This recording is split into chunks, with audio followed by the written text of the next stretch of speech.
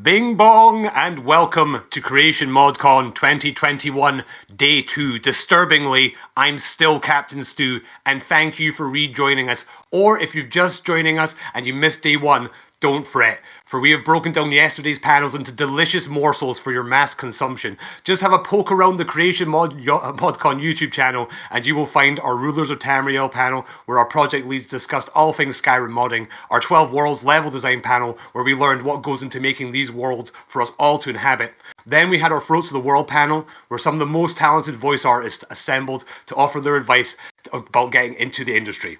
After that, we had a brush of inspiration as we joined our art panel for Debella's Chosen, and indeed, the inspiration kept on coming as we announced your very accomplished winners in our fan art contest. And Day 1 of Creation ModCon 2021 ended with a just incredible Skyblivion Walkabout. You can check these all out on the Creation ModCon YouTube channel. Now, let's get to the day at hand, and we start as we mean to go on with the Skywind showcase, which will start imminently. Prepare to lose yourself in Vivec City once more, as we have a magical behind the scenes, a retrospective that will leave you in suspense like a giant flying rock. And if we learned anything from yesterday, it was that level designers love rocks. All that and an in-game interactive tour to boot.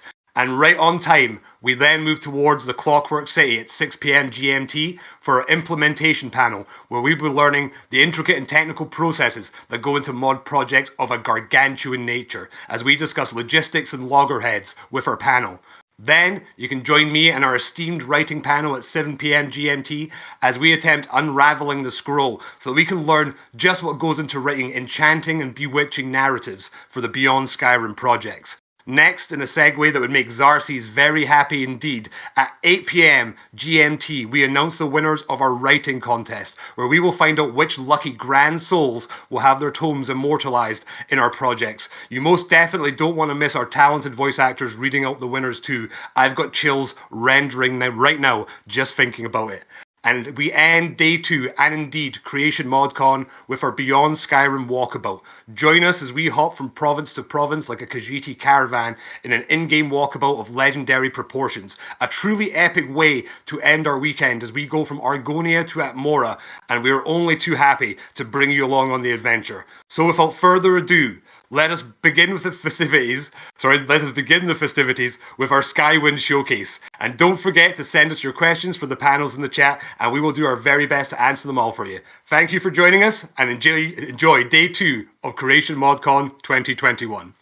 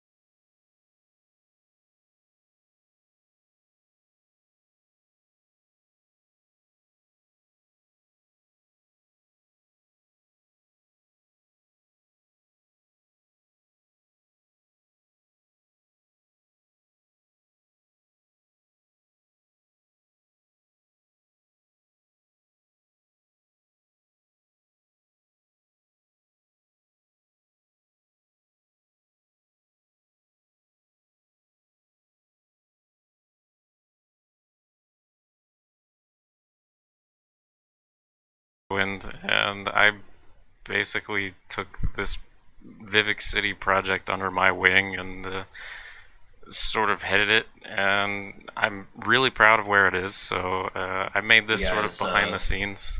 Sorry. No, you're good. You're good. Go ahead. I was just reading the no audio as we now have audio. Sorry, please continue. We're good, hopefully. I made this little presentation that's not really little, but it basically goes over like the behind the scenes of the entire process of us basically making this city. DAO had a hand in it, UCM had a hand in it. I did a lot of the groundwork, and I'm gonna go through basically the entire process, sort of timeline format, and then mainly just describe what the heck is going on. If we're ready to get started, we can. Otherwise, do you guys want to? Yeah. Okay. We should probably reintroduce ourselves because there was no audio at first. Yeah, super quick. Hi, I'm Dal, and this is UCM, and he's a cool dude and a landscaper, and Zix is like the king of Vivec City. Let's go! Yeah. Alright. Yeah, sorry for the audio issues. We're doing like a really weird streamception thing, so you guys don't have a really dumb delay. But without further ado, I'm going to go over basically the entire development process of Vivec City, starting with what I sort of call early development. It's going to then transfer into mid development, so like that's where all the hard work was done. I guess different levels of hard work. And then late development is sort of like rounding it out, basically. And yeah, we'll get started.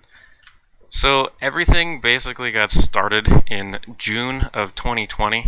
One of our developers, who I don't think he's on the team anymore, brought in basically a completely finished exterior tile set for Vivec City. And it was a complete surprise. Everybody was like, oh my god, you know, we haven't seen this before. Where has this like been made? Well, suddenly we have it. So everybody was super excited. We started like making a layout for the city, and it was, you know, not exactly one-to-one with the original. We were sort of scared for like the performance implications, because like Morrowind, Skywind has all exterior cities. There's no load zones, right? So the performance hit was potentially very, very huge. So we ended up sort of changing the layout from vanilla a little bit.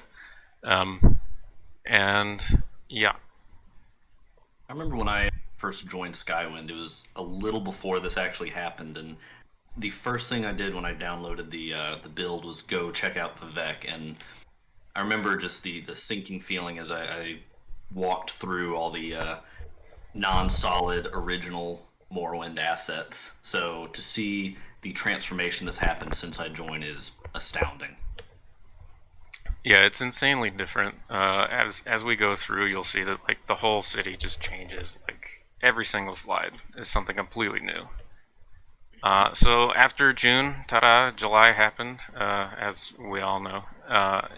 And at this point, we had like the city in. It was kind of not finished. The tile set, you can see, has like some gaps in it. There's no domes.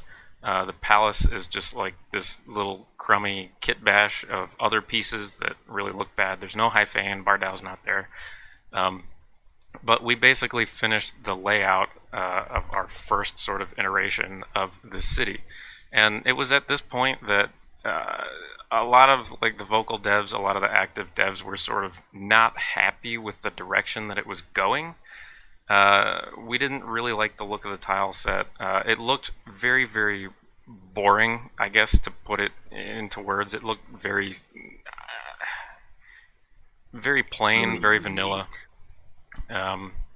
So we sort of went back to the drawing board, so to speak, and we dug up some old concepts from like 2014 done by Roman Dubina. And one of the images here is just like a paint over of how the city could look if we used his concept as opposed to going totally vanilla style. But then why did you change everything? Because, you know, vanilla Morrowind is in everyone's heart. So why this looks like a completely different approach? Yeah, so we ended up changing basically the direction of how we wanted to formulate the city because it looked better. We thought we also wanted to do something different from Vanilla Morrowind. If you want to go play Vanilla Morrowind, go play Vanilla Morrowind. It's there for a reason. We're not trying to like destroy it. We wouldn't be remaking Morrowind if we thought it was a horrible game. So, yeah, we wanted to go our own direction with it. So, in continuing with that, one of our level designers, Meliorn, he ended up sort of taking the reins. We have a lot of like placeholder assets here, but using that tile set and a couple extra pieces from some 3D artists who were able to get like some placeholders in, Mel went and he experimented with the shapes of the cantons to make it feel more unique, a little different from what was in vanilla. You can see some placeholder assets here. The Dwemer puzzle thing from vanilla is used as like domes. We have like little Lalu houses as like little separate buildings to emulate the open canton plazas that we wanted to get accomplished. Figuring out the basic shapes of what we want to do before we start making custom bespoke pieces. Yeah, so we wanted to make a lot of custom things, and it just wasn't possible with the tile set that we currently had. Blah, blah, blah. Continuing on to August, surprise, surprise, just like in June, we had another member of the team come forth with a completely almost finished tile set, which was an insane surprise. Like, nobody was expecting these assets, and suddenly we had them. So what better to do than take them and sort of experiment with the level design of them. This is a really rudimentary sort of experiment with it, but it lays out sort of what we had in mind for one, the new layout because of performance implications, and two, the Roman Dubina concepts that basically made everything more unique in general. Along with this, we actually got, this is one of our domes, one of our finished domes. So we were able to flesh out the city a little bit more, still with a completely unfinished tile set, two of which at this point. And I think at this point, like at the end of August, I would say that's when early development really stops, and we sort of transition into something new after that. But first, I'm gonna sort of go into, I have these like little cutaway sections where I basically go over some of the different areas of development. So here I'll go over concept art. Dal, did you have something to say? Yes, did you just tell everyone that basically we threw away two perfectly fine Vivecs, just made a third one, or what is this going to be? Because I think I found the reason why Skywind just takes so much time to come out, if that's the case. Yeah, so what a lot of people don't understand is that game development is iterative, meaning that when you go to develop a game, the first thing that you create is not the final thing. So we had these, they were unfinished for one, so we had room to basically decide whether or not we wanted to keep what we had. In addition to, it was only the first iteration, so it's nowhere near finished. We could still build upon it to basically change it around to make it something better. We want to deliver the best that we can to our audience in the best way possible, basically. And we didn't think we could deliver with what we had currently, so we moved away from that and we built upon it. Nothing was entirely thrown away. So this is the first of the sort of cutaway sections. I'm just trying to give credit where credit is due. All these people are insanely good artists. I'm basically going to show you all of the finished concept art for Vivec City, and later on you'll be able to see how these concepts played into, you know, making the actual models and level design and etc. etc. So our first concept artist is Roman Dubina. I don't think he's on the team anymore, but these concepts were done in 2014. This is a really insanely good just overhead of the city, and this is really what we used to sort of take the direction of what we wanted to do for the city. As a concept art lead currently, I also want to chime in. how good this is. Like, just having all of the ideas for each canton and giving each canton like its own language, so you look at it and you're like, yeah, this is probably the Halalu canton, or this is probably the Redoran canton, is so powerful and it's just so great, really.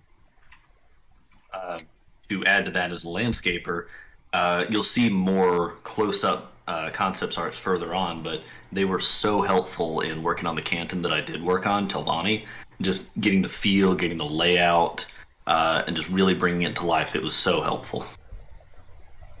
Yeah, I love this concept. And basically, any time I would go to work on the models for the city, I would come back to this if I had any confusion, because the perspective is a little off in some places, but honestly, you get the big picture here, and that's what's important. Continuing on, still with Roman Dubina's concepts, he did a lot of specific sort of things. So as if you haven't already seen it in like other PR stuff we've done, you'll see some of these specific set pieces. So things like the front gates. The city in Vanilla Morrowind didn't have sort of any gates. It was just like a bridge that had nothing on it that led to the city. We have a unique Siltstrider port, which is really cool. We have some slum areas on like the outskirts of the city. We have a wall surrounding the city. Excuse me. And then still continuing on, we've got some specific concepts of like foreign quarter, for example. When were these drawn? Like, I had never seen them when I joined the team. Yeah, all these were drawn in 2014, so these are all really old concepts. Well, shows that we really use everything. It just takes a few years sometimes. Yeah, no kidding. Quick question: are we taking questions at the moment, or want to push that for later? We can push questions to when we go in game, because we'll go and show everything off later. Sounds good. So yeah, if you have questions, ask them, but we'll save them for later. If that's okay. Totally okay. These are some concepts of like close-ups of Lalu Canton. These are some concepts of Redoran Canton. With each one of these, you can sort of see the personalities of the individual great houses come out. So the Lalu one was pretty marketplace focused. The Redoran one is sort of almost drawn like a fortress, right? Because they're more militarized. And then the Telvanni one is sort of like blue and mysterious, and it's got all these shiny lights. It's really, really neat. This one's one of my favorites, probably. Yeah, and some of these same shots, you'll actually see more or less the same things in-game further on. Yeah, we'll be going in-game, and it'll be super nice.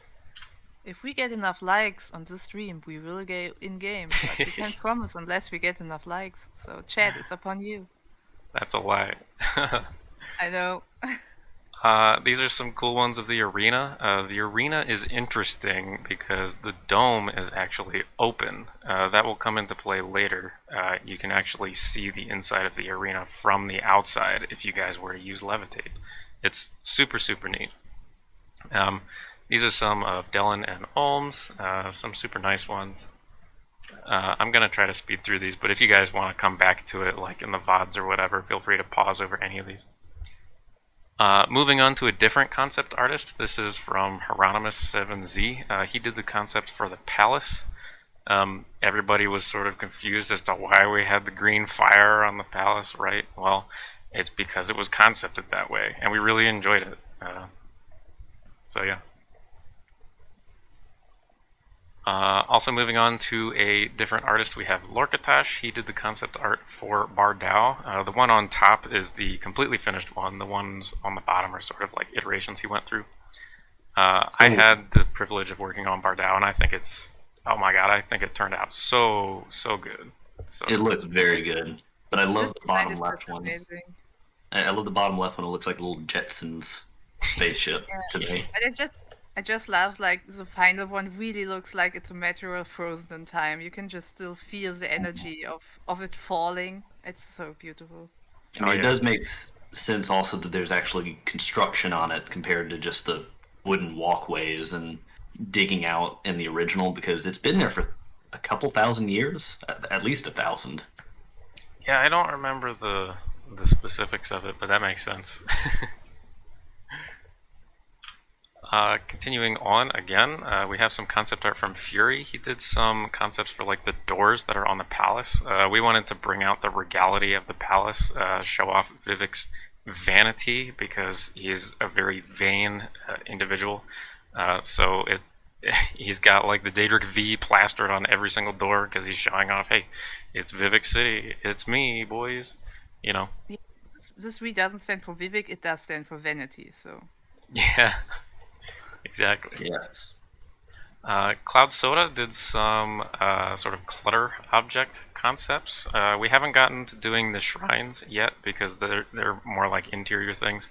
But the gondola is completely done in 3D, and later on you'll see the 3D artist. He basically took this concept and made it one-to-one. I think the gondola is gorgeous, and you'll see it throughout the city all over the place. Again, moving on to another concept artist, Bamboo 101 did a lot of these like mood paintings, I guess, for Vivec City. He took in-game screens of the stuff, the early stuff that we had in like June and July and August, and he did like paint overs of it to sort of give a feel for what the mood would be, so to speak. I don't know if Dal has any more to say on this. She's more of a concept person, but... More of a concept person, a tiny bit. Yeah, these mood paintings are especially great, I think, for landscapers and for the texture artist, because the texture artist still just needs to see, okay, do I want something more rotten down here, or how is something supposed to look at the top of the canton? So this is just so helpful, and they're just so beautiful. They seriously, if you look at them and then go and clutter a canton, they really set you in the right brain space, I think. I think UCM can agree on that. Yeah. Alright, cool. Moving on, this is some stuff that Dal actually did. She did the High Fane with the help of Mel as well. Or Mel did it and Dal, I don't know which direction it is. But these are our concepts for... Doing it. Sorry, what was it? I did scream at him while we do it, and we screamed at each other, and in the end, we had a beautiful Toblerone High Fane. Gotcha. Yeah. Yeah, so these are basically what we made the High Fane and the Palace to look like. And they're very based off of an honorable mention, which is Bethesda and or Michael Kirkbride's original concept art. This is the original concept art, not done by us, done by like Bethesda employees at the time, of just some general like Vivec City stuff, as well as the High Fane in the bottom center there, and the palace. This is where we got like the original, idea for Vivec is a vain dude. He thinks he's the center of the universe, right? So the palace is on fire and it's surrounded by the Adric planets because he's the center of the universe, that's what he thinks of. But you can see how we've also iterated upon it, right? We don't have the same Bardau that's in the bottom concept. Our High Fane looks a little different. We have like 3 spires like it does in vanilla rather than 5. Okay, and to go back to like the timeline, I really don't have to stick on this page for a long time, but between early development and mid to late development, we sort of shifted our vision on what we wanted for the city. It was looking like, at the time, basically a boring vanilla experience. We didn't want to have one-to-one what Morrowind did, with the copy-paste cantons that you couldn't tell apart, the really boring, like nothing on the outside sort of experience. We wanted to sort of change that. So between, I think it's like September onward, we basically wanted to make a new tile set with the pieces from the original 2 to sort of make it easier for level designers to actually design the city in a way that brought to life Dubina's concepts. As well as sort of, we wanted to go away from being scared about performance. We wanted to push it to the limit, and if it hit that limit, then scale back. It's a little easier to take away rather than, keep on giving until you hit that limit. If you know what your limit is, then you can continue on with, something better in mind. So our new goals for basically our city was an easier intuitive layout. So all the staircases, for example, to go up from bottom level to like mid level are on the outside, so you can actually see the staircases as opposed to them being sort of like hidden away. I know that's a giant complaint for like vanilla Morrowind players. We also wanted to make our our city more engaging, more unique, and then more close to the concept. But this also led to new challenges. Like I said, there was a limit on performance. It's a heck of a lot of work to basically shift from this, and among some other things. So moving on to mid-development, it really started in September, and it basically went on to April of 2021. So in September, this is pretty much when Meliorn really got his hands on some new pieces and started doing some different layouts. So you can see down in like the bottom left how the city has really changed. It's a bit of like an experiment, right? As we go from iteration to iteration, we're doing different things. We're throwing things away all at the same time, but it's, you know, to get a better feel for what we really want at the end of the day. As well as I want to give a shout out to Kim Shady, however you pronounce that. He's the workhorse behind doing all these textures for the city. So the placeholder ones that you see in the bottom left, that's not him, but the ones that he's experimenting with in the top left, that's sort of his area, and he did a really, really good job. Hang on, slow your horses. I'm a confused viewer right now. I'm seeing clutter in the upper right corner, but this isn't the Vivec that you made. This is just still the old 2 sets. So why did he even start cluttering everything?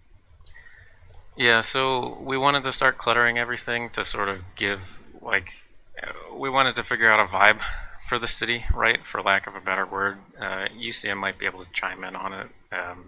Yeah, like just speaking as a landscaper, these are sort of the landscaping equivalents to those mood paintings that you saw before. Like, for example, the area with the trees and the lanterns right there, I'm sure if the camera panned 15 degrees to the left or right, it would just be empty space. It was just there to sort of give a feel for the area, for what we might want to put there.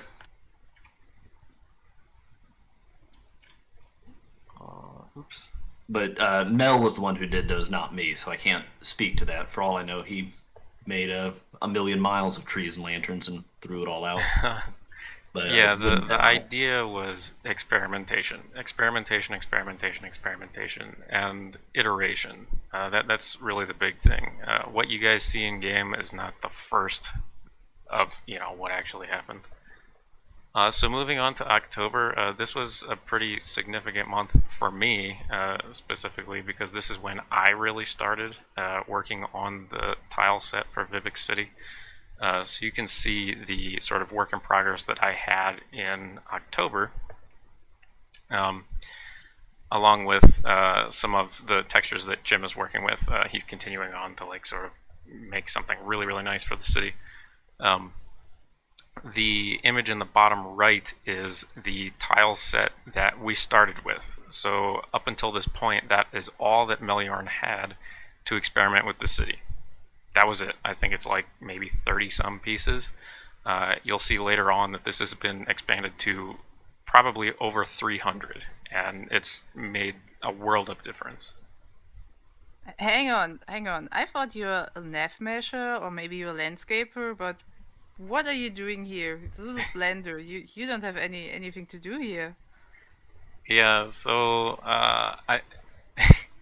Vivec City wasn't the first thing I started with, but in July I really got like this sort of I don't know. It was like this. I just had the inspiration to sort of start 3D because I really wanted to help out. I don't know what it was about Vivec City that really shifted my focus towards that, but I picked up Blender within like maybe 2-3 months, and I like made a mushroom. I think that was probably the first thing. I made like a Dwemer thing, and then I basically started working on the city, and I was the only one working on it from this point onward.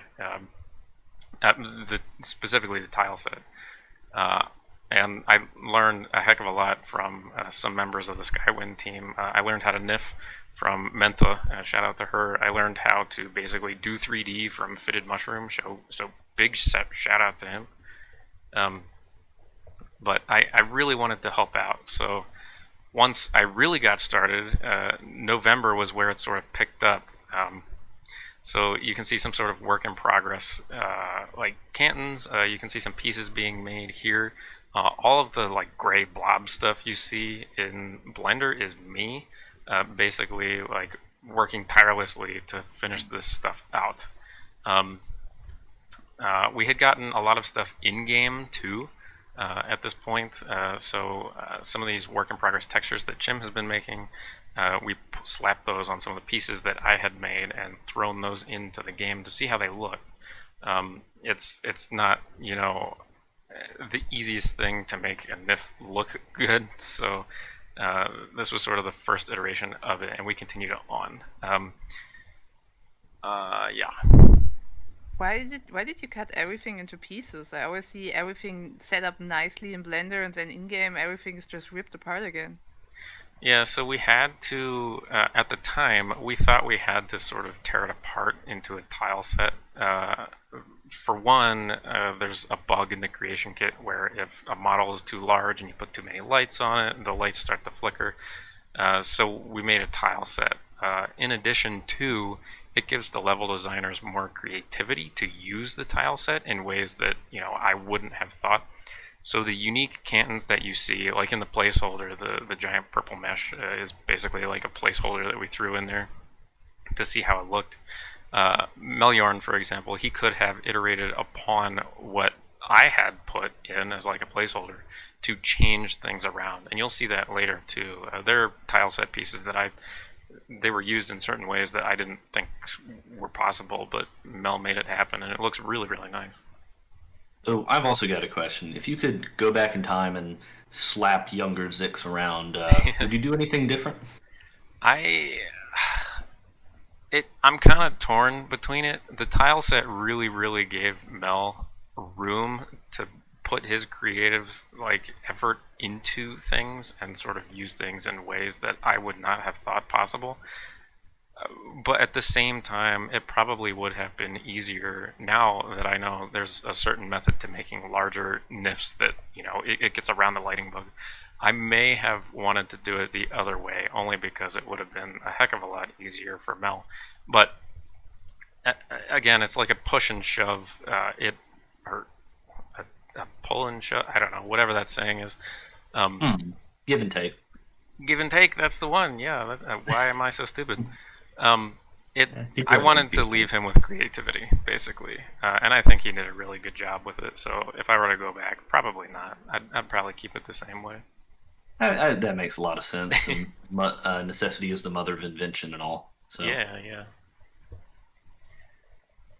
So November was a big month.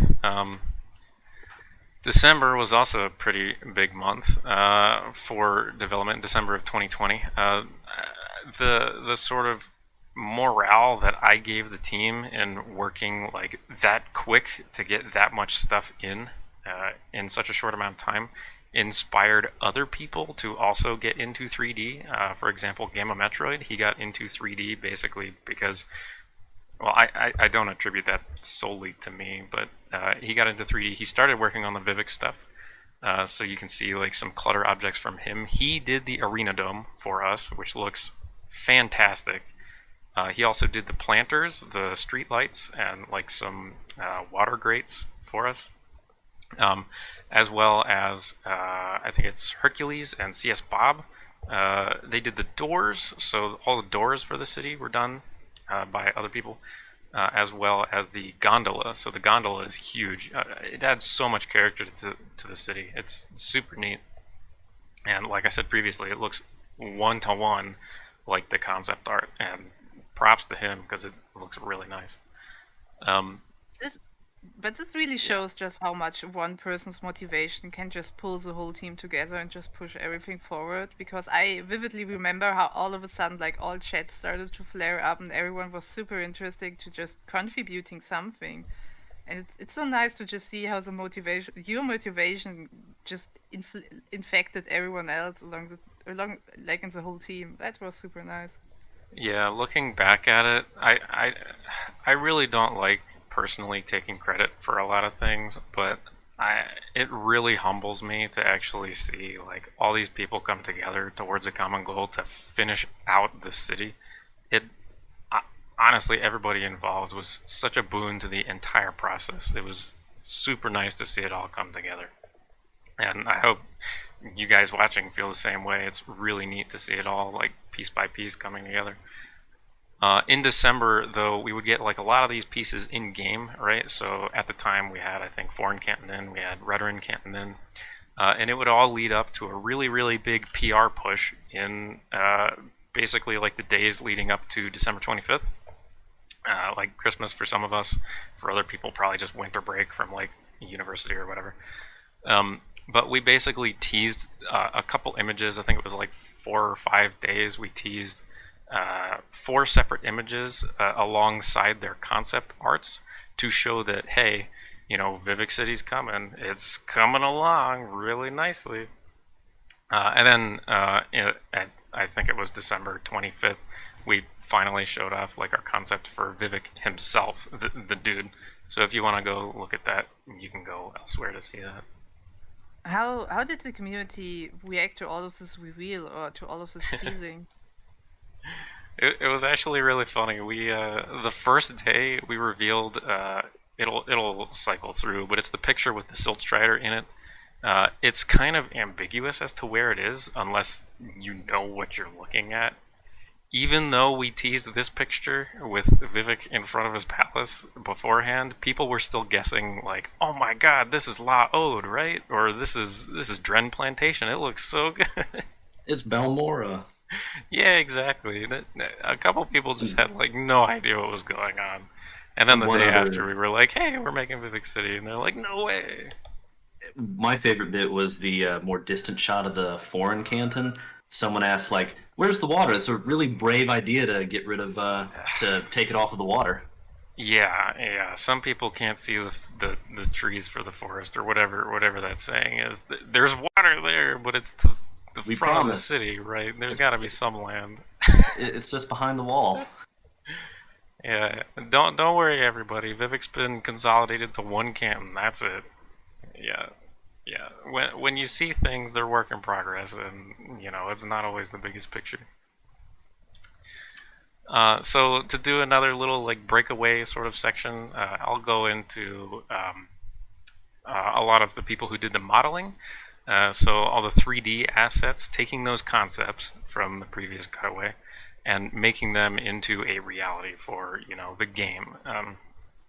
And we'll start off with me, I guess. I don't like to toot my own horn all that much, but this is the entire tile set finished, to include Bardau, to include the High Fane, to include the Palace.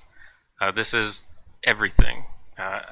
Maybe a couple things have been added since. I don't remember when I took this picture, but this is it, basically. This looks crazy. What's wrong with you? There's a lot wrong with me, trust me. I thought this was I put this little time lapse together to sort of show as you're like going through your 3D process, right? You want to save like iterations of your 3D file so that you're not like accidentally throwing things out. So I took all of my saved Blender files and I took like overhead shots of everything, and it's sort of a time lapse over, I think, from October until April or March of 2021. This is basically how the tile set evolved. You can see that I had built the city entirely basically in Blender to show how the pieces would fit together. You sort of have to do this if you're a tile set artist, otherwise you throw your things to your level designers and they don't work. Another thing you can see here is how the layout changed. So in the earlier Blender scenes, you can sort of see the city where it's like 4 cantons or 5. If you include the Palace and the High Fane, it's like 6 cantons in height, I guess. And then we transferred it to more of a vanilla layout where like the cantons are more squished. and we sort of have to balance performance and how vanilla looked, and a flow of the city. So we changed that.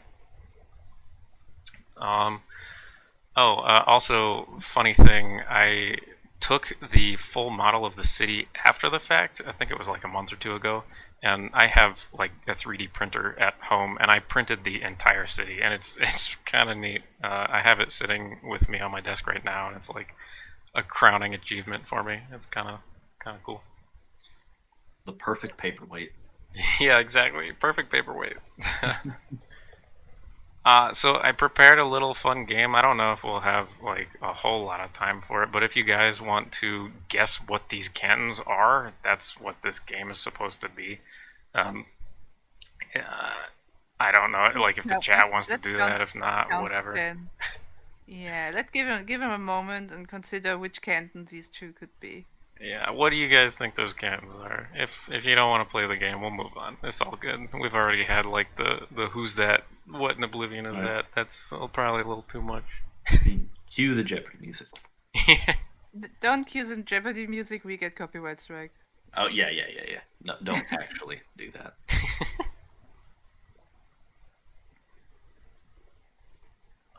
We're worried about getting dinged by the Pokemon Company for. Oh, nuts.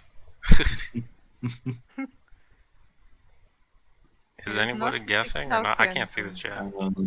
One person says the 6th House Canton. Oh, yeah. You guessed How did they figure it out? Someone said Halalu. Yeah, I don't know which one's first. Yeah, that's the Lalu Canton. So if you guys remember the concepts from Dubina, that's what that one is. Accompanied with the cantons that I designed, you can see the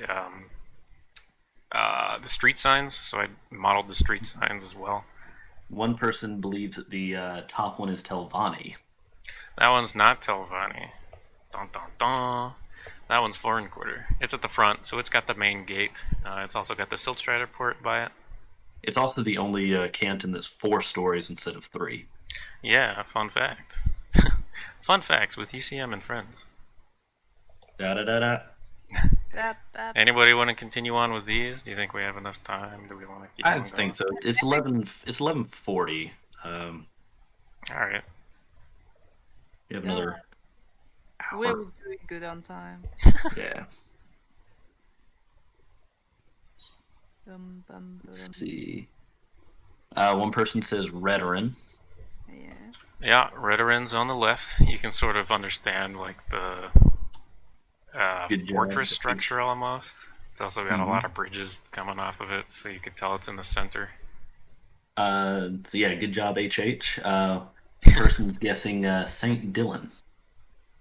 St. Dylan? No way. How'd you get that one? Yeah, that's that one. Oh wow.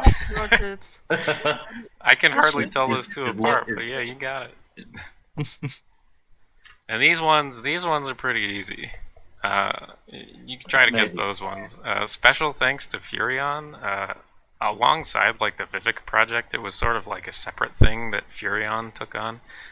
He wanted to add like realistic sort of posters and flyers, like you would see like in the Witcher games, for example. And we're gonna plaster these all over the city.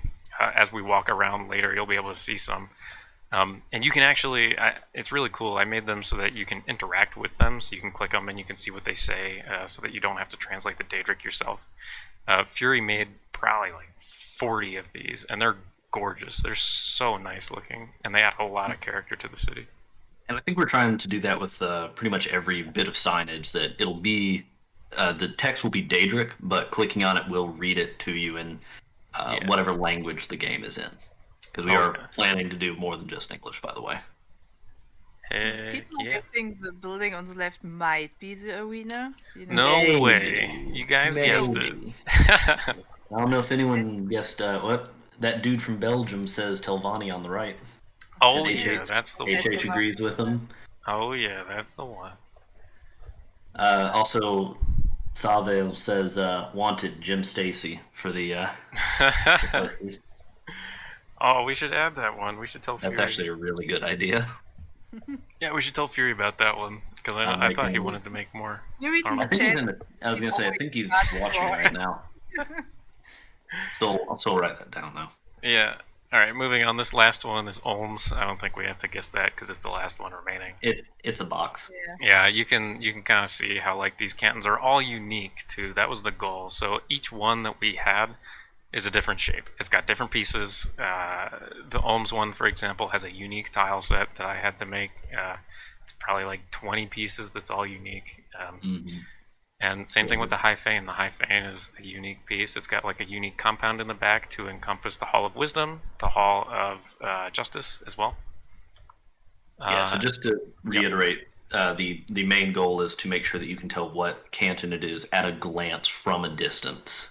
Yeah, so when you guys are walking around, it's no question, that's the Telvanni canton, that's the Redoran canton, that's where I need to go. Rather than, consulting a map that came with a package of the game, right? Because that's like what I had to do when I was playing. This is the finished palace that I made. This is the finished Bardau also.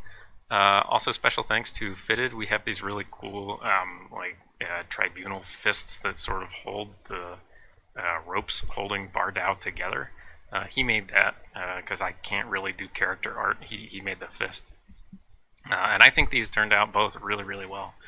You'll see in game that these, both of these have like gargantuan scale, and you would never think it possible to be made in the engine, but they look super nice, I think.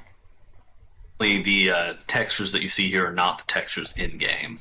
Yeah. These are just materials placements. Yeah, just basic colors to get an idea at this stage. Yeah. Continuing on to a different modeler. This is stuff that Gamma Metroid made. He's got a couple slides here, actually. He made the Arena Dome, which is sort of a special case. If we look back, like a couple slides back, the arena actually had detail of the inside that you'll be able to see through the Arena Dome. And I think it turned out pretty dang nice. Why is there a net over the hole? Yeah, so there's a net because in Morrowind, players have access to levitation.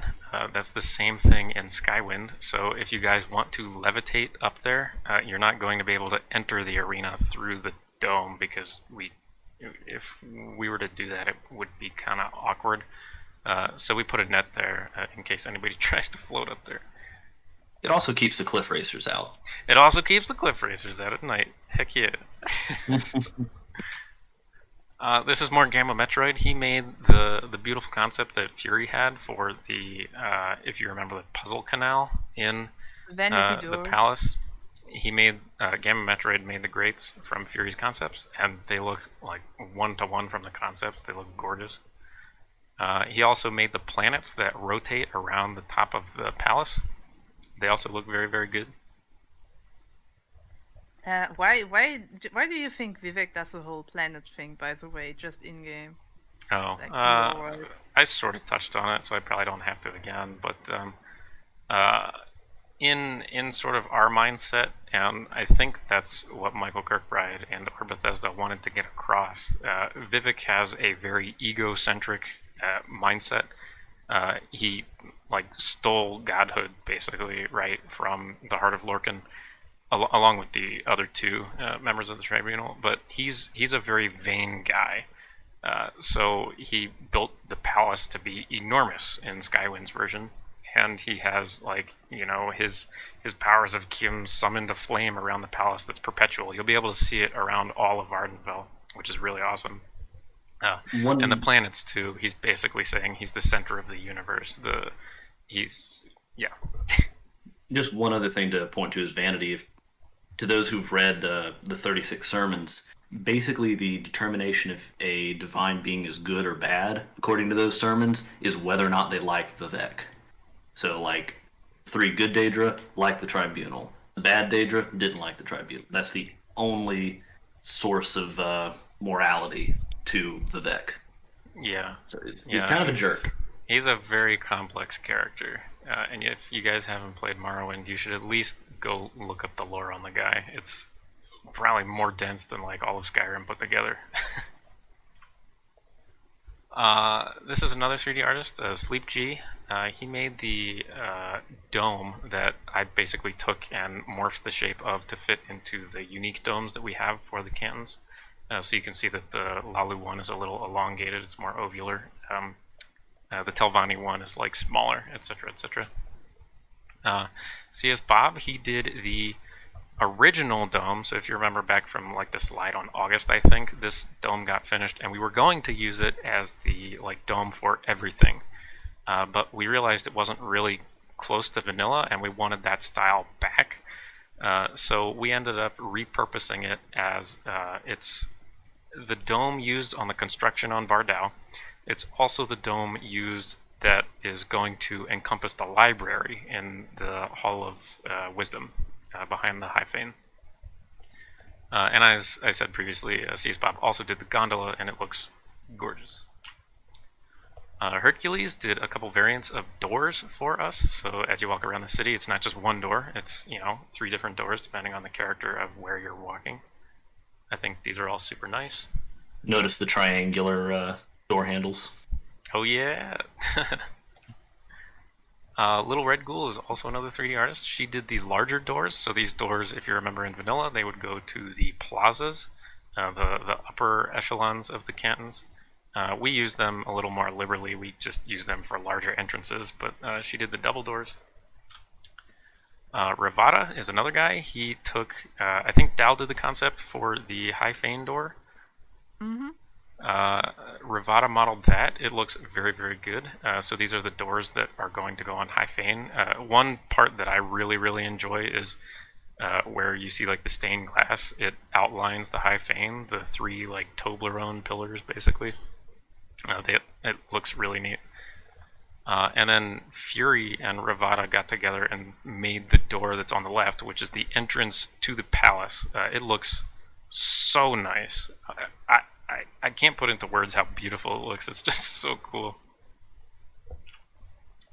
And then an honorable mention to Bethesda. This is actually a retextured and a stretched out Skyrim asset. Do you guys want to guess what this asset is? Yes.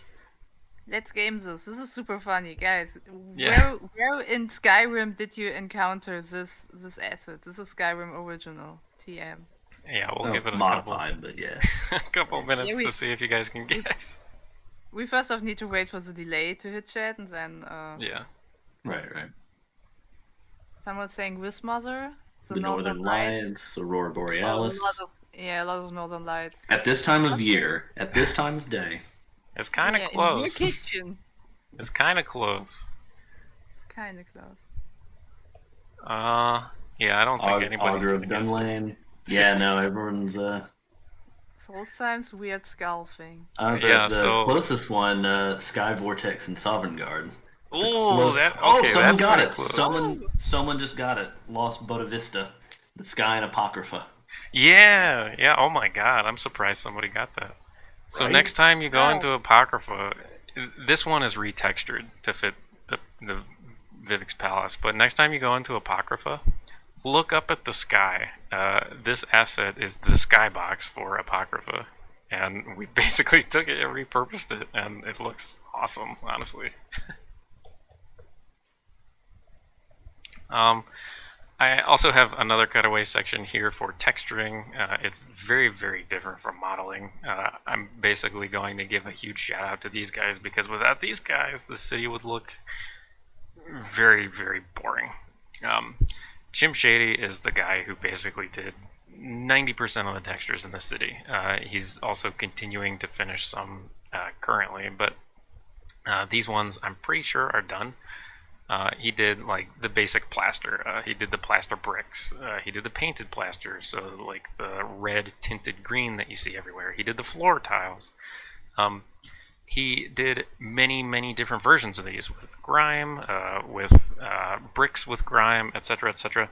This is very, very, very difficult for somebody to do, especially with the scale of the cantons that we have, because this is going to tile like 30 times across one canton, right? So it's incredibly difficult to get something that, one, tiles, because it needs to for a tile set, and two, doesn't repeat too repetitively, right? Otherwise, you're going to see like the same smiley face accidentally like tiled 30 different times across the canton.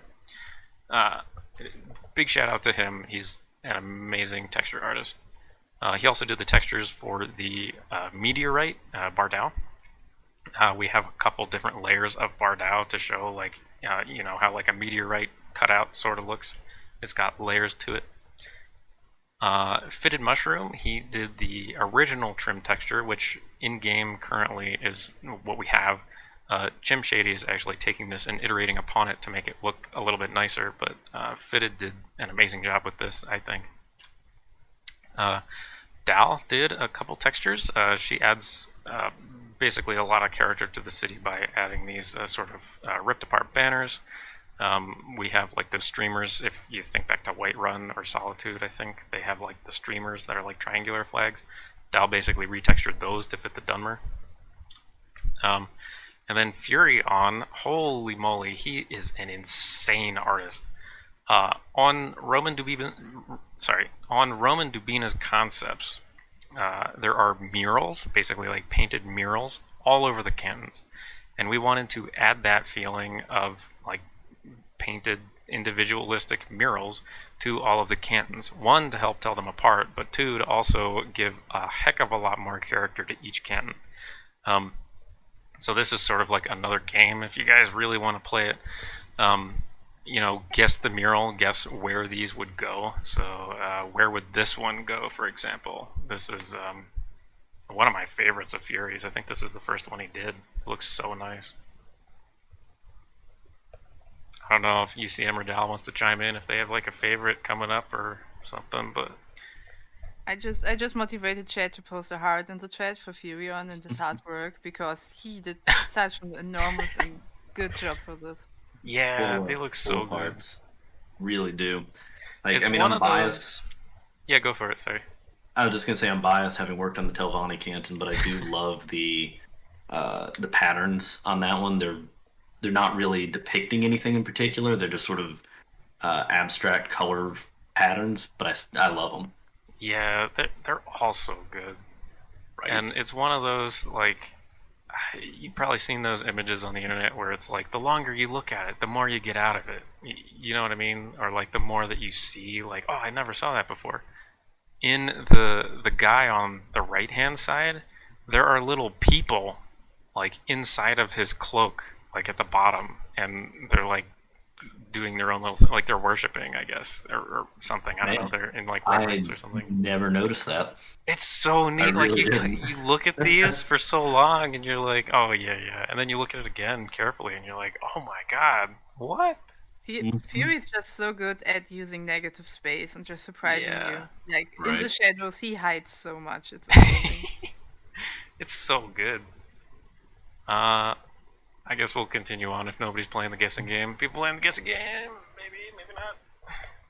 Oh yeah, right. We're playing a game on which I think we can. I think we can go forward so we Yeah. can. Okay, Yeah. so this one shows up on the Olms Canton. If you remember from Dubina's concepts, this is basically taken from them, one to one. I think it's like Olms on the right and maybe also on the left. I don't know.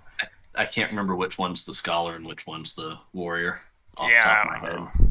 But it's cool. It's on Olms Canton. The one on the left is on the Foreign Canton. It's not exactly how it looks. I can show you in game when we go, but it's supposed to be like a vista of the city. It's a little cut up because it has to be for it to fit on like a 1x1 texture. But it looks really, really cool in game. The one on the right is the Telvanni one. That's the one that UCM really enjoys. You can sort of get the vibe of the Telvanni with the purple, with the gold, with the blue little like shimmer in there. And the really natural patterns like these vines. That's just so Telvanni. Yeah, Like just looks super nice. a hint for what we'll see when we're going in game, but the Telvanni Canton has a bunch of like ivy growth going over, so it was very fun to sort of make those sort of match and complement the murals. Oh yeah, I think it turned out really, really well too. Well, thank you. These ones, I guess Lalu got a little bit of a good treatment, but it's kind of hard to see because it's yellow, but it ends up looking like scales, like the Lalu scales. when they're side by side. And it's got some like yellow for Lalu color, blue, I guess, just to contrast the yellow. Yeah, and you also see that they really value their witches because they just use gold. This isn't just yellow, this is gold. They want to show you, look how good at being merchants we are. We just can plaster our buildings with solid gold. Oh yeah, so hang it right on. So in addition to the paint, it's like also like a mosaic, because you can sort of see like the mosaic tiles like in the bottom of the left or the right hand too. That ended up pretty neat. The one on the left is pretty obvious because of the bug sort of motifs going on and the warrior-like motifs. You've got Redoran Canton here.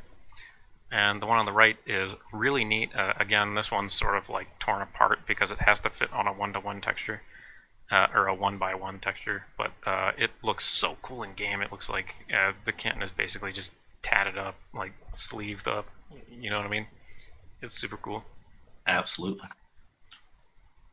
The arena ones are also super awesome. Oh my god, I love these. Ooh, I had not seen those actually. No way, you haven't. I have not.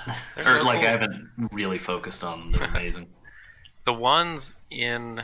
So if you remember back to Kirkbride or Bethesda, whichever did it, their concept art, I never noticed this until I looked back, but the Kagudi and the dude with the bow, like in the center of the top one, that's actually in that concept.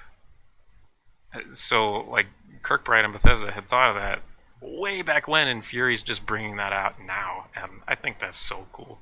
Fury's reverence to the source material is incredible, and I love it. It certainly shows. It's amazing. This is also one of my favorites. It is based heavily off of, again, I think, a Kirkbride art, but we basically made in front of the High Fane, we have like a prayer wall where people can come up and just lay people, like, sit there and like put up their prayers. I don't know what the heck it is. I don't like, they come up here and it's basically a spot of reverence and they sit in front of it, and I don't know, you'll see it in game. But it looks super cool. Place of worship, leaving offerings, things like that. Yeah, exactly. I think that's the end of our last cutaway section that I'm really going to focus on. Heading back to sort of the timeline, sorry that this presentation is running really, really long. If we're going too slow, I don't know. We're going to hop in game We're here fine. pretty We're soon. super fine on time. We're super Yeah, fine on time. it's Don't only worry. been an hour. There's still another hour, I guess 45 minutes. Okay, cool. Yeah. Chat, if you're bored, we'll play some more games or something. I don't know. Chat, if you would, you need to like the channel more so we can go in-game sooner. The more likes, the sooner we go in-game. This is a total lie, but I still want to say it. We can still pretend. Yeah. January 2021, it was the turn of the new year. It was pretty dang nice for progress. I had basically gotten everything sort of blocked out in Blender. Not everything got in game, but we got it blocked out in Blender, so I was able to sort of start thinking about implementing it. You can see how we sort of moved from closed cantons to open cantons. So we've got like some different tile set pieces in order for like Mel to put them in to depict the open cantons rather than just the boring vanilla experience. You can see one example like in the bottom left hand here with it actually implemented. I also started implementing Fury's murals this month, at least attempting to.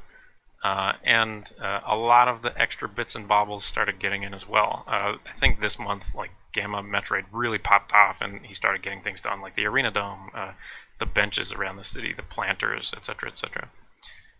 And also, Lorkatosh finished the concept for Bardao, which was super awesome to see. Super awesome. How close were you to finish the whole city at this point? At this point, I think we had everything except for the unique cantons in game, which isn't saying much because that might be just Foreign Quarter and Redoran Canton, but we were getting pretty close to actually implementing things. Yeah. Moving on to the next month in February, this is where Kim or Chim, however you want to pronounce that. I think Chim Shady because of the song. Doesn't that make sense? Maybe? I don't know. The real Jim Shady. Yeah, exactly. He went crazy this month with texture experimentations. Some of you guys might like some of these, and others of you might like others. This is, again, part of the game design process. We have to go in iterations. So he went basically step by step to say, hey, does this texture work? Hey, does this texture work? Hey, does that texture work? And all of the ones you see here aren't the ones that made it to the final. So that just goes to show you how much work was put into it and how dedicated the guy really was. I think I was probably too hard on him in development, but he pulled through every single time. So I owe massive thanks to him. Otherwise, this never would have gotten done. You can see really how far he went with the creative texture experiments. He made like a sandstone one. He made like a old English town, like cobble road, which was pretty neat. I think that was really all I had to say about this one. Oh, I guess if you look at the Blender scene, like it's basically, this is the month where we sort of changed the layout more towards like a vanilla style. So we cramped the cantons back together as opposed to stretching them out, and it made all the difference. It makes the city actually look like what it was supposed to be. As well as a bunch of things getting put in, like the arena and stuff. Yeah. February was super interesting also for the team because Jim basically gave us a whole new pack of textures each day or each second day to install and check out and to discuss. Yeah. But besides that, I noticed you guys started to add walls and towers to the city. That's really new. Vanilla Vivec City didn't have any walls or towers. So what's going on there? Oh yeah. So if you're a purist, sorry, we added walls to the city because Dubina had them in his concepts, and we thought it was really nice, so why not? It just makes sense. Even though Vivec has the power to, smite an entire planet at his whim, he wants to also protect his people, It could be from, like, slaughterfish, it could be from, like, raving bandits, who knows? But there are walls around the city now, and it looks pretty dang cool, I think. Also, back in the day, he wasn't always present in the city. Like, he would go out on campaign. He'd go out, that's where all those yeah, that's true. Relics and stuff that are in various towns around the island. Yeah, that's true. I forgot about that. It's only very recently he's been stuck in his palace. Yeah. It also, going back to like the performance implications of the city, the walls also help add occlusion to certain areas. So if you were to be outside the city, if you were looking in, the stuff on the inside, like most of it wouldn't be loaded, and vice versa. So if you were standing on the inside of the city and looking past the walls, most of the stuff outside really wouldn't be loaded if you were standing nearby the walls. I realize that's probably not really going to happen often because the walls are kind of far away, but it helps a little bit. Every little bit helps with something this dense. Anything that we can spare your GPUs from having to render only to be blocked by a wall no kidding. is a bonus. So occlusion, just a little behind the scenes look, I guess. Occlusion is super important for keeping things optimized. Oh yeah.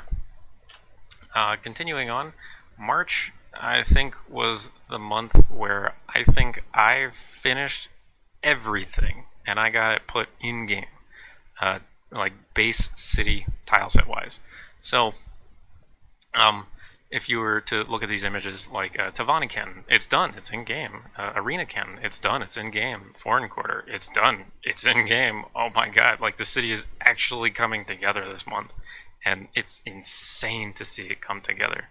As well as I started working on Bardao. Heck yeah, it was such a pleasure to work on Bardao. It's such a cool concept.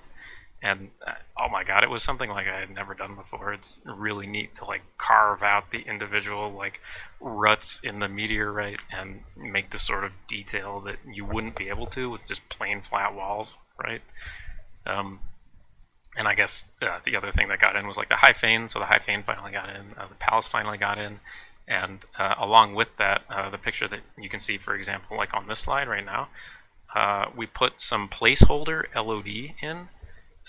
LOD standing for something I can't remember, but it's basically like the long draw distance stuff. So the stuff that you see in the distance that like would fade out as you get closer in. So you could be standing, let's say, like at the peak of Red Mountain on a clear day, and you can see the city. For example, if we didn't have the LOD, the city would be completely invisible from a distance. So having that placeholder LOD, even though it's placeholder, not completely finished, it looks amazing. It does so much wonders.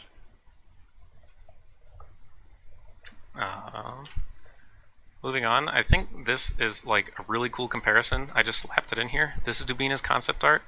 This is the finished city, at least at the time of March. And the comparison, I think, is, for lack of a better word, pretty dang good. Pretty dang good. As you can kind of tell, we had to make some compromises, like Talvani in Dubina's concept art, for example, doesn't have any connection to anything. So we added a connection from Arena to Talvani for, quality of life, because we don't want people walking like a mile just to get there. And one reason we do that is also Telvanni doesn't have all the say in how their canton exists. If they had their way, they'd probably replace it with a giant mushroom. But they don't own the canton. They lease it long term for like 1,000 years from the temple. So they only have so much control over how it looks and how it's constructed. Yeah, that's the funny thing that people don't realize. Like, you see all these crazy mods for Morrowind that, like, oh, it adds, like, the mushroom towers to Telvanni Canton. Well, the temple wouldn't allow that because it's going to destroy the infrastructure of the building that they own. So the temple owns the entire city, right? All these great houses, whatever, they're just, like UCM said, they're leasing these things out. So in order to keep, like, the city grounded in, The lore. a samey feel and grounded in lore, everything's designed the same architecturally, but we were able to add character to the individual cantons by, street signs, by the murals, for example. The murals do a ton to differentiate the cantons between one another. Also, just in terms of realism, my personal take was the temple would not allow anywhere that a ordinator couldn't get to on foot if they needed to, except Bardal. Yeah. So one thing that was actually scrapped in development was a levitate pad on Telvanni. So if you can sort of look at the Telvanni canton right now, it might be hard to see because you can't see the backside, but there's no way up on the exterior to get from like lower level to top level. So what I had thought of originally was, hey, let's add a levitate pad because that's pretty Telvanni, right? Well, no, I was shot down pretty quick by a lot of the lore geeks out there, and I saw the error of my ways after the fact. The temple wouldn't put a levitate pad in there, and if they did, why didn't they do it throughout the rest of the city, right? So we ended up scrapping that. You're able to get through to the top level of Telvanni on the inside, but not on the outside. That's another interesting thing about that one. Yeah, Telvanni is the only one where the traditional Morrowind rules apply in that instance. Yeah. The only thing I'll say that's missing from this, one, the textures aren't final, of course. This was taken back somewhere along the line in mid-development. Bardal is also missing from this one. And you'll see next month, I finished Bardal, but in addition to this, Meliorn actually came in, and now that the city was done, he actually started giving it, for lack of a better word, good vibes, I guess. He started actually detailing the city at a base level. So in the open cantons, he started putting in the individual taverns and stuff, the individual shrines and things. We started putting in the water grates and everything that gives the city really that flowing feel. Here's a couple images of Bardal. I think it turned out really, really nice. And it actually has that imposing feeling, right? That there's basically a nuke hanging over the city at all times, and the god who's leading the city could drop it at any time. BS Morrowind, looking at you guys, it's a sad day to see Scathing Bay every time. Where's our danger potato? It's big danger potato. I do want to point out, though, that in some of these early drafts of the external areas, just how the clutter tells a very important story. Just like a boat dock that's not perfectly aligned with the dock, how there's empty crates, barrels, just random detritus just hanging around makes it actually feel lived in. There wouldn't be, there's no army of cleaners keeping this place spick and span. Maybe on the top levels and where the rich people live, there would be, but down in the canals, there's nothing. It's just whatever. If someone sets something down, it stays there. Yeah. So makes it feel very lived in, and that people are just there day to day, walking through and walking around. Oh yeah, yeah. Seeing things come together like this is so nice, and you'll see it even better as we continue on. That is the final slide for mid-development. I'd like to call like this time period mid-development. You can sort of see how things have evolved from September. We have those placeholder experiments, right? It looks pretty okay, just okay. And then by the time, March, April comes around, you've got a fully realized city. Oh my god, holy crap, it's so awesome. So awesome to see the progress, I think. Yeah, go for it. Just to inform you, we have 30 minutes left, and the chat is getting unruly. So oh boy, just that you know. Oh boy, they're oh boy. Unruly is a strong term. they're getting a bit impatient. Okay, so let's skip through these pretty quickly then, if you guys are okay with that. Sure. Okay. So the base design of the city, this is like base level design, like first pass, sort of like how things are shaped, where buildings are placed, etc. This was done mainly by Meliorn. I helped him out with this, I guess, just because of the nature of like the 3D, right? We had to plan out how the city was. These are a couple of, well, I guess there's like one. There's one reference image that Meliorn had used a good bit. We wanted the canals to actually feel lived in somewhat. So we used Venice, Italy, for example. And I think there's like a city in China also, I think, or Shanghai, somewhere around there, where we used as reference for basically these canals because they're cities like on the water. So perfect example. These are really cool designs by Mel. Continuing on, we have like a bunch of really neat dock designs. There's a lot of docks here, as opposed to in Vanilla Morrowind, where basically the cargo is magically like somehow in the city. There's no docks whatsoever. Mel made these like cargo cranes to get cargo from the docks to like the upper levels, which is really, really neat. I think it adds a lot of character. If you guys have watched like this is probably like a super weeby moment, but if you guys have watched like Attack on Titan, the Japanese animated series, we had taken like some inspiration from that. These cranes are basically from that show. You can just say anime, by the way. I'm trying to be formal, you know. Yeah, and then he also wanted to add some tarnished areas, right, to give it some character. There are some, pretty dang rich people living here. There are also some pretty dang poor people living here, and to make it feel like a city, we've got to have some of these ruined areas. The one on the left is probably the best example. The one down at the bottom, I think we've taken out since we don't really want to leave a shipwreck in the city the entire time. And then there are some busier areas as well. Shoutouts to Dal. She really enjoys the beer garden kind of vibe of the one on the right-hand side. This is why it's good to have a lot of German people on the team, so he has always a good supply of beer gardens in every city. Yeah, it's super nice. These areas will be like the more busy areas. The one on the left is one of my favorites. It's like a little sweet roll stand right outside the arena. It's pretty neat. You can go get your, popcorn and watch a show too. It's pretty awesome. He also added places of reverence. This is going to be really out of left field, but if you guys have played Morrowind, and if you've played the mod Tamriel Rebuilt, they have a city called Necrom.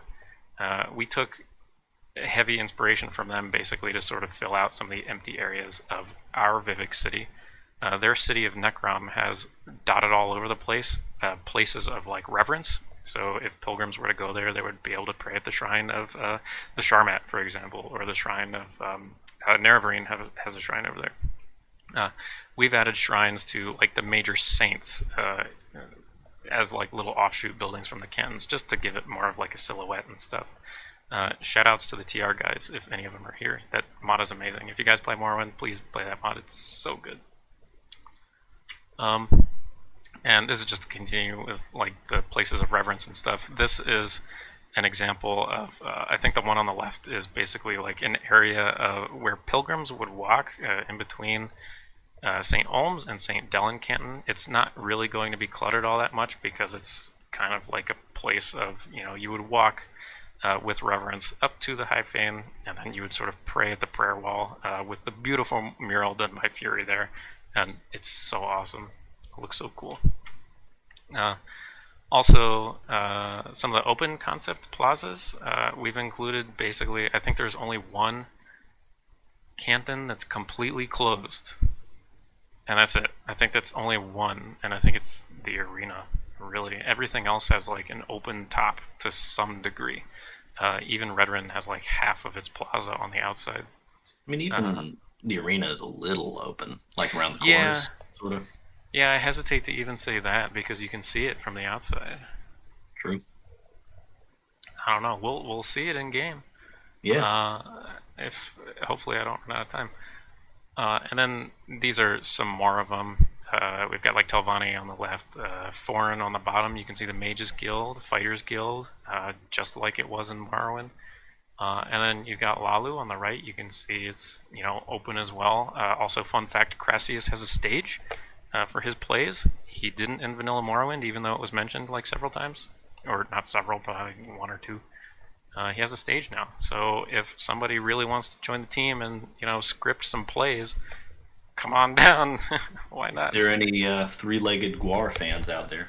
Yeah. Yeah, good one. Live on stage. Mm-hmm. Yeah. So this sort of brings us into late development. There's not too much that goes on here because basically everything was done. A lot of the legwork that was done here, and it sort of brings us up until like now-ish.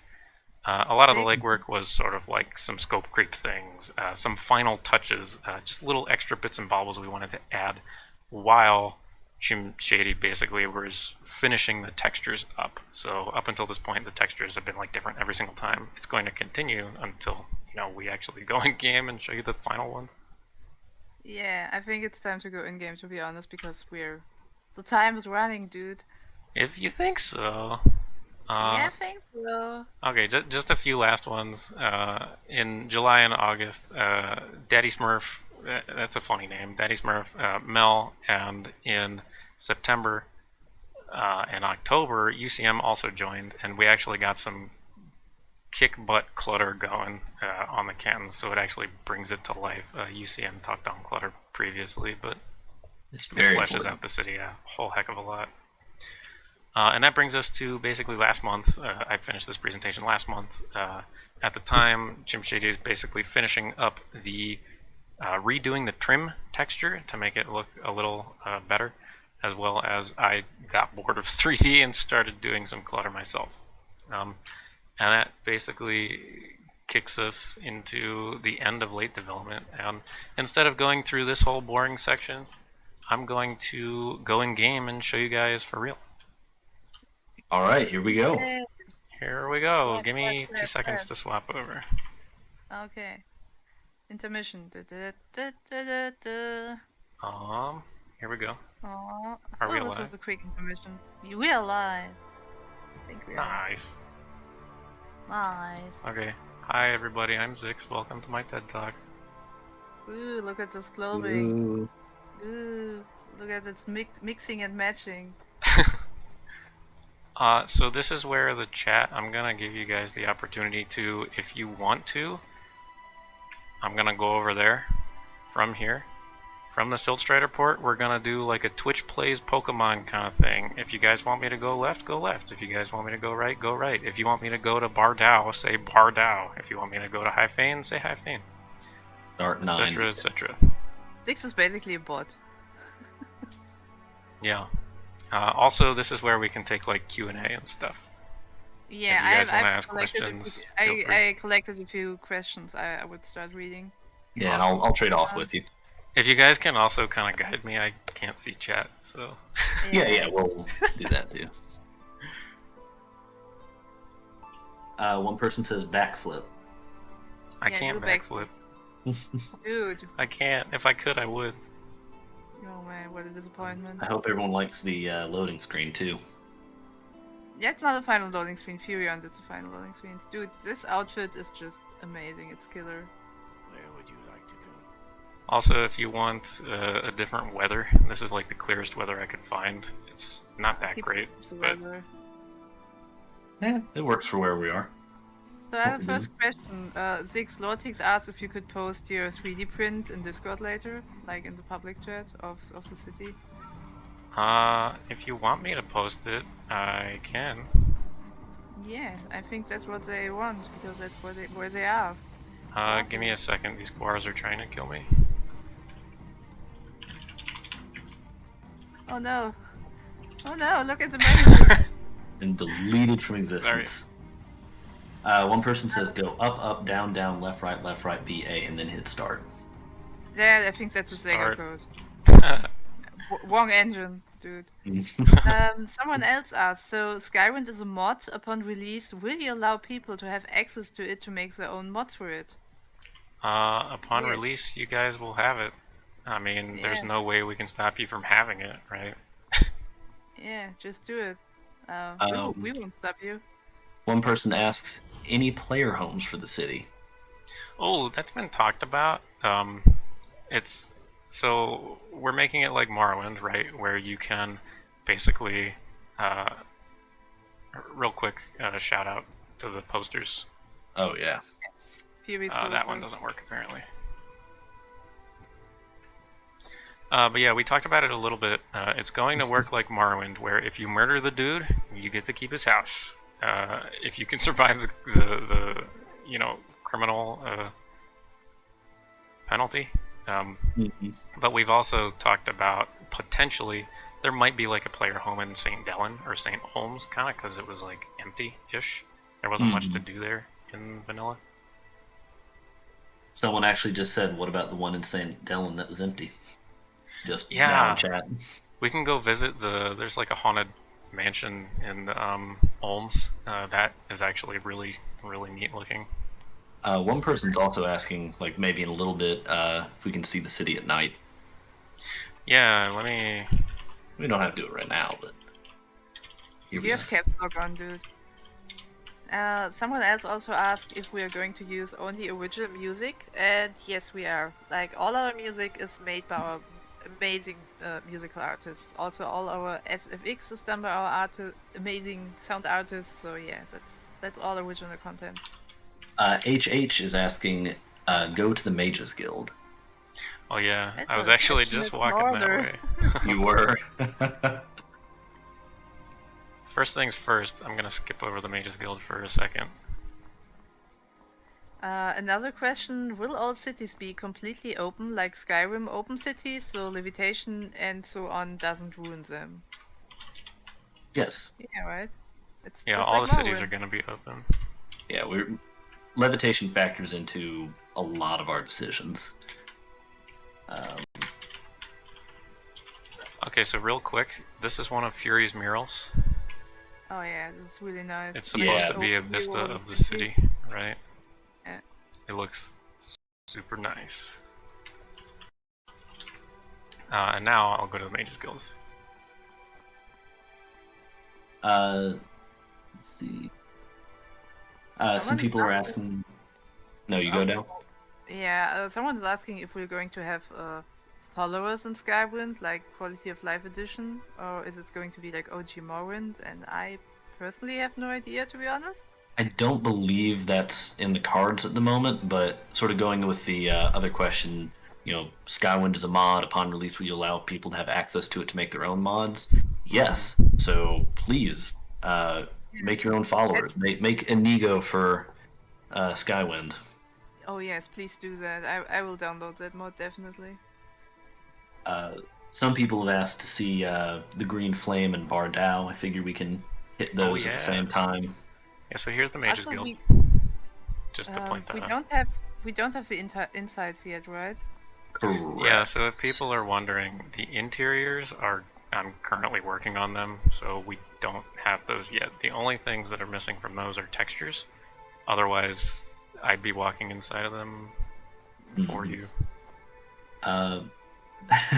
Midget Alien asks what key features from Skyrim will we see in Skywind, i.e. followers, housing, shouts, etc. As Zick said, for housing, it's mostly going to be on the same you kill it, you buy it system. Ooh, look at that shot. That distance there. Followers, we don't have plans for at the moment, but again, this will be open source for anyone to make their own Skywind mods. And as for shouts, those are being repurposed into... so in Morrowind, if you had enchanted items, you could activate the spells that they're enchanted with at will. These shout systems basically been repurposed for that. Same with magic staffs.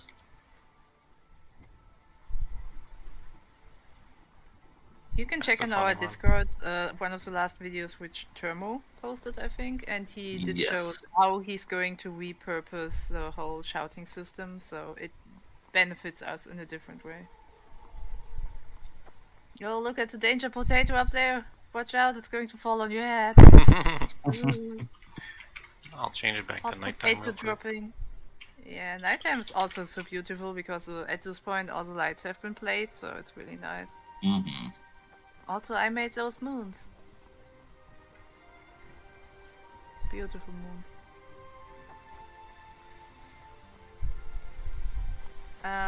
Eddie, the best guy, is asking if Skyrim's going to get its own modding section on Nexus, and I can only say we have no idea because we don't know what Nexus is going to do. So. Yeah, we kind of have. We hope so, though. No idea. Yeah, sure, that would be great, but no idea. This is another mural by Fury. It Oh, looks so good. gorgeous. You can see the people in reverence at the top. Mm-hmm. Oh, and there's a green fire at the horizon. Oh, one of my favorite NPCs is up here. I don't, so the Arentil is asking if this will be possible to bring characters from Skywind over to Skywind, and that will, I don't think that will be possible because we're breaking the game so thoroughly. Yeah, one thing to note is Skyrim will not exist in the files of Skywind. It's separate from most mods. It's much more like Enderall, where it's technically kind of its own game, effectively, and will have its own separate install from Skyrim. Frying Pan, you can just ask here in the YouTube chat, and we're reading along and picking questions from here, so just ask away. Somebody wanted to see that and the palace raid. Yeah. Okay. Will you just change dragon models to cliff racers? I think they're on the same level of annoying. Currently, that's what they are. Yeah, currently that's actually the case, but we do have a good animation department which is working on giving every creature we created their own unique animations, but currently indeed cliff racers are dragons. Leo says, it's so beautiful I'm gonna cry. It's not a question, but I just want to say good, your tears nourish us. Also, if anybody was concerned, check out the fog. The fog is nice. Yeah, the fog is nice. It's so foggy you can barely see the city if we go up to Bardao right now. It's kind of spooky. It's like in your own void up there. Silent Hills, sirens are about to blast.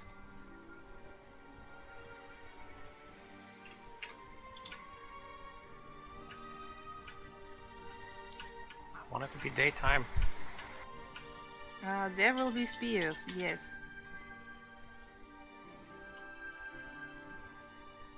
What do you want? Don't murder her. What do you want? Frying Pan asks, alright, here's my question. Will there be heavy rebalancing compared to Morrowind? AKA, will there be some mega nerf to broken things such as alchemy? We are definitely planning to not keep certain exploits like alchemy, like the alchemy stuff, in-game. Like, I mean, obviously there's still going to be alchemy, but not quite what it was back then.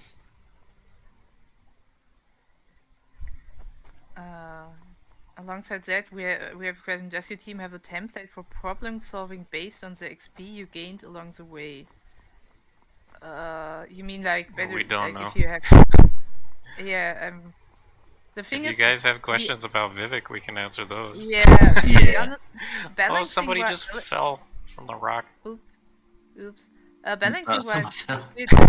we just don't know yet what we were gonna do balancing wise, but we're going to have quests when you have like persuasion high or intimidation, then that's going to reflect in the quests, of course. But just generally the balance system, we haven't even gotten started on that one yet.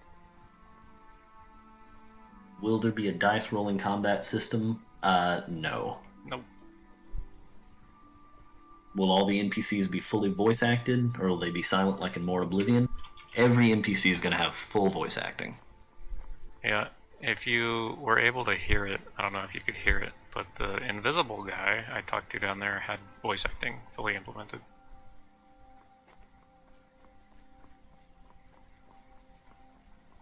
This is The Bard sewers now. are not. The sewers Beautiful. are not done now. Codex asks, what is your personal favorite place in the city? I'm biased. I like Telvanni, because I did it. We can go to Telvanni next. I haven't been there yet. I have to admit, I really like the shanty town outside of the city, just because I like these really dense, cluttered places. Oh yeah. Well, that's fun, because the shanty town is right beside Telvanni. Oh, that's true. Well, let's go. Also Okay, from I also can from throw up here you people can up there. from up here you could see how distinct each canton is just in its shape. Oh yeah. This is just to show you that interiors haven't been started yet. Because I But the don't have them interior implemented. but the tile set has been started, right? I'm done with it. I just need textures. That's all. Yeah. Mm-hmm. And we have a guy working on them right now. Yeah.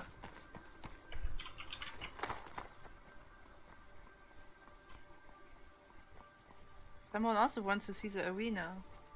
Let's go. It's on the way. Yeah. All right. How really fortunate.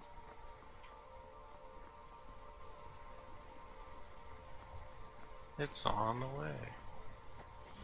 Holmes is up here too. I'll stop by the haunted mansion because somebody mentioned that. Oh yeah, do it. A few more questions that we have sort of in the backlog. Project Reckoning asks, I saw spears with custom animations in Skywind. Are there any other weapons that are going to get custom animations as well, like throwing knives, etc.? Yes, we do have throwing weapons now. Darts, throwing knives, we can even show them off. Yeah. Don't, And all- don't hit every- me. every- Oh god.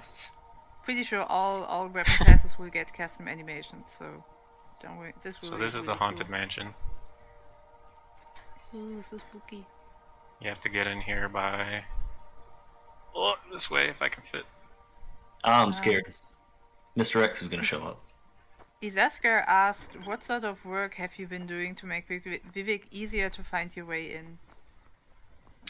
I guess it's the obvious answer is every canton is unique now. I mean, there'll still be some level of learning the environment, but that's the same in any city. Yeah, in every game or canton is real unique. life. As well as all these staircases aren't like tunnels inside anymore. They're on the outside, so you can see where you can actually go up.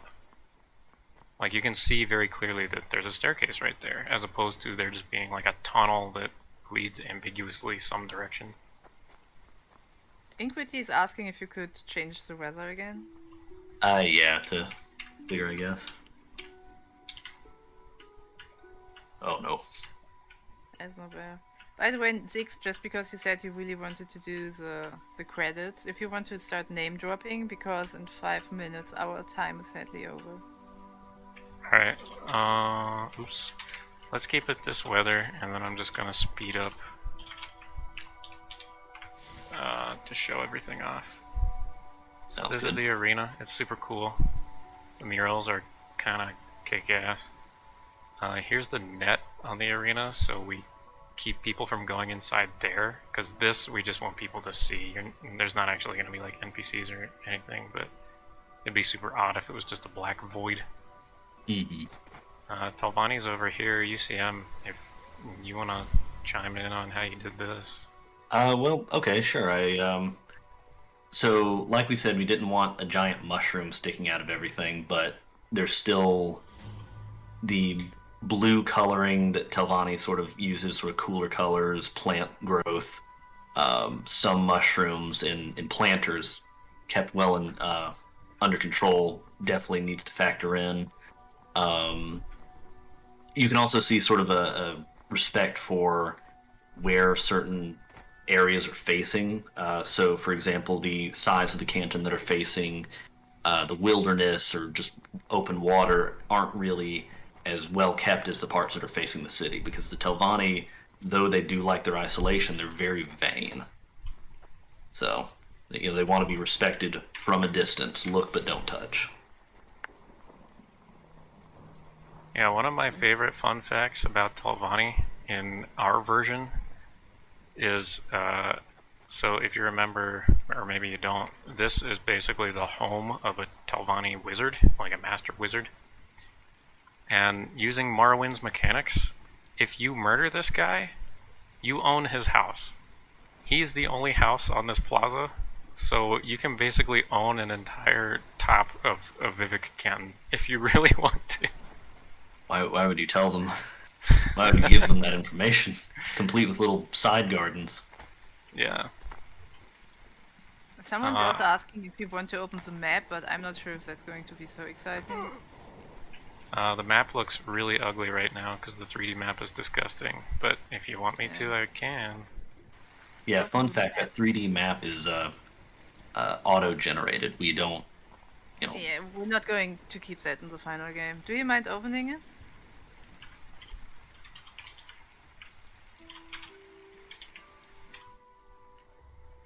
So, oops. You discovered a lot of places, man.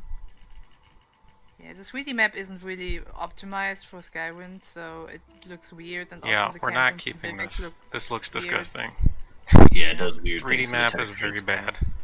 Like I said, it's auto-generated. Bethesda didn't make their original one. We didn't intentionally make this one. It's just what the system builds for us. Yeah. So this is the shanty town that Dal was talking about. This little slums area Daddy Smurf did. Super nice, even though there's a shirt clipping right there. Oops. Also, important trivia, this is the only place with a toilet. All over Vardenfell. Very important trivia. I don't Very remember where it important is. Oh, here it is. I know, but maybe? Yeah, Mhm. the hotel. I can't sit. Mm. Oh, we absolutely need to add the invisible chair markers there. I thought they I think were he there did. at some point. Oh yeah, Yeah, yes, yeah. NPCs would use them, but we couldn't. Yeah. Baby guars. And on that note, just to finish things out, I'm going to go back to this. Oh god. Oh god. Hopefully you guys can see this on stream. Just to finish things out, if there's any questions as to what's next, that's a great question. There have been concepts for the interior designs. I have basically finished the models. We're just waiting on textures, and whenever that gets done, you guys best bet there's probably going to be a sequel to this presentation where I talk my butt off some more about how I made these. Maybe. I'm I don't know. excited. I'm excited to peanut gallery that one too. Mm-hmm. But yeah, aside from that, I'd like to give a huge round of applause, round of thanks to all of the Skywind team that helped me with this, helped the greater project with bringing Vivec to life. It's holy crap! It's been probably one of the greatest experiences I've ever done. Just seeing something so cool come together with so many people working on it is awesome, and yeah, thanks to the fans for also keeping us going, because without you guys, the project would, fall apart. Motivation to keep going is what gives us, the drive. Also, big thanks to Bethesda. Credits to them for the original city. Also, we have some fun memes in these last little bits if you guys want to have fun. I love fun. Big credits go out to all of our concept artists. Gotta love these memes. Dwayne the Rock as Bardal, because it's a rock. Haha. Shout outs to Fury for that one. All the 3D artists, credits go to them as well. A lot of great people here. Also, credits go to the texture artists. Without these guys, we would fall apart. Mainly Jim Shady. Holy crap, like if you're listening to this, big thanks to you, big shout outs to you. You're a great guy. And also shout outs to the creation kit designers. You guys are killer too. Holy crap, you guys are awesome. I think that's it. Yeah, that's about it. Thank you for your presentation. Thank you, audience, for being here with us. Yeah, thanks for paying attention. Thanks for sticking along with me as long as you did. My voice is horrendously awful. But alright, everyone, and now stay tuned towards the implementation panel where you will be able to hear Zix again. Yeah, stay tuned. I'll be back, suckers. Haha. Yeah. We've got the implementation panel, and then what else we've got after that? We've got the writing panel. Okay, yeah, we got the writing panel. Contest. And then I think the BS Walkabout after that. I think so. Yeah, we're really into this, obviously. Yeah, sorry, I hadn't memorized the schedule for today. First of all, really stay tuned for the implementation panel, and Zix is going to jack a lot of water in the next 15 minutes. Thanks, probably. Everyone. I guess we're out now. Thank you. Yep. Bye, everyone. See you guys. Are you interested in learning to mod? Do you wish there was a place that could teach you skills like creation kit implementation, game writing, 3D, or sound design? The Arcane University is open for your creative journey. We're a public Discord server open for anyone to learn. Our teachers come from our partner projects and will train you to reach a level of competency to join one of our teams. The road will not always be easy, but we have a complete progression system for every department to help you master your craft with special assignments and even a test claim board where you can take a shot at real project claims free of pressure. We also have live lecture events just about every month, which are then uploaded to our YouTube channel. So, what are you waiting for? Take the next step in your creative journey and join our community today.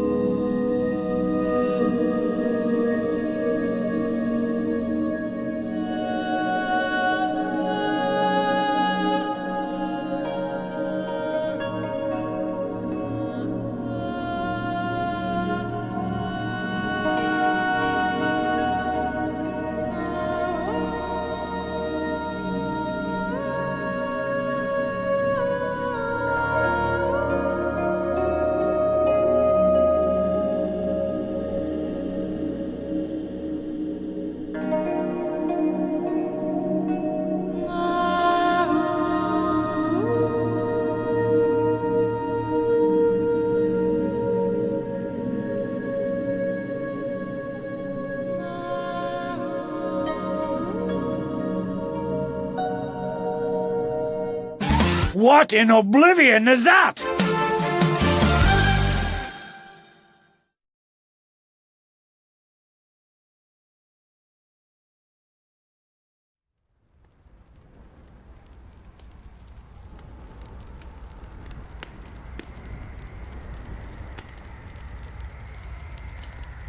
The dawn after the war brought with it a great owl, which flew over the continent like a silent observer. The Admorans noticed the owl, but they barely acted on its presence. It was sitting in the trees, eating the corpses, taking their eyes, and avoiding the twisted ones roaming the lands. It would stare at the Admorans in wonder when they approached the owl. After the savages had left, this same owl could be seen roaming the coasts. It was not shy, but it would stay wary of the Admorans as they built tents, houses, lived, and died. But the owl stayed the same, never changing, always watching. And soon, the whalers came to show the owl their crafts, and their tools, and their spoils of war. And the owl would continue to stare, with the shine of the clear ice reflecting in its gaze. Yet, it never seemed to want the artifacts. It just stayed near the coast, flying over the trees with great freedom, watching silently. The children growing up humored the owl as their protector, for its watchful eye would surely keep them safe. But then the village was raided by the giants of the north, and many died. As they screamed out in help, pleading to the owl, it simply stayed on its branch, ever watching, never blinking. After many more years and many people living and dying, they came to worship the owl as not a guardian, but as a god of knowledge. For the owl watched and it learned. It learned about the customs of the village, about the clever crafts of the Admorans, and about their lives and their knowledge. They started to offer themselves to the owl, but it would not touch their blood as it stained the ice red. It simply stayed on its branch, watching. But the owl did age.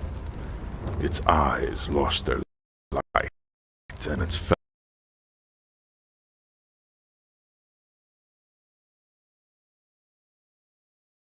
feathers went from black to brown, to bright, to gray, to white. And one day, it fled into the sun and never returned. The people still remember the owl, and they keep watching, keep learning, and keep preserving.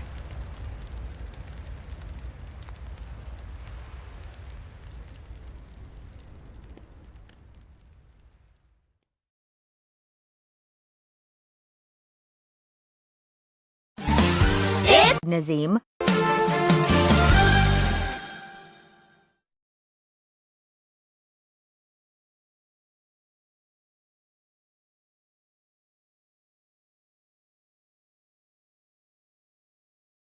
All right, welcome back from intermission, everyone, and welcome to the implementation panel. I am JoeFed62. I'm a humble voice actor, and I've been with the Beyond Skyrim project for a little over a year, but I find the implementation aspect very interesting, as I'm sure you do as well. I mean, it's really where the rubber meets the road, right? It has to happen before we get to experience what the writers have come up with and actually play the game. So, but first I want to remind everybody that put whatever questions you have in the chat, because we'll be getting to those a little bit later. And now it's time to meet our panelists. We're going to start off with Jad Kai. Hello, I'm Jad Kai. I'm a software developer with about 20 years of professional experience. As far as Skyrim modding, I am the Quest implementation lead on Skyblivion, and I am also a teacher at the Arcane University. All right. Next up, we have Kettlewitch.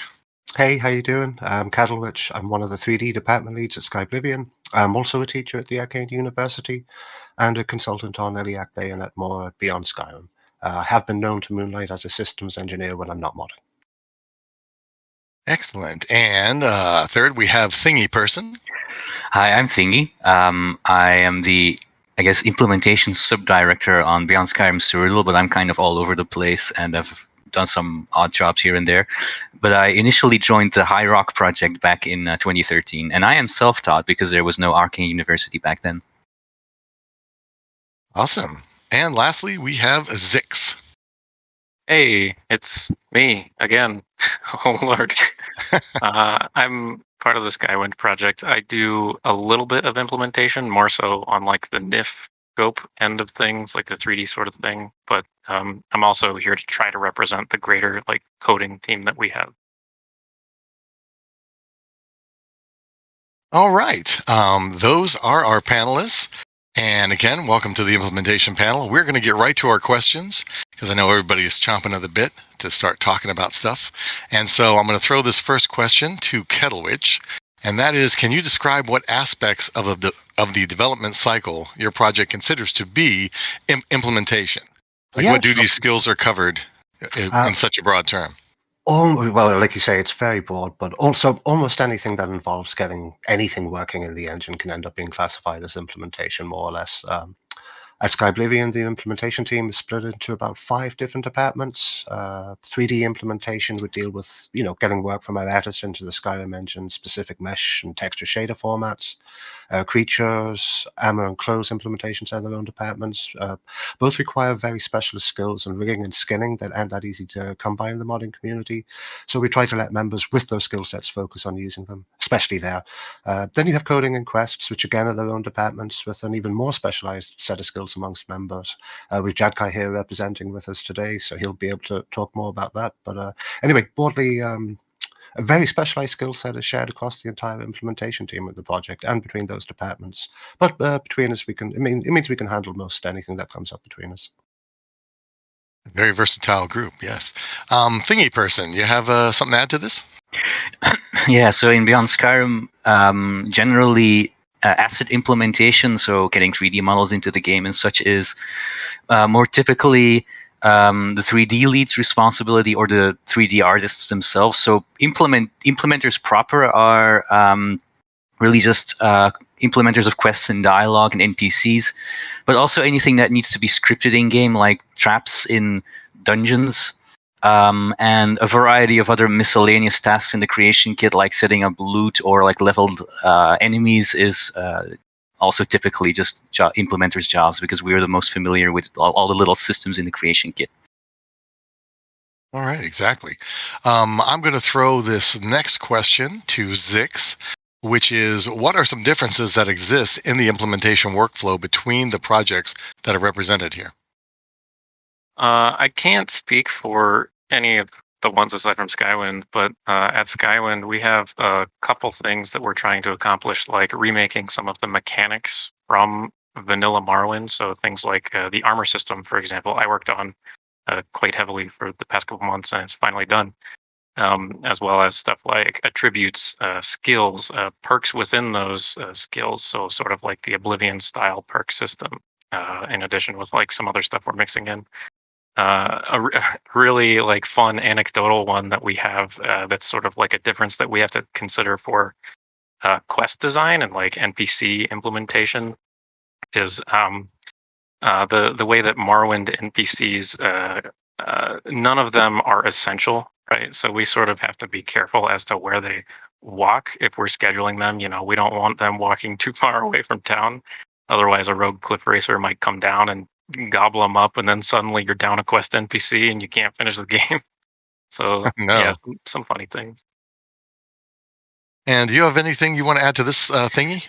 Yeah, so in Beyond Skyrim, we don't deal with advanced mechanics and stuff. We generally stay within the, what you see in the base game, so that takes away a lot of the difficulties. But the other thing is that we have to create all our stories from scratch. So we have very big writing department in each project that has to actually create all the quests because there isn't any to go off on. But that also means that implementation has to work, cooperate very closely with those writers, because the writers are great, getting their creative juices flowing, but they don't necessarily know what is possible or easily feasible in the game and what isn't. So that close collaboration needs to be there. And then when a writing doc gets locked and an implementer gets to work putting it into the game, then there has to be a lot of that communication the other way around. Like if an implementer has a question, if something isn't clear, or the writer puts something in that isn't, that doesn't work very well, then they need to be able to talk with the writer and then maybe make a revision, and then they can get going again. So it's very constant back and forth communication that needs to happen. Yeah, it's definitely would have to be a lot of cooperation, probably a lot of frustration too, I would imagine. Sometimes. All right, I'm going to bring Kettlewitch back in with this next question, which is, what do you most enjoy about implementation / the creation kit, like quest design, creating, translating mechanics in the Skyrim's engine, or anything else? Yeah, for me, I've ended up working with NIFS and NIFScope a lot since day one, and I enjoy it, but I imagine I'm one of very few people that actually enjoy working with them. They've got a bad reputation, but for those who don't know, NIFS are a very specific type of file or asset format the engine uses. But anyway, once you get to know them, once you kind of figure out what they can do, there's actually a hell of a lot you can do with them. They can have like animations, special effects, destruction physics. They turn out to be very versatile and robust, and you can do some seriously cool things with them. It's where a lot of things happen. It's where a lot of things happen in the engine is actually in the NIFs. So yeah, I enjoy working with those, and I also enjoy shouting at the creation kit and waving my fist at it like daily. So yeah. Absolutely. And Thingy, I think you had something else to add to this one as well. I think for me, it's seeing. Well, implementation is one of the last steps in the whole process, right? It can only start when level design is finished, and when writing is finished. So it's really that last step just before voice acting, when everything comes together and you see those NPCs walking in game, you see the dialogue, you see there's playable quests, and then it suddenly, flicks a switch and you suddenly have a playable mod rather than just a level design showcase or something that looks really good but isn't playable. So that seeing that all come together and then seeing the writers get really giddy that their content is suddenly in game, that's really rewarding to have at the end.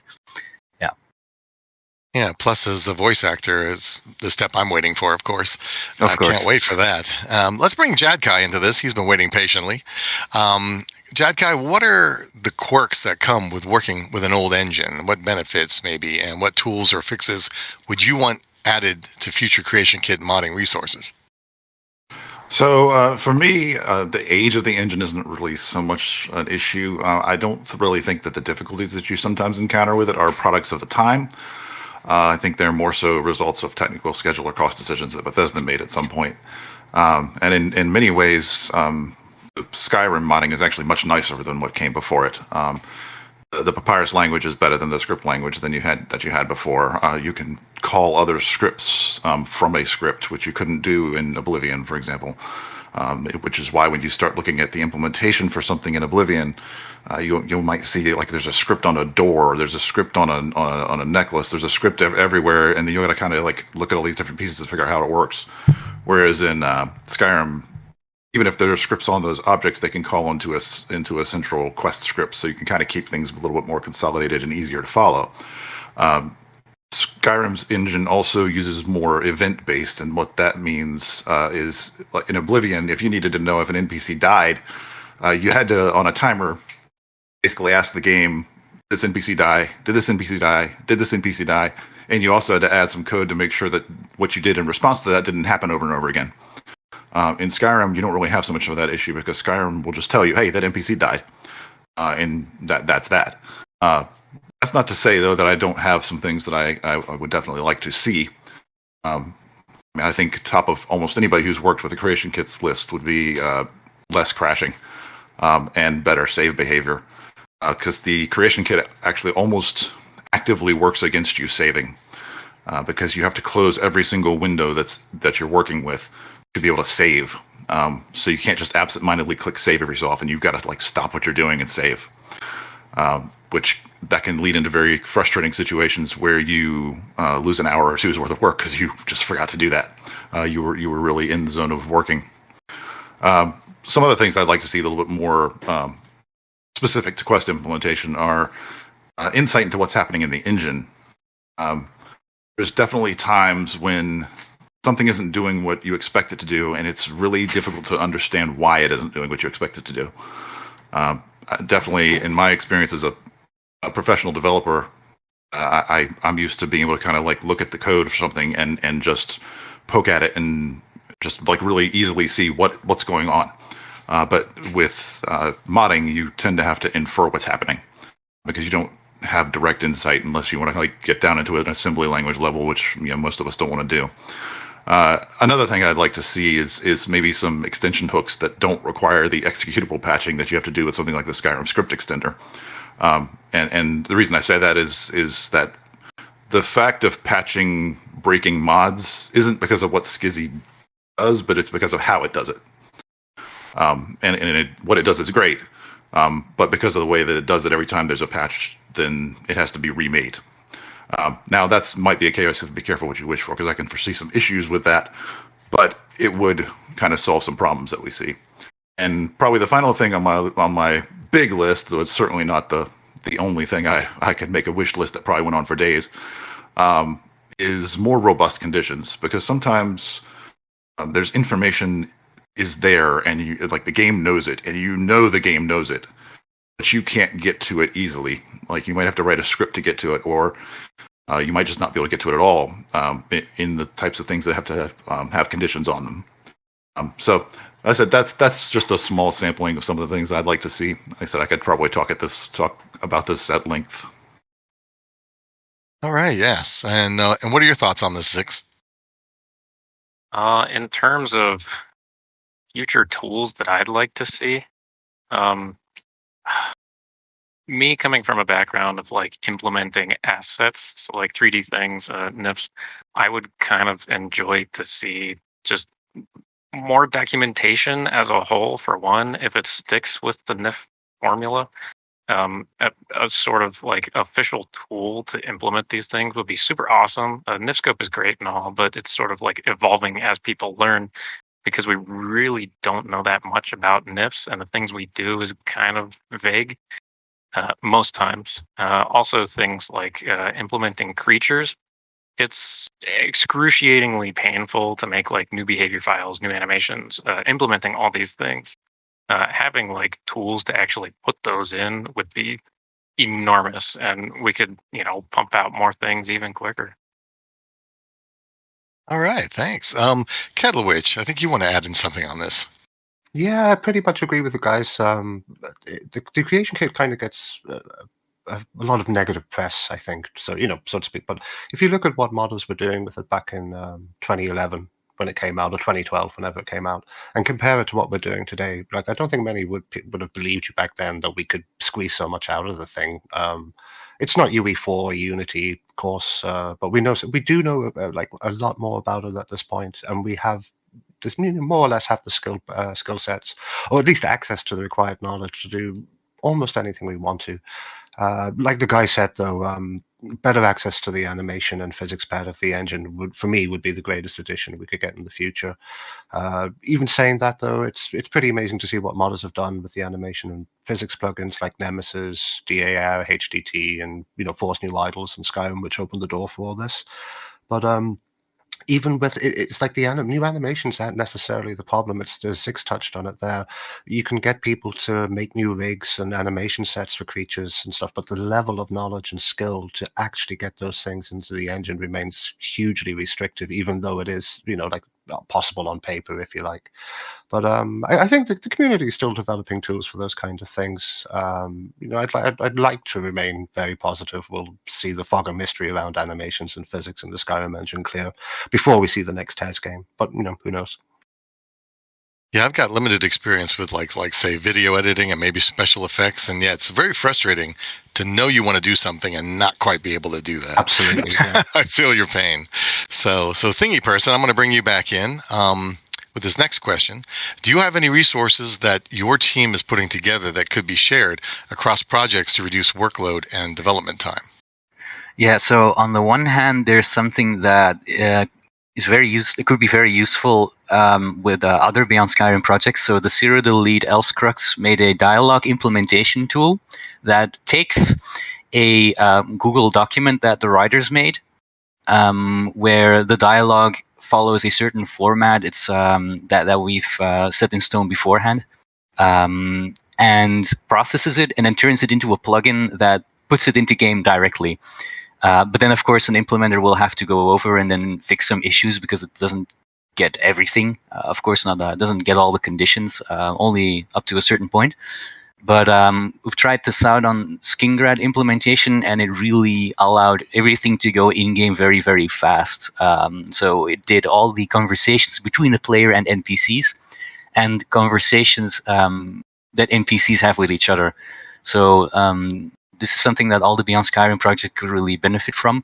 But there's also things like unit tests that we are developing. So to take away some of the work from quality assurance, basically. So it could be checking that, for instance, every chest has a sound when opening, but it could also be more advanced. So we might try to find an algorithm that detects light flickering. So a object in the game can only have so many lights shining on it at one time before the engine will shut a few of them off at random. So then you will see flickering in game. So it would be really great to have to be able to detect that using some kind of algorithm.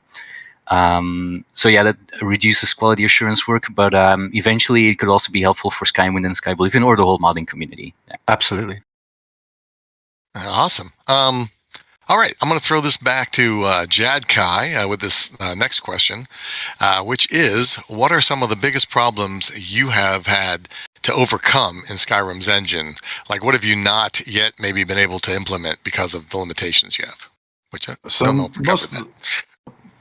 So most of the big issues that we kind of hit on in Skyblivion are things where they had a functionality baked into the engine for Oblivion, and that same functionality isn't baked into the engine anymore in Skyrim. There's various systems that work slightly differently. Like the system might be there, but it doesn't work the same way. In some cases, there's some workarounds that we still have to kind of think about or decide not to do. For example, in Oblivion, there's just a function that you can call that hides quest items in the player's inventory. So if you're trying to send them somewhere where somebody took away everything, well, you can't remove quest items from the player's inventory normally. But they had this function that said just hide those, so the player can't access them or use them. In Skyrim, the only way to do that is to send the player to jail. There's just no function for doing that other than sending the player to jail. But once you send the player to jail, you invoke all these other mechanics of, well, when you touch a bed, now it's going to ask you if you want to serve your time. So we have to kind of work around that. There's also the dialogue system works very differently. In Oblivion, when you talk to an NPC, the whole game just paused. And sometimes they have something where once the dialogue finished, somebody runs up and attacks somebody or something like that. But in Skyrim, if you do something like that, then while you're talking, somebody will come up to you and bash you in the head with an axe. And so that can kind of break the dialogue and the flow of dialogue that was set up for Oblivion. We have to work around that and change how that stuff is put together to make it work more smoothly in this engine. Another big example is along the same lines with the dialogue is Oblivion had this whole system for adding topics to the dialogue menu. And just because the topic's conditions were met, it wouldn't appear in the dialogue menu unless it had been added to the topics that you could talk about. Skyrim doesn't work that way. If the conditions are met, it's there. And so when we did the conversion, we had a whole bunch of topics that were just available right at the beginning of the game that weren't really supposed to be. And like, for example, you could ask a priest about, curing vampirism the first time you ever talked to them, even if you weren't a vampire. Or you could talk to Martin Septim about the Mysterium Xarxes when he'd never even told you what that was. So we had to kind of work around those kinds of things. But that's the biggest issues that we've faced in Skyblivion. Okay. And Zix, what do you have to add to this? We've had a lot of issues. I'd like to say we've had a lot of issues, but as far as I understand,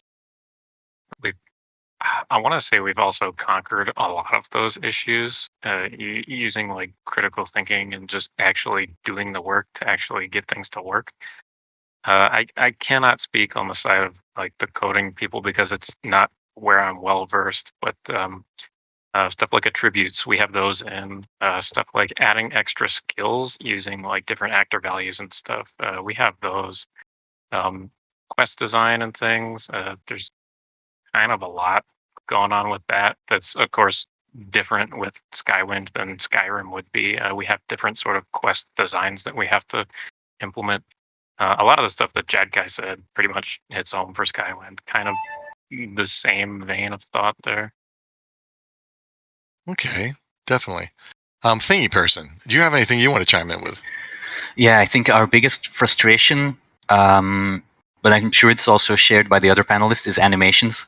Because even with all the advances that the modding community has made, like researching and like decoding the animation format and all that, it is still a very inaccessible system, and it's like very difficult to actually make NPCs in the game do new things than what they were equipped with in the base game.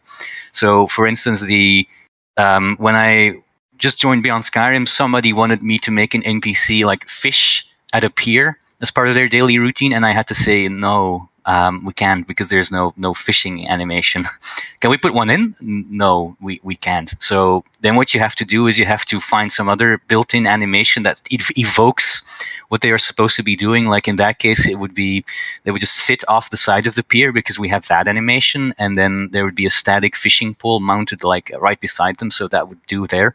But then you've got, for instance, in Anvil, the famous painters who have their easels out on the porch, and then in Oblivion can be seen using paintbrush to actually paint on those canvases. Well, we don't have that animation in Skyrim anymore, so what we could do is we could take the market browse animation and just have them stare very intently at their paintings, and hopefully that'll, be enough suspension of disbelief in game to evoke the feeling of painting. But we can ride around that. But something like Skyblivion, well, you have what you have, so yeah, it's more stuff to work around. That is very interesting. I like that. I'm sorry I laughed, but it struck me as funny. Staring intently at the painting. We have some time. Jadkai, did you want to talk a little bit about coding that came up, about making maybe converting scripts in the Skyrim Papyrus format? So it looks like Wesley's here to talk about that, I think. Oh, is he here? Yes, I'm here. Ah, fantastic. I did not see you slip in. Wesley, take it away. Yeah, I'm here. Yeah, thanks. So, for script conversion, we start by looking at Oblivion's data, which is stored in the Oblivion ESM. And there are three types of records we need to look at that contain script data. Those are SCPT, which we typically call standalone script records. There are TIF, which are topic info scripts, and QF, or quest fragment scripts.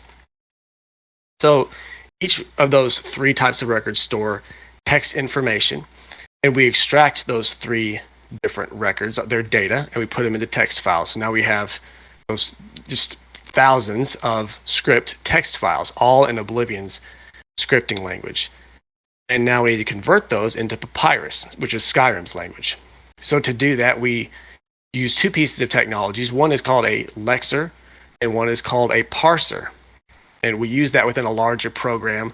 And that program, using that lexer and parser, works to understand what those lines of text actually mean. And once you understand their meaning, you can write some conversions.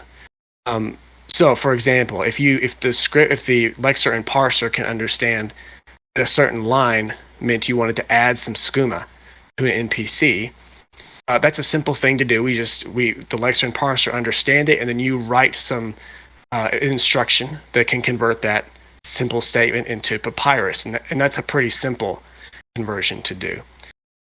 Other simple Oblivion commands are actually quite complicated in Papyrus, just because there's no direct one-line conversion. And one line of Oblivion script might turn into 10 lines of Papyrus. And then some Oblivion commands have no equivalent in Skyrim. So we have to write an SKSE plugin to provide some extra functions, and our Papyrus scripts can then call those functions. But point is, some things just don't even exist in vanilla Skyrim, so we have to add those abilities through an SKSE plugin. And so once we've converted all those scripts, we've converted all that into Papyrus, we save them out to Papyrus script files, PSC files. And finally, Skyrim doesn't know what to do with that with those script files automatically. So we have to write a program that builds an ESP, a plugin. And that program looks at all the scripts and all the converted Oblivion data, and it associates our scripts with the in-game objects. So, for example, there's an in-game Martin Septum, there's a Martin Septum script.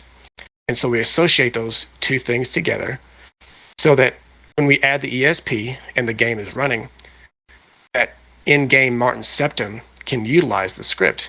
And now the character can be controlled and can be involved in quest-related interactions. And now we've completed the conversion task. We've converted all the Oblivion scripts, and we've associated those scripts with their objects in the in-game Skyblivion in-game Skyblivion world.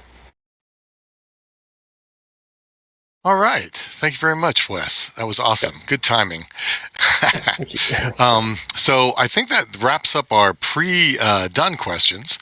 And now, if you all are in agreement, we're going to move on to, we got a few community questions that we're going to tackle.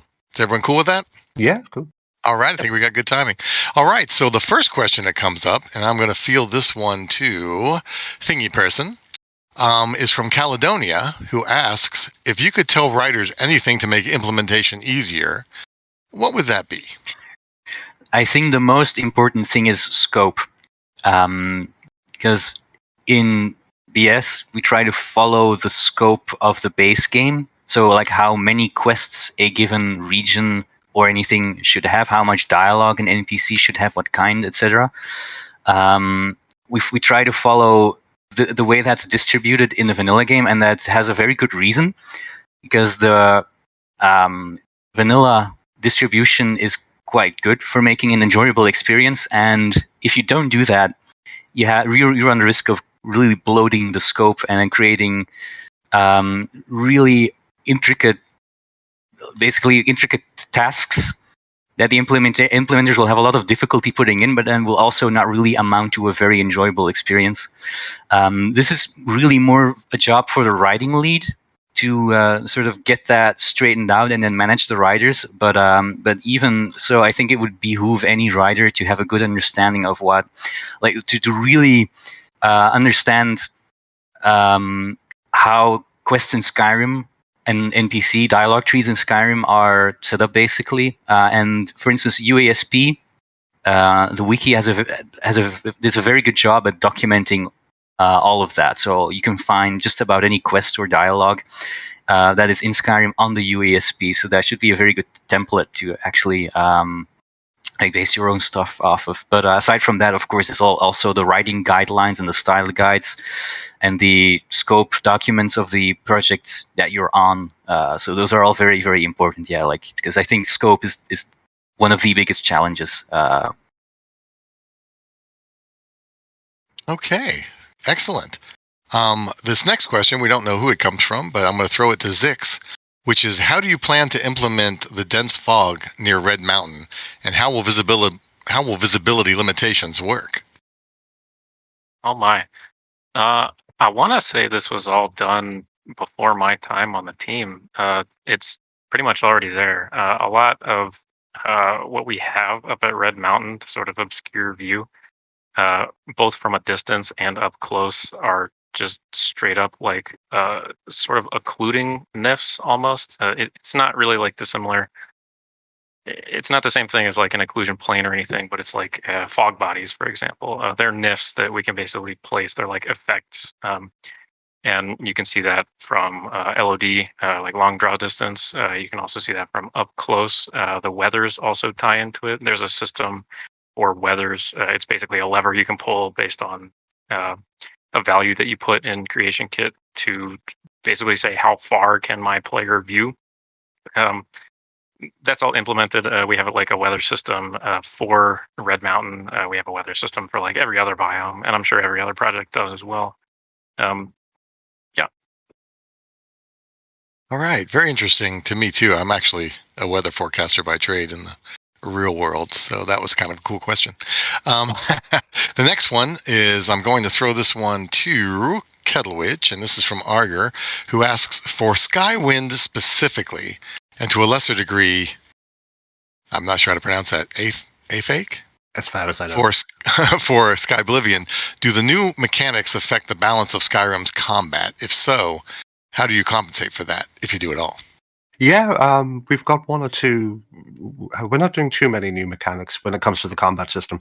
And to be honest, like what comes, it's the balancing would be sort of nearer the end of implementation, the whole sequence. There's a lot to get into the game before you worry about is combat balanced. But for Skyblivion specifically, the differences in the engine between Oblivion and Skyrim, like acrobatics comes up straight away. We often get asked, are you bringing acrobatics back into the game? Like, how will it affect combat and stuff? The answer is no.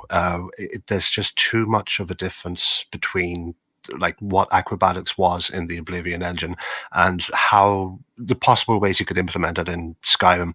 Again, it goes back to the animation system again. Like the Havoc is the animation subframe and physics subframe in the Skyrim engine, and it's proprietary software. It's one of the reasons it's so hard for all the modding community to get into it, that it's actually owned by a third-party company. It's not actually Bethesda's. They use it. I'm sure they have their own version of it and stuff, but it's like 30 grand to get your hands on the developer kit, just to sort of open it up and have a look under the hood. So, if it brings in, and combat especially, like, it's animation. It's not necessarily all animation based, but what you end up seeing on the screen is.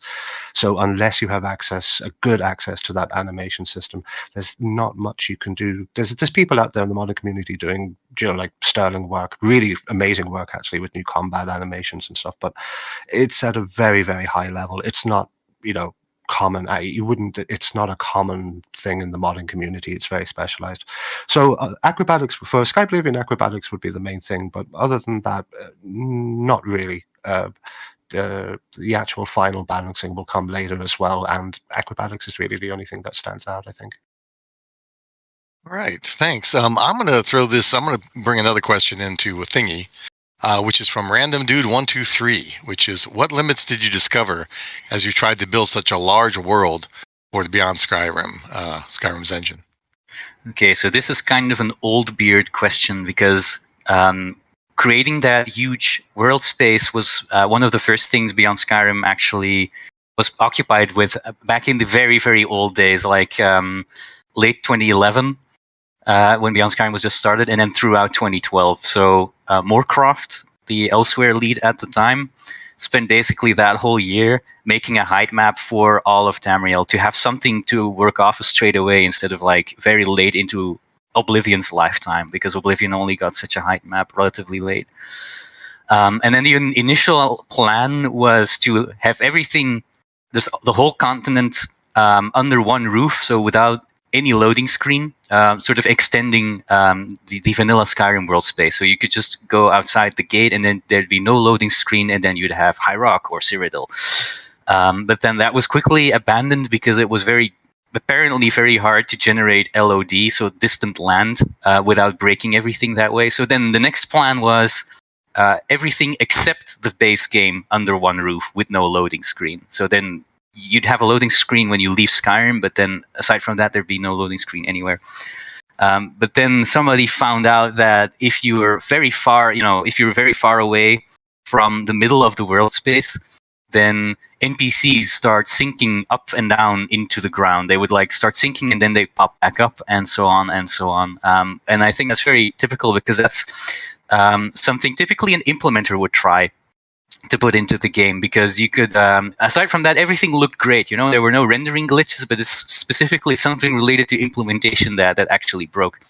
So that sort of canceled the whole plan for a while. But then somebody, Shade Me, found an INI tweak, so simply a setting that would make the game default to a different, physics engine in some ways, and then that problem stopped occurring. So then the plan was back on. Okay, we put everything under one world space. And then much, much later, like midway through 2012, I think, somebody tried to put a harvestable plant in High Rock, and I found out, I can't actually interact with this unless I'm facing towards the middle of the world space. So if you were facing west or north, then you simply couldn't interact with that plant. But if you were facing east, then it was fine. But then the same happened. You also would not be able to talk to NPCs or open doors or hit enemies if you were facing the wrong way and you were that far out in the coordinate system. And rather than hope and pray for another little tweak, the plan was just definitely abandoned then and there, because it's simply too much of a risk, because these projects take years and years. It's just too much of a risk to base all that on this on such a case where you're so far outside of what the engine was intended to do. So it's just much safer to just cut up Tamriel into these little Skyrim-sized chunks and then just work within those, and we won't have to worry about any glitch arising from that particular issue again. And I was very attached to that whole dream, no loading screens, all of Tamriel, blah, blah, blah. But it's, I think, specifically because I played the Elsewhere and Equina mod for Oblivion, and I really liked that. You could just, at any point between the Oblivion, between the Cyrodiil Elsewhere border, you could just go across, and then there'd be Elsewhere. But luckily for me, that is actually one of the border crossings that stayed under one world space in the eventual system. So Cyrodiil and Elsewhere share a world space, and so do High Rock and Hammerfell. That's the other thing. So at least that makes me happy. All right. Thanks a lot. That was interesting. Yeah, definitely some challenges there. I'm going to throw this one to Wesley. This is a question. I'm not 100% sure what's being asked here. This is from Lorthiz. And they're asking about full grammars, writing full grammars like in ANTL4. Could you talk about that a little bit? Yes, sure. So I can't take much credit for this part, because this part was actually written before I got to the project. But yes, Monocleus wrote a grammar, not in Antler, is it? I don't even know how to. Antle 4. We did not use that tool. Like that. We went something a lot more manual, which was he found a pretty simple PHP tool that could allow for grammars, and he built it in that. And then when I found it, I converted all that to C#. But suffice it to say, it is a full grammar, but it is not using Antle or Antler, whatever it's called. It is just it's a lot more in my mind. It's a lot more difficult than using one of those tools. That original programmer, I'm not sure why he did it that way. I don't even want to guess, but he really made it a little more difficult on himself, I would say, by not using a tool like that. But he was a really good programmer, and he was able to pull it off. But short answer is yes, it is a full grammar. All right. Thank you very much. I'm going to throw this to Jadkai. This is a question from Skeever. And he asks, or she asks, do you create more master scripts than change properties, or is creating individual scripts normal practice? So the answer to that is more going to be, it depends on what you're doing at the moment, but certainly, especially a good software development practice in general is don't repeat yourself. So you generally are not going to want to write the same script over and over again. That is one of the strengths of Papyrus, is it has these properties that you can kind of point at different things when you need the script to do something else. One of the big improvements that Oblivion made over, Skyrim made over Oblivion was the ability to do that. So I know I always try to look for, I'm doing exactly the same thing I did with this object as I did with this object over here. I just am pointing it at a different a different thing that it needs to work with. So in that case, we use more a default. I mean, I think the Skyrim term for these is default scripts. But it really depends on what you're doing, because sometimes you just need a slight variation on something, and it's not super easy to always do that in Papyrus. As far as the developers using their own workflow, we do try to keep to at least within some limits of what people are doing, but we don't have a really, really strict one in Skyblivion. As long as your scripts look like they are functional and performant, that's usually good enough. All right. And Zix, I have a question for you from Project Reckoning, who asks, are there modders currently working on new tools to make animation implementation easier in Skyrim? Yeah, absolutely. I know that there's specifically one individual who shares a spot on Skyblivion and Skywind. His name is Ersarn. He's been working really, really hard on basically a new tool for, I think, I don't know the specifics of it, but it's basically like you make animations and you get them in game using his CK command. And then he's also building something, a tool to basically formulate new behavior files in order to utilize those animations in a way that we can actually make new creatures. Because currently, basically the workflow is, you make a new creature, you can give it new animations, but in order to implement those animations, I think, somebody can correct me if I'm wrong, I think Kettlewitch might know a little bit about this, but you have to basically replace other animations that exist in a behavior file currently in order for that to work. So like in order to make like a Kwama warrior, for example, you have to ruin like the giant animations or something.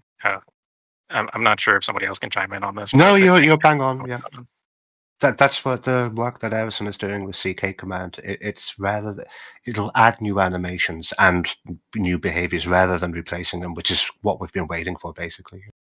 Yeah, it's really sad to see like new creature, ta-da! It's literally the giant, just reskin. You know what I mean? Oh man.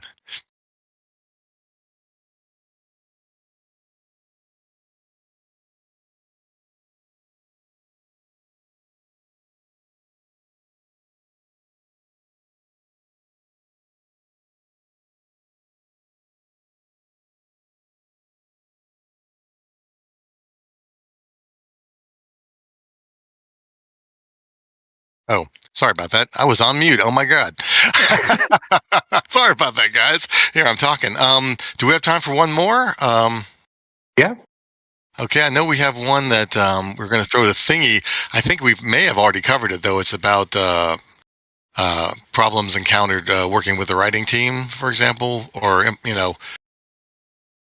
yeah. Like so in terms of specific issues that can arise in Cyrodiil, generally our writing lead and editing department are very good at catching stuff before they make it to the implementer at all. But I'm thinking of, for instance, there's like dialogue in Skyrim has a very specific format. There is like a random greeting or like a stack of random greetings that the NPC can have. And then a tree of topics that are plucked from various sources all at the same time. So then one mistake that writers could often make is like making an integral conversation where it has to start with a specific greeting, and then all the different topics then they build off of that one greeting. But then the next time you talk to the NPC, it could be a different greeting, and then you have a tree full of non sequiturs. So if you see that in a document, then you have to talk. Okay, that's not how it works. So then you have to request revisions. But it's also stuff like maybe a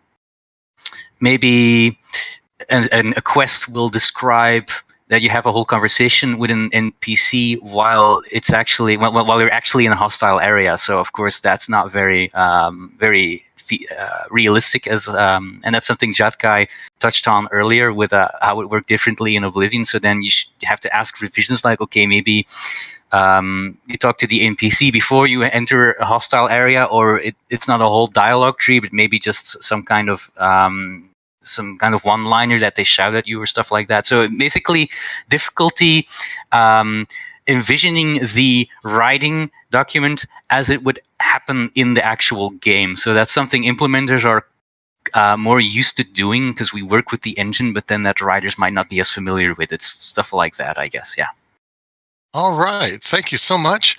And thanks, everybody. That wraps it up for us. We really appreciate you being with us today, and we hope that you got as much out of it as we did sharing it with you. I'm also to remind you that the Lore Book Contest and Beyond Skyrim stream will be happening at 8 and 9 p.m. GMT, respectively. And we hope you can stick around for the writing panel, which is actually coming up next. So thanks again, everybody. Are you interested in learning to mod? Do you wish there was a place that could teach you skills like creation kit implementation, game writing, 3D, or sound design? The Arcane University is open for your creative journey. We're a public Discord server open for anyone to learn. Our teachers come from our partner projects and will train you to reach a level of competency to join one of our teams. The road will not always be easy, but we have a complete progression system for every department to help you master your craft with special assignments and even a test claim board where you can take a shot at real project claims free of pressure. We also have live lecture events just about every month, which are then uploaded to our YouTube channel. So, what are you waiting for? Take the next step in your creative journey and join our community today.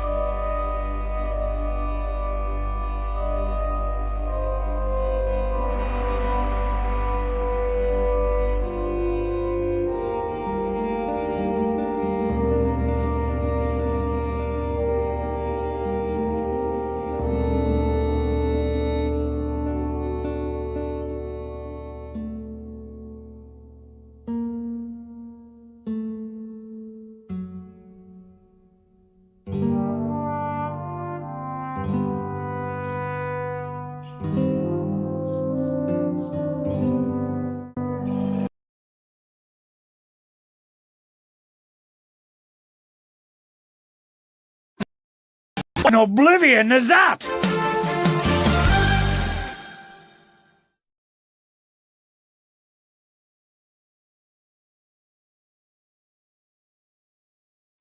What in oblivion is that?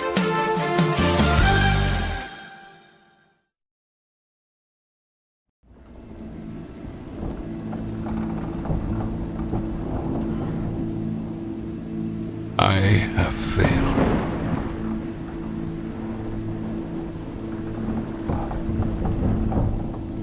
Despite everything I sacrificed during the war, it was the compromise I made to end it that would be my undoing. My people believed that we could win. They wanted to go on. But my own faith was weak, and I made a grave error. Now, Cyrodiil is in a crisis that it has not seen for an age. Since 200 years ago, when the land was on fire.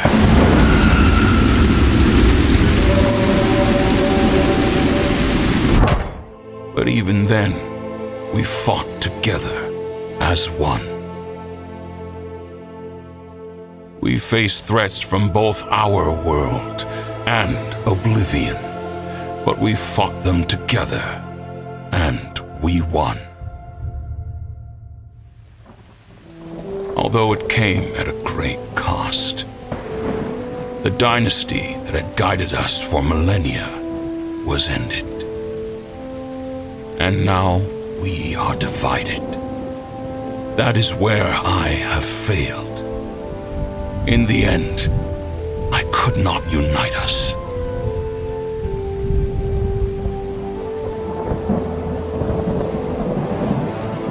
We have new masters of our country now. The villains I let in through our gates. I was blind to the consequences.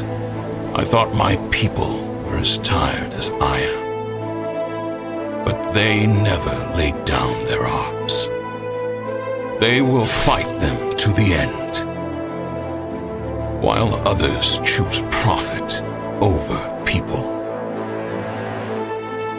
Some have set their eyes on the throne. They seek to supplant me even as I still live and breathe. And it is beyond me to stop them.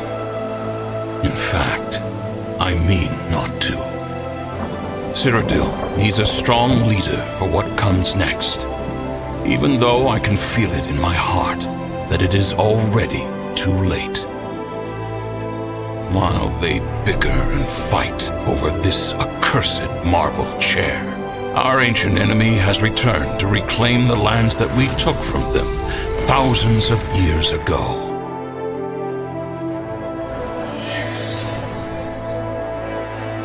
And this time, the people will have to protect themselves. They must find something, anything, to hold on to, and then give their lives in service to it. The Empire depends on it. The glory of Cyrodiil depends on it.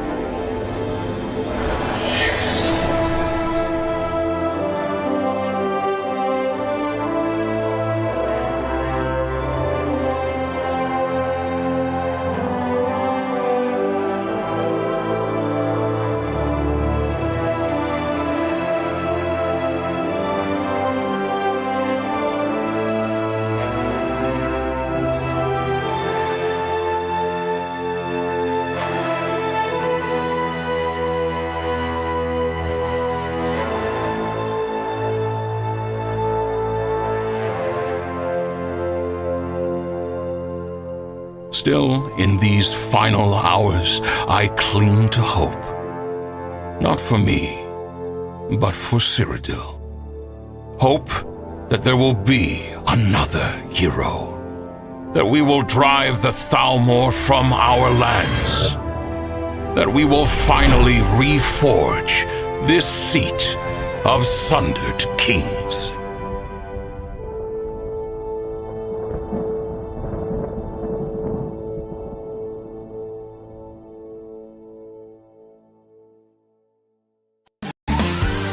The beacon.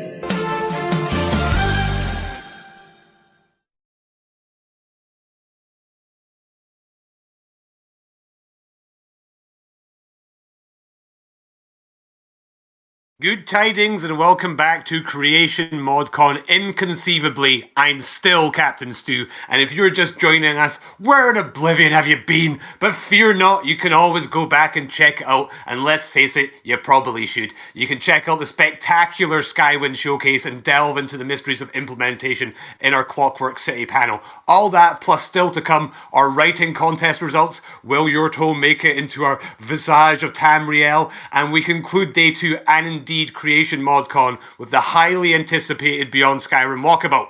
Now, we delve into our halls of countenance as we begin unraveling the scroll with our awfully nice writing panel. But before we start, I just want to say, you guys in the chat have been incredibly positive today, and we've noticed, and it's been inspiring. So thank you very much, guys. Keep the questions coming for the Q&A at the end. And let's get to it. So let's meet the panel for our writers. Kind of, sorry. Let's start with Arcane. Tell us about yourself. Hello, everybody. I am Arcane Impact. I'm a writer on Beyond Skyrim, Iliac Bay, Elsewhere, and Roskria. And I also edited a couple of the videos that you're seeing in the background here. If you're interested in seeing more of my work, you can find me at arcaneimpact.com. Nice shill. And Arger, how about yourself? Hi. Many of you may have seen me before. I am the 3D, 2D, and a writing director for Beyond Skyrim Cyrodiil. I am a writer for BS Argonia, and I also do some modeling for Beyond Skyrim Roskria. And Harry. Hey everyone, my name is Harry DeLuca. You can find me on LinkedIn at Harry DeLuca. I am a game writing teacher in the Arcane University, but I'm also a writer and editor for Beyond Skyrim Cyrodiil. Thanks for coming. Hendris. Yo, I'm Hendris. I'm a concept artist and a writer for Beyond Skyrim Admora and for Roskria. And I'm also acting as the leading writer for Admora, the favorite big icicle up in the north. Awesome. And Rhea?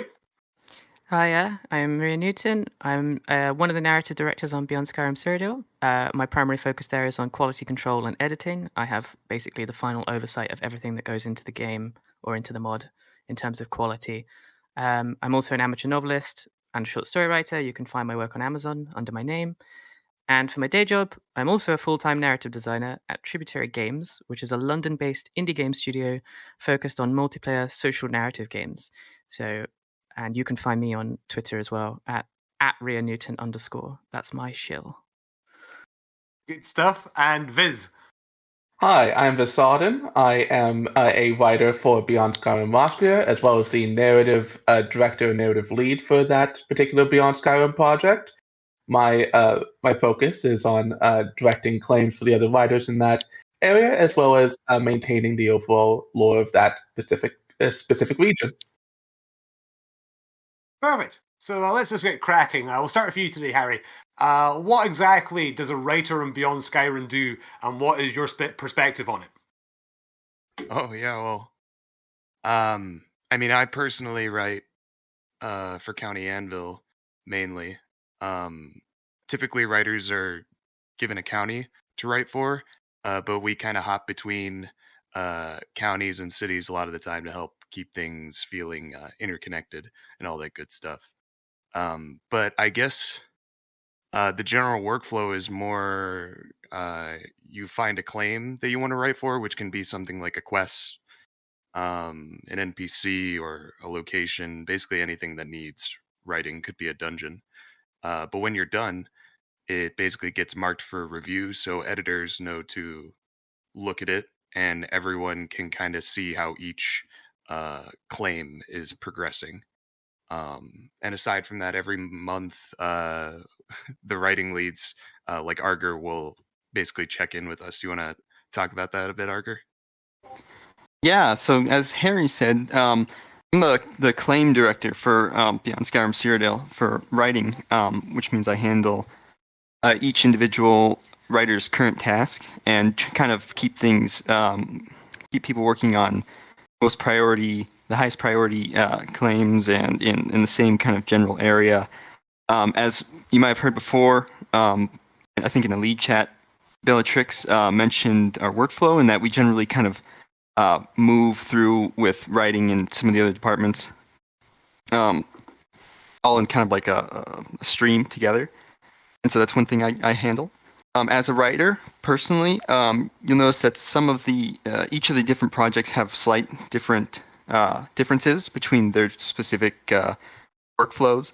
But we all generally do the same thing for writing. You got draft dialogue, describe the characters you make very in detail, from appearances to schedules.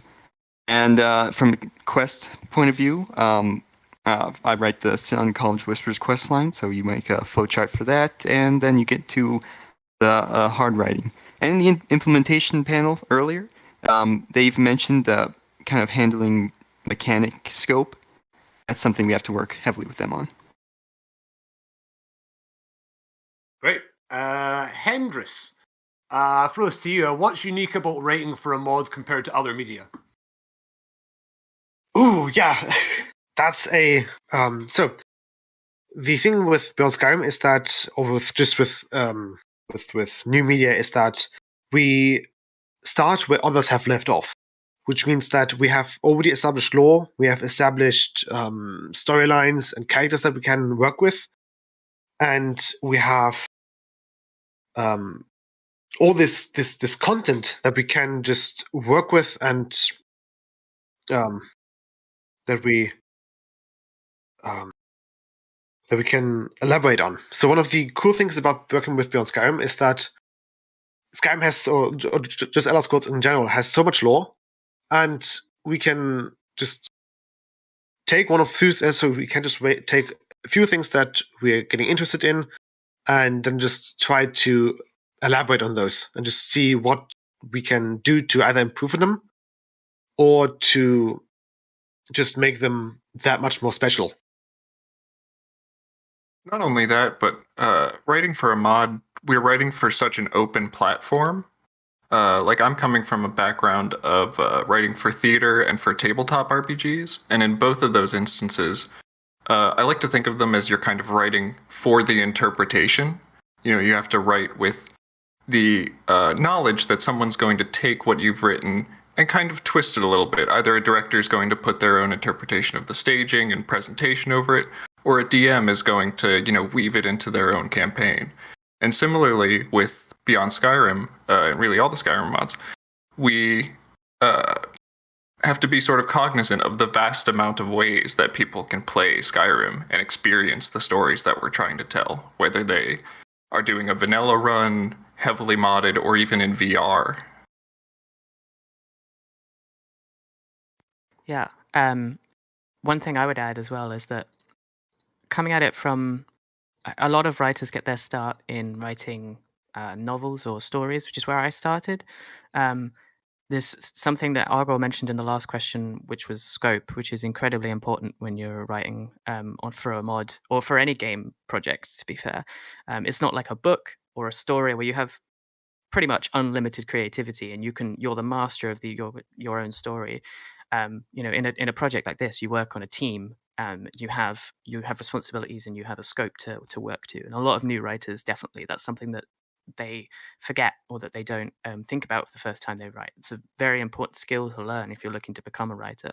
And also it's different from normal game dev because I also work in an actual game dev studio.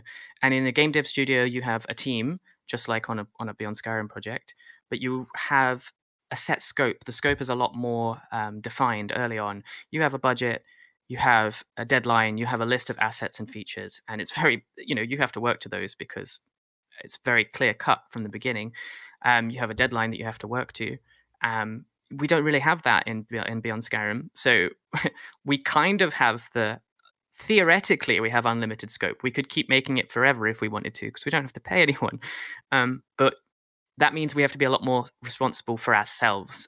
We have to be a lot more self-limiting. We have to decide what are the most important things we want to do with the mod, because otherwise it's massive problem with a lot of mod projects is scope creep, where they never ever release because they spend years making things and then remaking things because they want it to be perfect. But there has to be a cutoff point, especially as a lead. That's a really important thing to have. But also, like on a personal level, you need to learn to be able to do that. And writing is so integral to the game, to the mod. A lot of our ideas set the scope for the rest of the mod, what 3D assets need to be made, what locations need to be made by the landscaping department. So yeah, it's a very important part of the process. Totally. And if we focus more on the storytelling element, Arger, how do you write for a pre-existing IP, especially one with unreliable narrators? Well, I think the unreliable narrator aspect of the Elder Scrolls IP makes it very fun to write with, because their style of world building is so open. It gives us so much creative freedom. At the same time, writing for an IP kind of in general is kind of like writing for a sequel, in that you kind of have all the hard work out of the way, getting the actual, like, what is the entire theme of the world, what colors you're going to use for the setting, what's the story you're trying to get across. All those things, and the mechanics especially, are laid out for you and already done.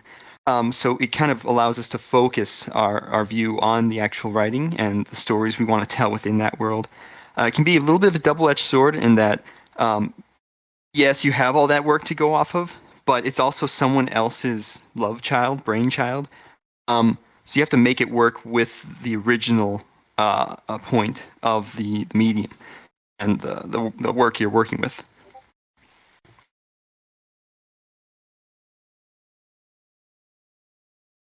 Yeah, I feel like unreliable narrators in general, they facilitate mystery, right? And that's kind of like a huge reason why a lot of people play games.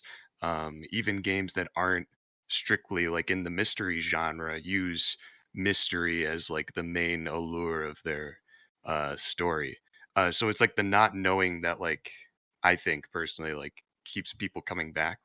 And if you just like give an uncontradictable answer, like you establish like what actually happened and there's no mystery anymore, it kind of kills it, right?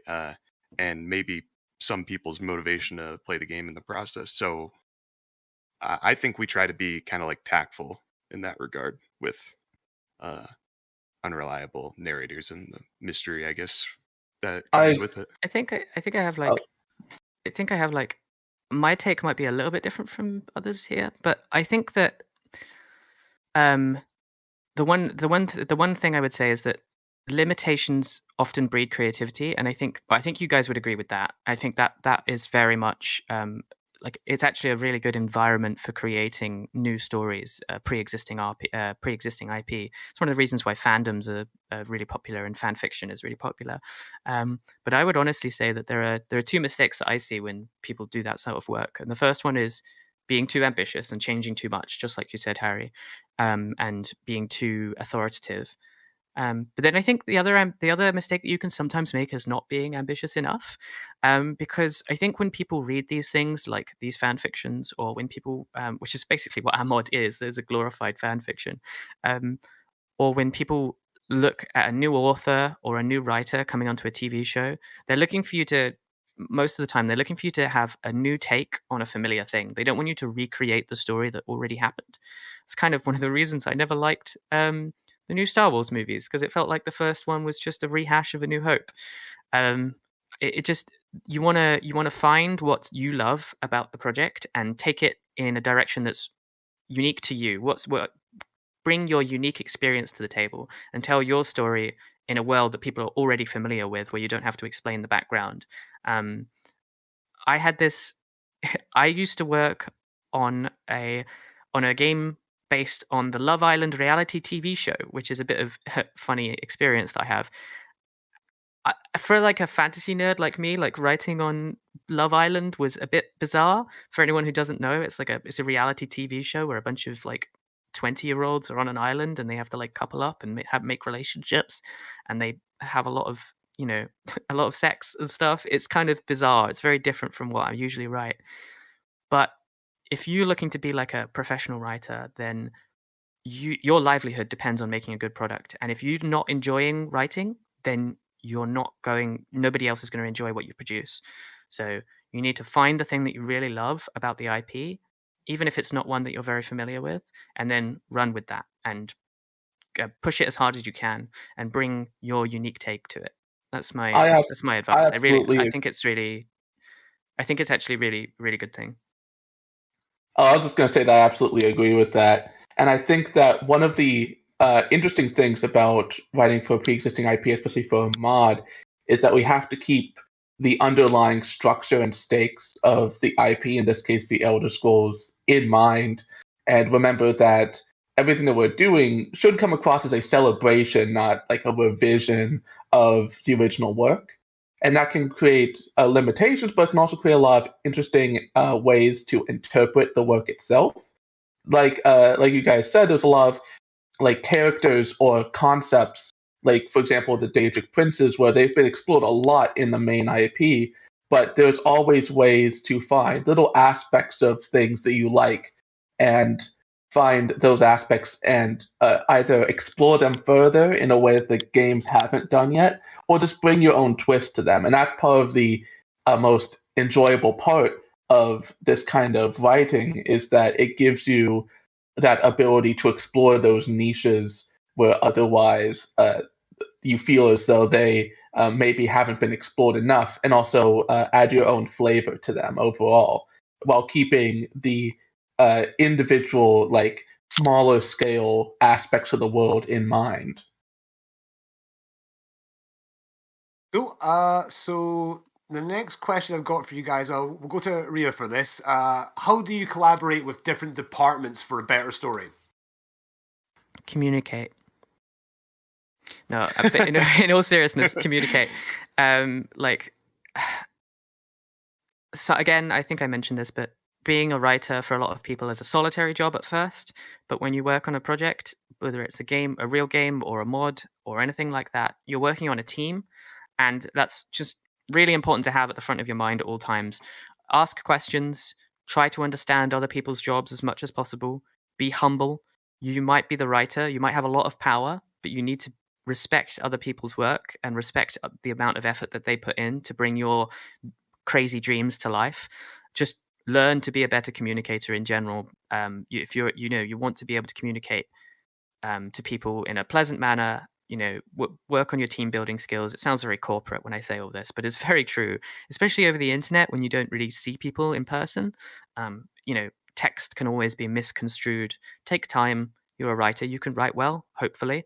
Take time to write your messages the right way. You're working in a creative team. Don't be a hermit. Just always be putting questions out, communicating. It's tempting for a writer to just go into their shed and then return 3 months later with a quest and be like, I did it. You don't really want to do that. Get ideas from other people who know what they're doing. Implementers, landscapers say, hey, I've got an idea for a quest, but I'm not sure how it's going to work. Ask other writers their perspective. Say, I don't know how to implement this part of the quest, but this is the vibe I want to go for. And then guaranteed, if you're pleasant about it, someone will help you. One of the other departments will come in and say, oh, there's a location here that I could make, or we could implement it in this way with these mechanics. Just be humble and always be asking questions. That's my advice. Yeah, I mean, it's so important to communicate amongst team members. I agree. And it's funny because as writers, including other departments is kind of a foundational skill, in that we're writing not just the dialogue for characters, but we're building the world. So you need to include all that sensory information. And in a medium like a video game, it's not just saying what's going on. You have to make sure you can present it to the player, to make sure they feel what you want them to feel. And the way to do that is through the departments of implementation, art, interiors, the world around you. And it's funny because of that very nature of writing, even the people on this panel there are multiple departments, is what I'm saying. Like I myself am an art director. Rhea does implementation so much, et cetera, et cetera. And it's kind of the fun part about video games, in my opinion, is that you get to really bring this world to life. Absolutely. And even more specifically, like not just with being in a video game project, but with being in a mod project, I think we have a unique opportunity to kind of get our hands dirty with that sort of implementation, getting into the systems a little bit more, because our teams are a little bit more free form. If you have the skills, you can kind of contribute in other ways. For instance, I mentioned I did some video editing. I've also done some of the map markers for various projects, and that's just kind of getting involved with that stuff can help you become more familiar with, the system that the box, essentially, the creation kit, which is the box that we are all working within. And it really does change your writing to have to work within the limitations that the creation kit kind of places on us, whether it's gameplay or even just the ever-present character limit. Awesome. So I think we're going to throw you over to the general masses now for the Q&A. So we've got some absolutely brilliant questions already. So I'm going to start with a two-part question. This is from Reed Still. So the first part is, what quest lines from the existing Elder Scrolls games are your favorites and or particularly influenced your writing for the mods?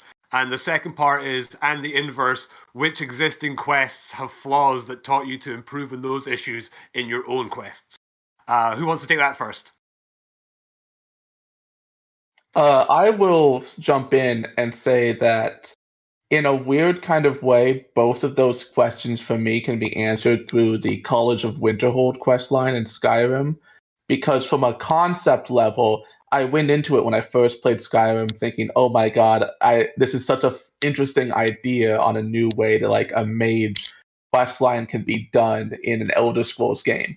Then in the end, it ended up being a little bit lackluster for my liking, but it ended up kind of teaching me a good amount of like ideas and concepts about the flaws inherent with certain type of like quest structures, and some of its failings and lackluster aspects, it definitely taught me how to write and consider what the overall feel of a questline should be, because a questline isn't just a single story.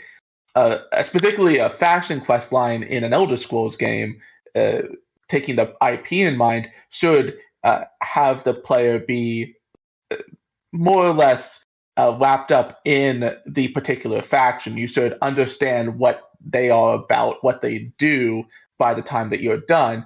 And I never really got that with the College of Winterhold. That was one of my biggest disappointments. But I feel as though there was a lot of potential there. And so it kind of taught me that when you do a quest line like that and you write a quest line that has you involved with a particular faction, you need to make sure that the player by the end kind of understands what that faction is about.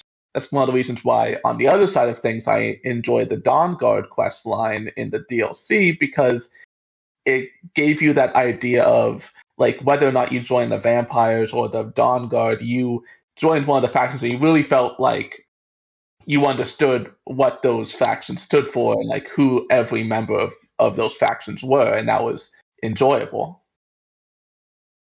It's funny that if I can jump in on that one, it's funny because that you say Dawnguard and the Winterhold questline are yours, because they're very much mine as well.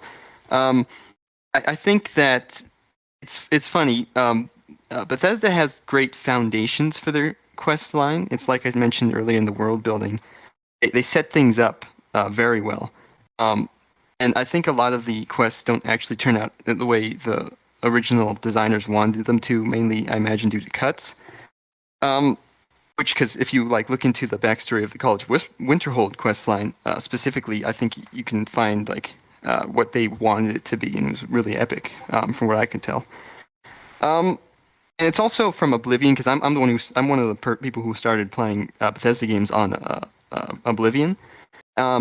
And so their mage's questline is kind of similar. They have like this great idea of magic, how it goes from this thing that's literally infinite, you can pretty much do whatever you want, and how they try to control that through regulation, and how that causes social conflict amongst its members. It's one of those things that it didn't really implement as well, though, based on that design. You mostly went around fighting enemies. You don't even really need to use magic in many senses. It's the same way in the College of Winterhold. Things like the Thieves Guild and Dawn Guard, I think, did better in the mechanic side of things. Like you mentioned, Visaden, you had more choice, more personal choice, and things of that nature. So I kind of take a mashup myself, writing like the Sinan College of Whispers quest lines. I try to take the advanced mechanics ideas from those types of things and even improve on them where possible, and just base the actual content off the awesome lore and world building that Bethesda set up. Oh yeah, and to a certain extent, it's really tragic about the College of Winterhold because I am one of those people that love it as a concept, but every time I play through it, I always am like, God, I wish that the Sarthal portion and the portion where you're just exploring this ruin with other mages, trying to find artifacts while working together and stuff like that. I wish that had been more of it and not just what it turned into. But you have to accept it for what it is. But you can also take what you love about it and kind of try to use it to inspire your own work, and that I think is really what modding is to a large extent. Can I jump in and offer a non-Elder Scrolls alternative to? Please do. I want to say quest lines that really taught me a lot of things. The main quest in The Witcher 3 and Blood and Wine, the DLC, they're a little bit more high budget than what we normally do in Skyrim, but telling a complete story, and not too long in the case of like the DLC, with a great mystery, great characters, all of that, and a good structure all the way through with a rising tension, and then the aftermath and the great scene at the end where I don't want to say any spoilers, but the great scene at the end really ties it all together in a really neat bow. I learned a lot from those games. It's kind of a cliche to talk about CDPR games, I think. Similarly, I think I might get crucified for this, but I think Cyberpunk had some really great quest lines in it. Also had some bad writing in it, and I think that there's a really good learning experience there of what worked and didn't work. I think some of the character storylines are actually really, really, really good. Really great at like establishing interesting characters, which is not really done so much in Elder Scrolls. But if you're writing a character-focused game, Judy's questline in Cyberpunk, I think, was pretty good. Although there was a bit of stochastic drama, which was kind of a bit out of place sometimes. But I really liked it in general. Those games are big inspirations for me. For me, I would. Oh, sorry. I know we spent like a lot of kind of time on this question, but it's because it's really good. I think, like what Ria said, I think just playing games in general, and like the more modern games, to see like what is working and what is not is super informative, and can really help you. I had to look up what quest it was specifically from Skyrim that helped me, but I basically had an idea for like an undercover quest where the player had to like stay undercover, but they also had a chance of being found out. So my mind immediately went to Kill an Empire, which is the one where you have to impersonate the gourmet, and in that quest you can't be found out as the imposter like early on. It happens more so just you're funneled into that outcome rather than you being allowed to go through it completely undetected. So I basically I took that concept and I thought about it, and I thought, okay, where can I introduce a way to make it so the player can be found out and whatnot? And I think that is not necessarily an improvement, just a just a different experience for the player in general that I think will hopefully work. That you mentioned To Kill an Empire. There's actually a quest in Skyrim where you can go undercover, but you're also able to be found out, and that is doing the Diplomatic Immunity quest. Oh, right. Where, Yeah. if you're an Elder, you can slip into some nearby Thalmor ropes, and if you keep your distance with a Thalmor, they won't aggro on you. which is a good well, it's a good idea, but it wasn't well executed because you did not really know about that. Right, it wasn't the focus exactly. Yeah. Yeah, exactly. And Interesting. you, It's just a different way of approaching it. Yeah. yeah, you're not really told that you can actually do this. So a lot of people found out by accident, perhaps, that oh yeah, they're playing a Dragonborn mage, and then suddenly, they don't aggro at me. What's happening now? Is this a bug? Is this a feature? Yeah, it's very interesting because there are so many small little details like that in Bethesda games. With Skyrim, I feel like it has a lot of those where you wish that they had maybe done a little bit more with them or kind of pointed you in that direction. But they're just one-off little tidbits like that in the game that you have to take in and enjoy. But at the same time, I like to think of those as like invitations to kind of to allow your creativity to think, how could this work in other stories and things like that? Because really, those kind of moments are fun when they happen, but so brief that you have to make the best of them. Yeah, we actually got such a great amount of mileage from that question, and it's a great question, so thank you, Reed Stilt, for that. We'll fire out a question we got from Pointless Discussion, so this is for everyone, and just try and give us maybe like a concise and quick explanation of why. But the question is, which part of the Elder Scrolls lore is the most interesting to each of you? We'll start with you, Arcane. Oh boy, if I had to say, it would probably be the Khajiit and their connection to the moons. I really have a big attraction to that kind of mystical, but not very well explained, or almost it seems kind of coincidental sort of systems, because there's a lot of mileage there for, building myth around it that might not necessarily be true, but that's kind of how you build these layered universes.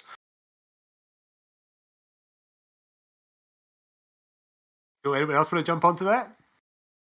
Yeah, I can. What I would say is, I did bring it up in the art panel during a similar question, I think, but the Dwemer, I think, were one of my favorite cultures. And the reason for that being is that the world is designed in a way that it makes the craziest, most outlandish ideas feel grounded in many sense. Because when you're walking around the world, you're just going through the cities, you're talking to the people, and they have like everyday life problems.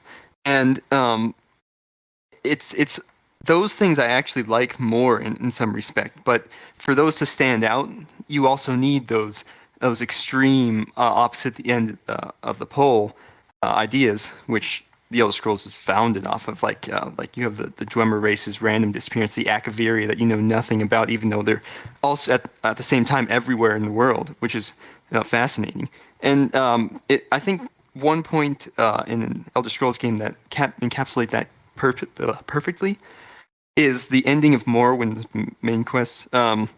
If you don't know what happened, but basically you get to the end and it's like this myth that turns out to be like, is this really true or is it not? So it kind of plays on like, in our real world, what if mythology was actually true in the underlying nature of the world? It's really fascinating to me. And to jump on to that question as well, one of the cultures that I find very fascinating, and one of the stories, therefore, that I find very interesting in the Elder Scrolls are those of the Reachmen in Skyrim, because they have a very fascinating culture in that they have a mixture of Aedra and Daedra that they worship, and their culture is so inherently linked to Hercene, but also to some of the Daedric princes, and yet we see that they are able to achieve these acts of magic, like with the Briarhearts, that shouldn't really be possible, and yet they are. And there's this sense that they have this completely different way of just viewing the world of Tamriel than what most of the other citizens that we talk to are. And we never really get a chance in Skyrim.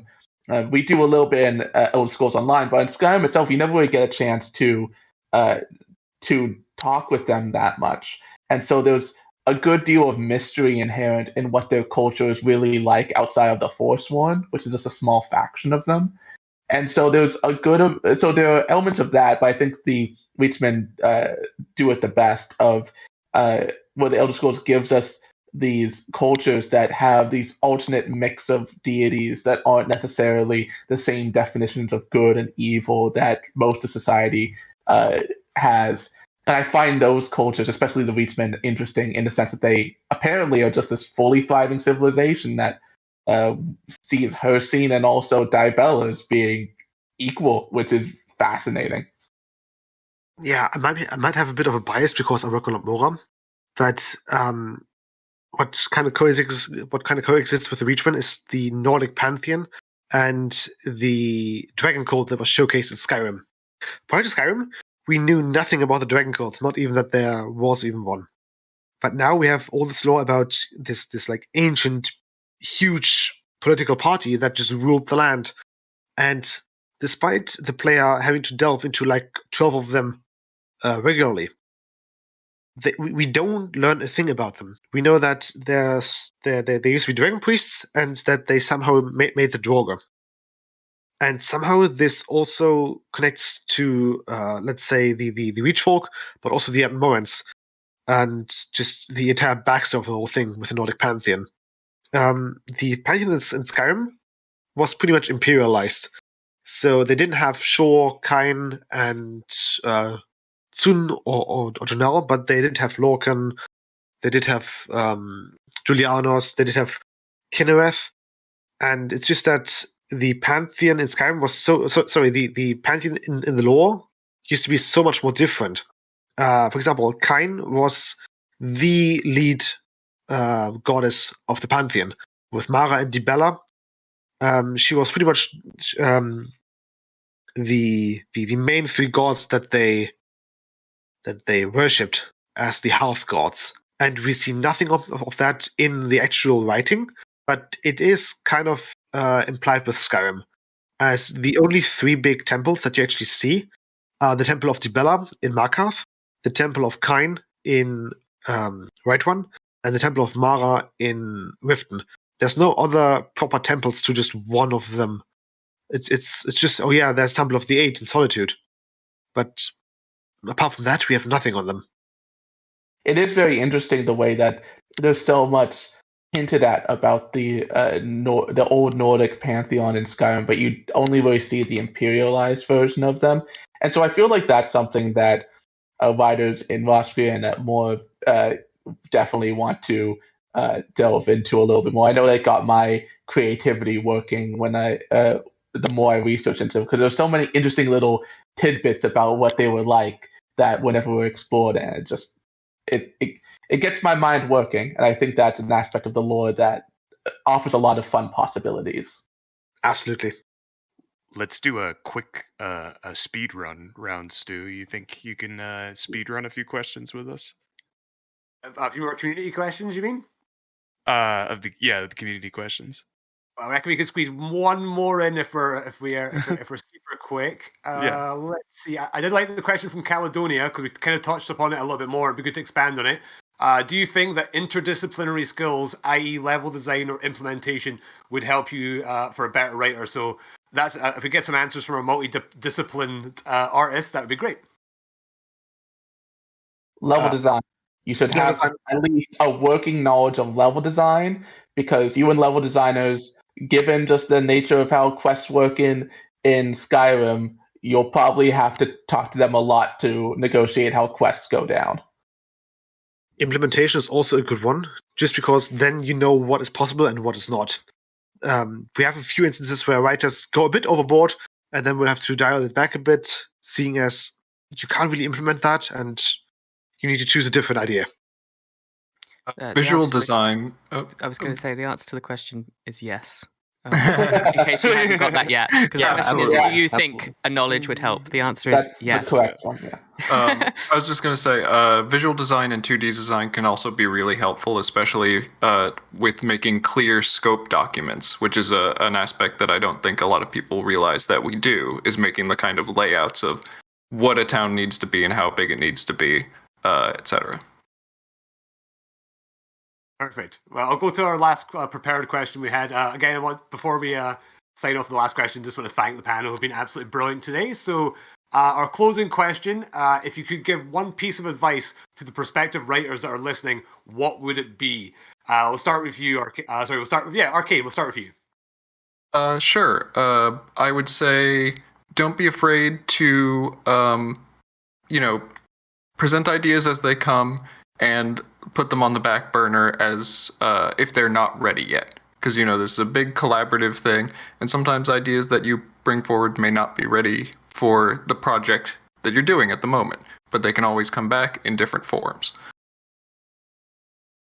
I would say take care of your health, because one of the biggest points of writing is to represent living.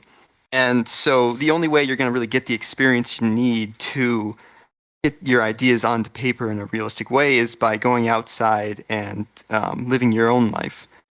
So like Rhea pointed out before, you don't really want to be a hermit and you got to communicate. So definitely go meet the people of your community and make sure you take care of your health, exercise, things like that.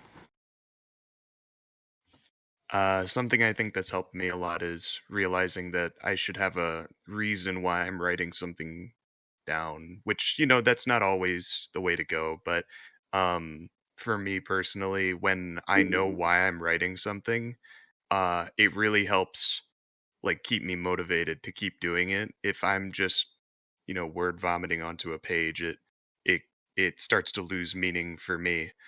So if you're including a line of dialogue or writing anything, have a purpose for it and always ask yourself why, that kind of a thing. Great. I would say have fun.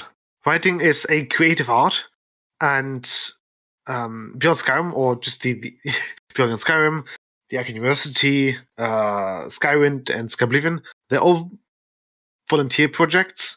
So just have fun. We're all just people trying to do our best here, and might as well have a good time while doing so. This is going to sound like a cliche, but it's true. Practice, practice, practice, practice.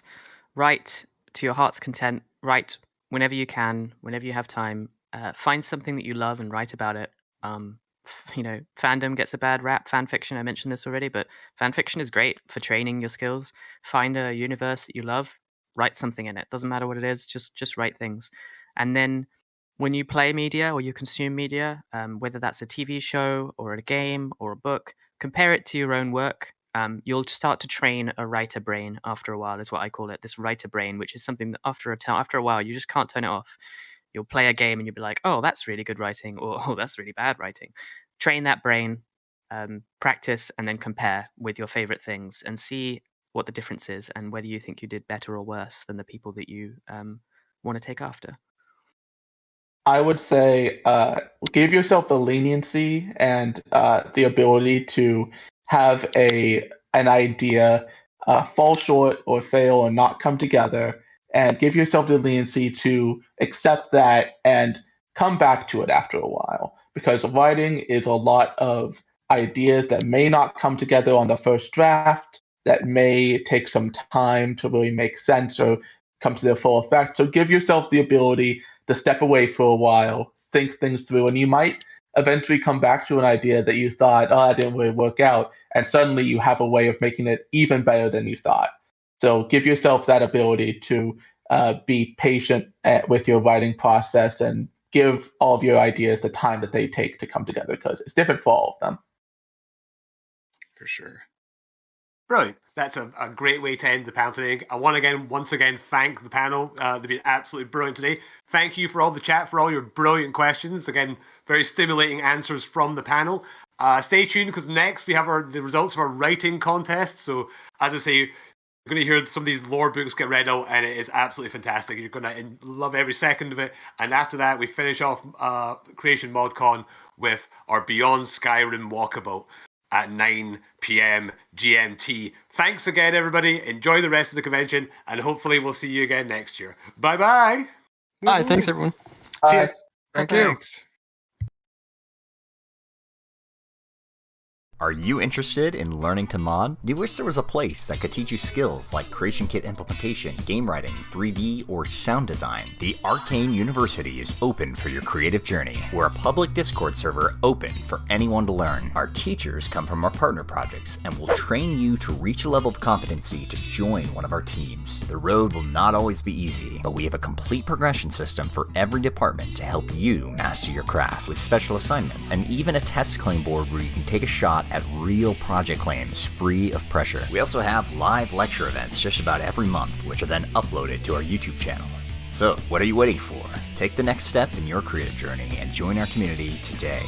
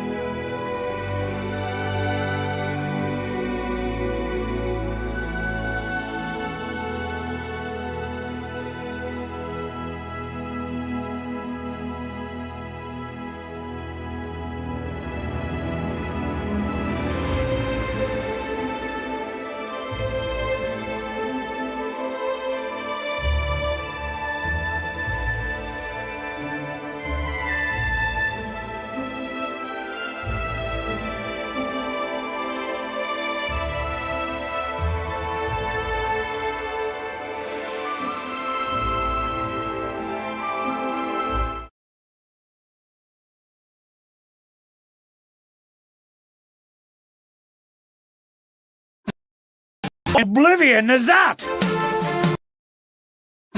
What in Oblivion is that?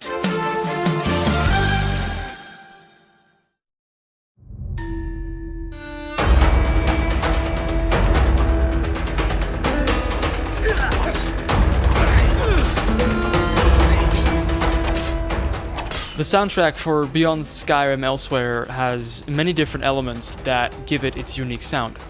We use instruments originating from all over the world combined with a palette of electronics to give this project a special auditive touch.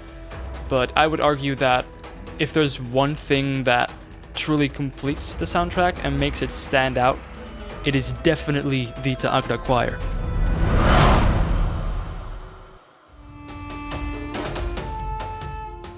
The idea for this choir originated about 2 years ago when we were working on the first set of tracks for the soundtrack. We wanted to include a male choir performing war cries and other aggressive shouting sounds to further intensify the music, but at the same time I really wanted to keep this sounding native to Elsewhere. You could, grab a bunch of Nordic sounding choirs like Skyrim had, but that just wouldn't fit Elsewhere and it wouldn't fit the whole Khajiit theme. So to keep it native to Elsewhere, we jumped to one of our partnered projects, the Ta'agda project, and we started working together with them and coming up with ideas on how we could utilize Ta'agda lyrics in our soundtrack. Not much later, we had finished a very small set of basic lyrics for one of the pieces we were working on at the time, and I gathered two of my friends, we planned a recording session, and that day we set something in motion that 2 years later still holds up still grows and sounds so much better than we ever could have imagined.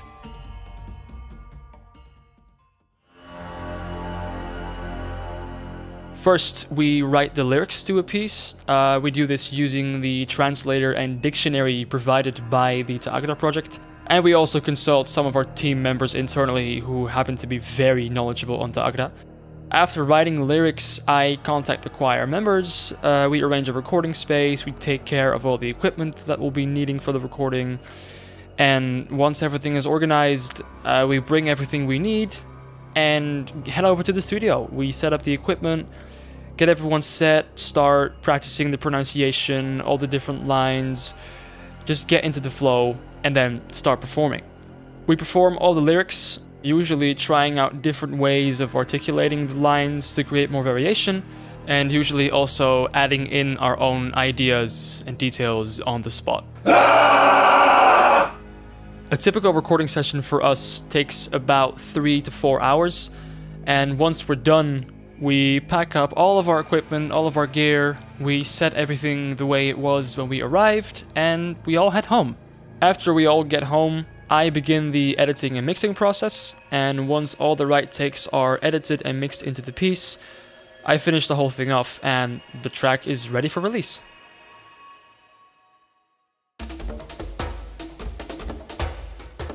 The recording sessions are always very fun to do, but also a little painful.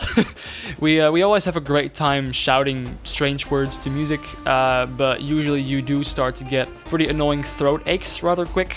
There are techniques to performing shouting and screaming like sounds within singing, but to be fair, most of us aren't singers, so there's not really a technique for us to performing these lyrics, so we just scream. It does give the right sound, but it's not super healthy for our voices, so we only host about 2 of these sessions per year to prevent long-term damage to our voices. Besides that, the recording sessions are great fun, the atmosphere is always great, we're always having a good time, and generally there's always a bit of goofing around going on in between the recording. Good God! Wie was dat? Dat was Bas! Wie was dat? Ik was niet Bas! And hearing the results after you've finished recording is always fantastic. Typically, we don't get a lot of opportunities to scream along to music at full blast without bothering people, so these sessions are always very enjoyable, and it's always a very relaxed and friendly atmosphere.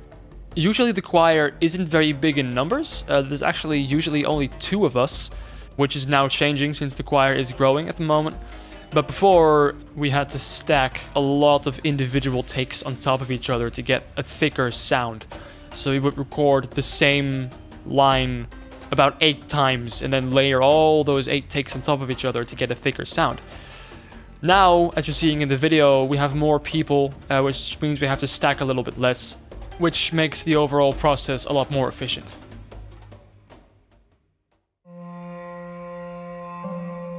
There's a few steps to the editing process.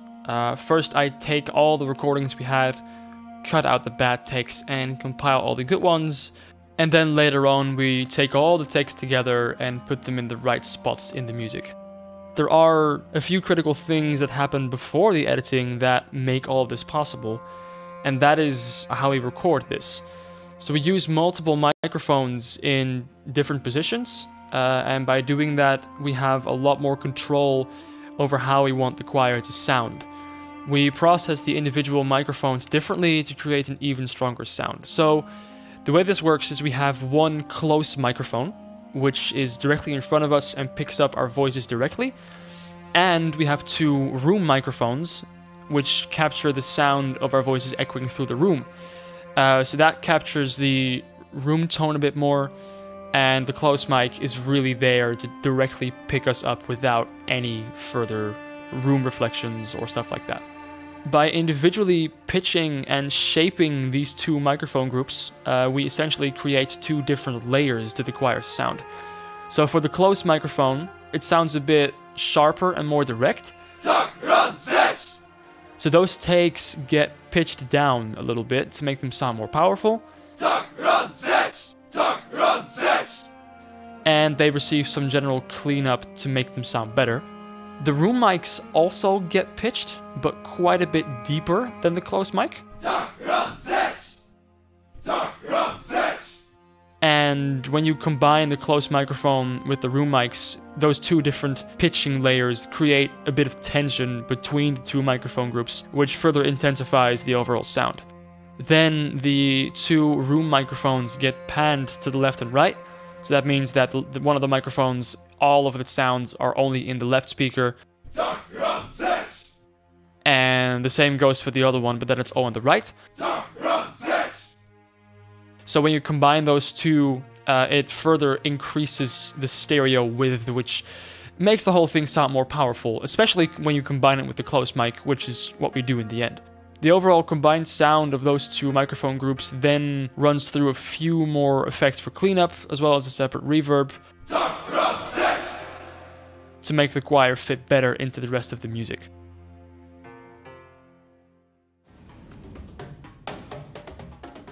The choir works well with the rest of the music since, well, obviously it's in Agra, which fits the lore and the whole Khajiit theme, but it also works nicely because of the performance and the editing. We always try to perform the choir's lyrics with maximum energy to make sure it sounds as intense as we need it to be. This obviously varies a little bit per track, but overall we push ourselves pretty far to get the sound we're looking for. But the most important reason why the choir works so well is that alongside performance, one of the strongest aspects about the choir is the amount of control we have over it. Pretty much every single modding project out there relies on, sound libraries and virtual instruments for their soundtracks, since there's no budget to record live music with. For Beyond Skyrim elsewhere, we use these virtual instruments as well, but despite how good they can sound and how well we are able to do our jobs with them, they do still limit us, because at the end of the day, when you're using sound libraries and virtual instruments, you are depending on something created by someone else. Our choir is an entirely different story. We can write and record whatever we want in any way we want. We have complete control over every step of the way, which allows us to shape the choir's sound to the finest detail however we want. It's also quite difficult to get virtual instruments to sound natural as if played by a real person, so our choir is a great way of adding a powerful and naturally behaving layer to our music. Altogether, this choir started off as a small idea, a cool concept that we wanted to try out. Initially, I had my doubts on how this would work and on how it would come out, but after 2 years of creating and developing our choir's sound, I can confidently say that we've got something pretty cool going here. Currently, the choir is being expanded in numbers, and we're also diving into using more advanced equipment and recording techniques to further increase the choir's versatility. We're always looking to improve our sound and create the best fitting music we can, and improving our choir and the methods in which we record and edit the choir is definitely a part of that. Speaking of improvement, our project is always looking for more skilled and dedicated team members to bring this incredible province to life. Currently, we are particularly interested in writing, concept art, and 3D modeling, specifically 3D modeling on creatures, flora, armor, and clothing. If you have skills in any of these departments, we invite you to apply to join our project and help us in making Elsewhere become reality. Thank you very much for watching.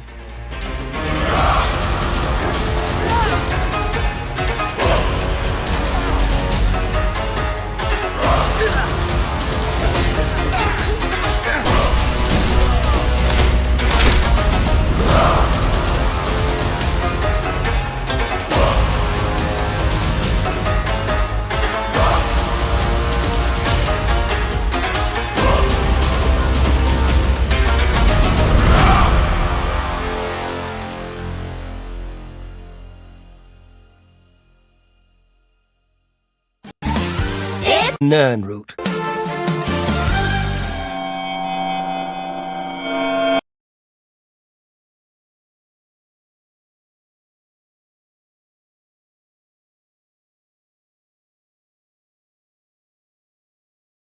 Hello to all the viewers out there. Welcome back to Creation ModCon. Whether you stuck with us this far or you're just now tuning into the stream, thanks for coming. You have made it to this year's fan writing contest, and I am Harry DeLuca, your contest host.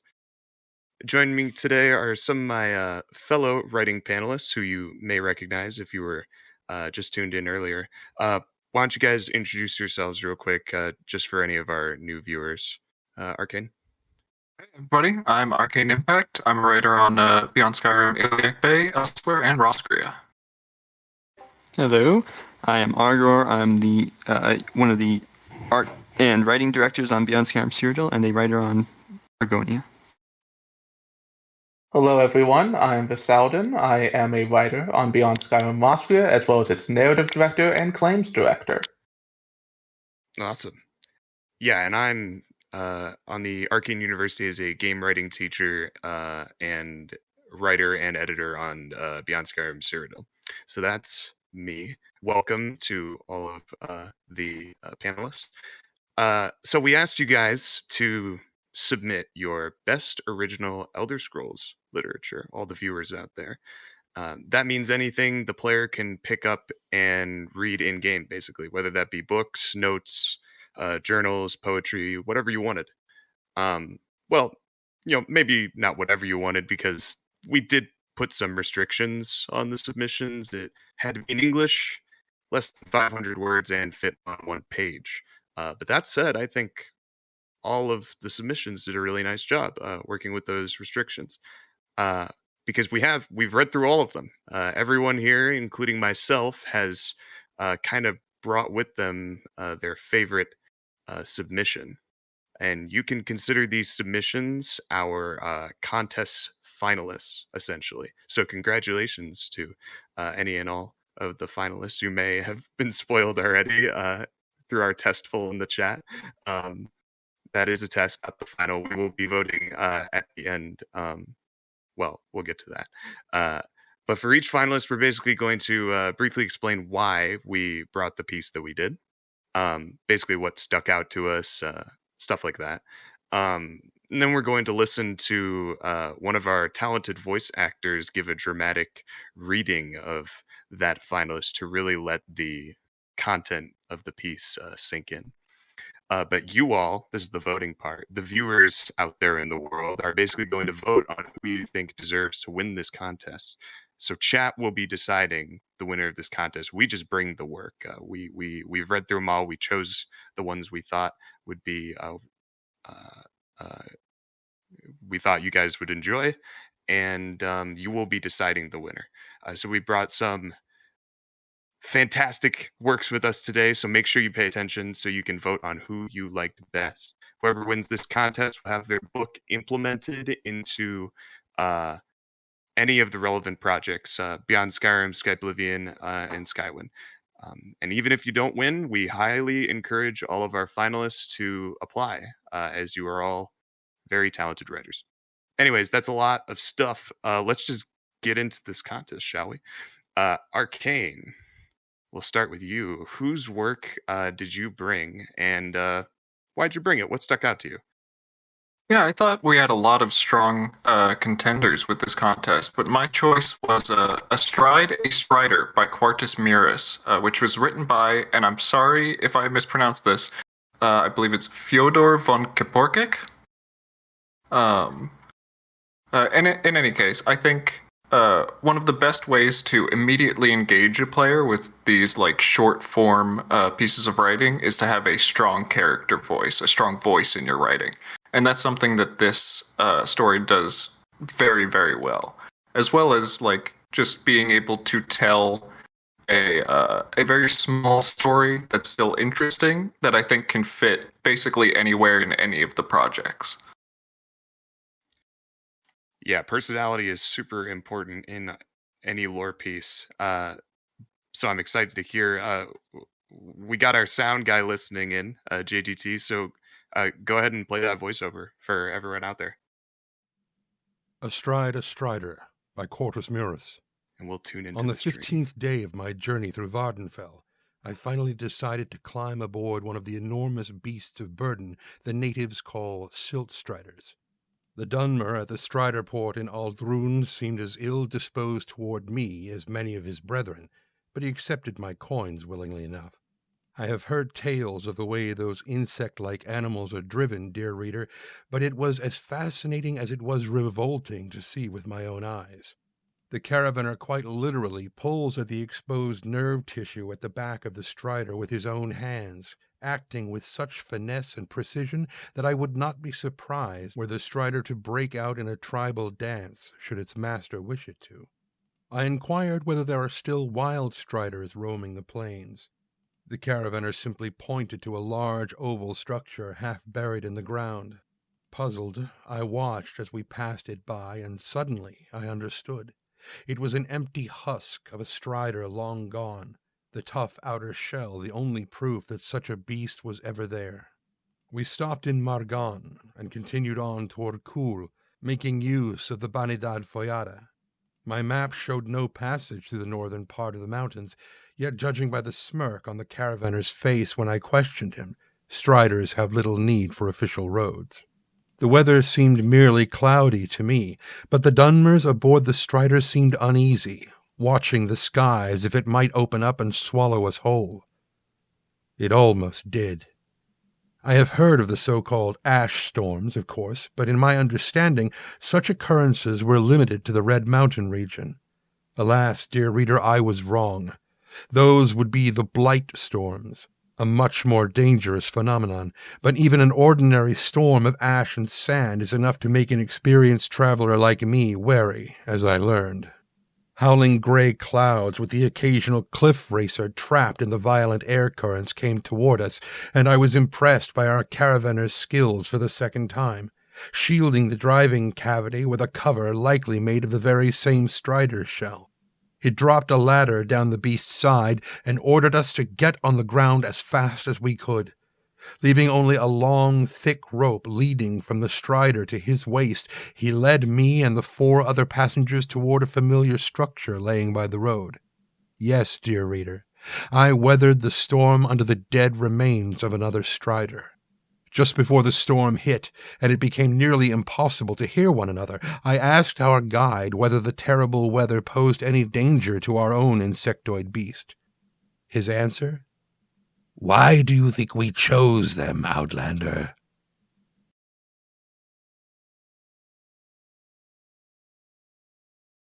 That was awesome. I really like the caravaner in that piece. I feel like it's very like he has a very heavy personality, even though he doesn't talk much. Mm-hmm. It really brings some extra character to, these things, these people that we saw in Morrowind, but didn't really get to see how they work. Yeah, and the Silt Strider stuff is awesome. I love how it's, describing how they work, essentially, and what happens to them after they die and stuff like that. It's super interesting. Really cool perspective.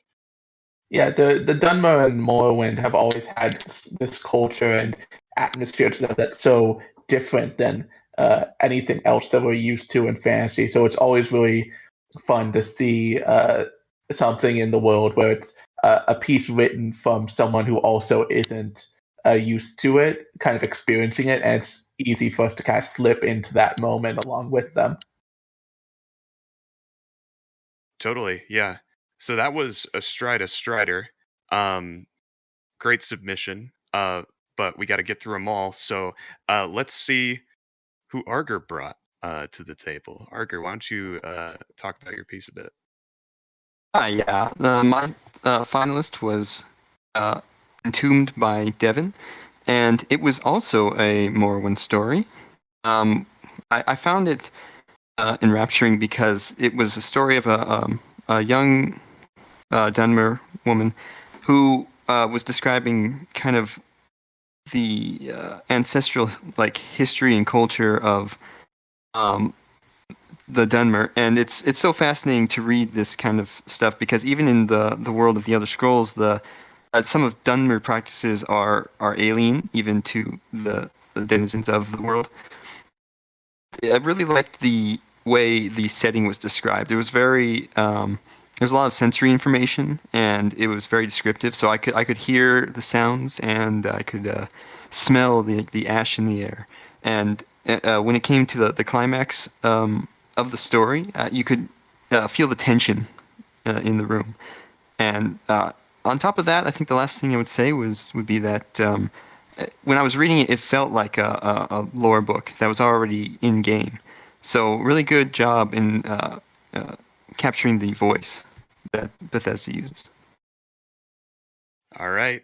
Well, let's see how it pans out. JGT, you can go ahead and run the clip for us. Entombed. At the base of the Red Mountain, the ancestors lay entombed. Her mother made the trip every day, carrying a box of offerings up from the farmstead to the stone arch entrance embedded into the rocky slope. "Join me," she'd sometimes ask. "Your father misses you. Don't you want to see him?" The girl always refused. "I don't remember, father." Which was a lie. She remembered his smile, his soothing bedtime prayers, the sweetened salt rice pudding he'd make for her name day. She remembered the Kaguti attack, the disease left in his leg, slowly eating him away. She remembered wheezing breath emanating from the locked bedroom, and silence when it stopped. She remembered the cremation, the procession up to the tomb, the darkness within, shifting shadows, overwhelming whispers, moving toward her, and her screams as she fled back into the sunlight. "Another day," she'd assure her mother. Always another day. Then there were no other days. They were working the fields when they felt the impact. A flash of light from the south and a boom so loud it left their ears soundlessly ringing. Then everything started shaking. They ran inside. Supplies were frantically packed, shelves and crates ransacked in the process. Her mother slung the sack over the girl's shoulder, pushed her toward the door, and shouted, "Run to the tomb. I'll pack the rest and meet you there. Don't look back." The girl ran up the rocky slope, storm clouds and fire belching out above her. She reached the tomb door, slammed it shut behind her, and cowered in the darkness, whispering shadows on one side and muted destruction on the other. Hours passed. Then voices outside the door. The gruff voices of strangers, panicked and desperate. The girl hid, and they barged in. Their skin was blistered, their fingertips charred, their eyes wild. They tore open her supplies and scooped up the ancestral offerings, and when she protested, they grabbed her, threatening her with scorched blades. Behind them, the whispers loudened. Shadows stretched out from the walls. Sunken eyes, bony fingers, cloaked in darkness. When the strangers turned, it was too late. The girl curled up, waited, and then it was over. "Don't worry," her father murmured. "You're safe now." A week later, once the quakes had subsided and the rock around the door had cooled, the girl ventured out. The burning winds howled against her hood and face mask, but she pushed on, reaching the ruins of the farmstead. A few urns had survived intact, and she packed the supplies within, but that wasn't why she was there. After her mother's cremation, she scattered the ashes in the pit beside her father's. Shadows embraced, reunited. Then they guided her hands, murmured the incantations in her ears, stitching flesh and weaving words. The 4 blistered corpses were gone from the entrance of the tomb. The rituals were complete, and 4 bone walkers now stood, guarding the family and their echoed halls for the dark days that lay ahead.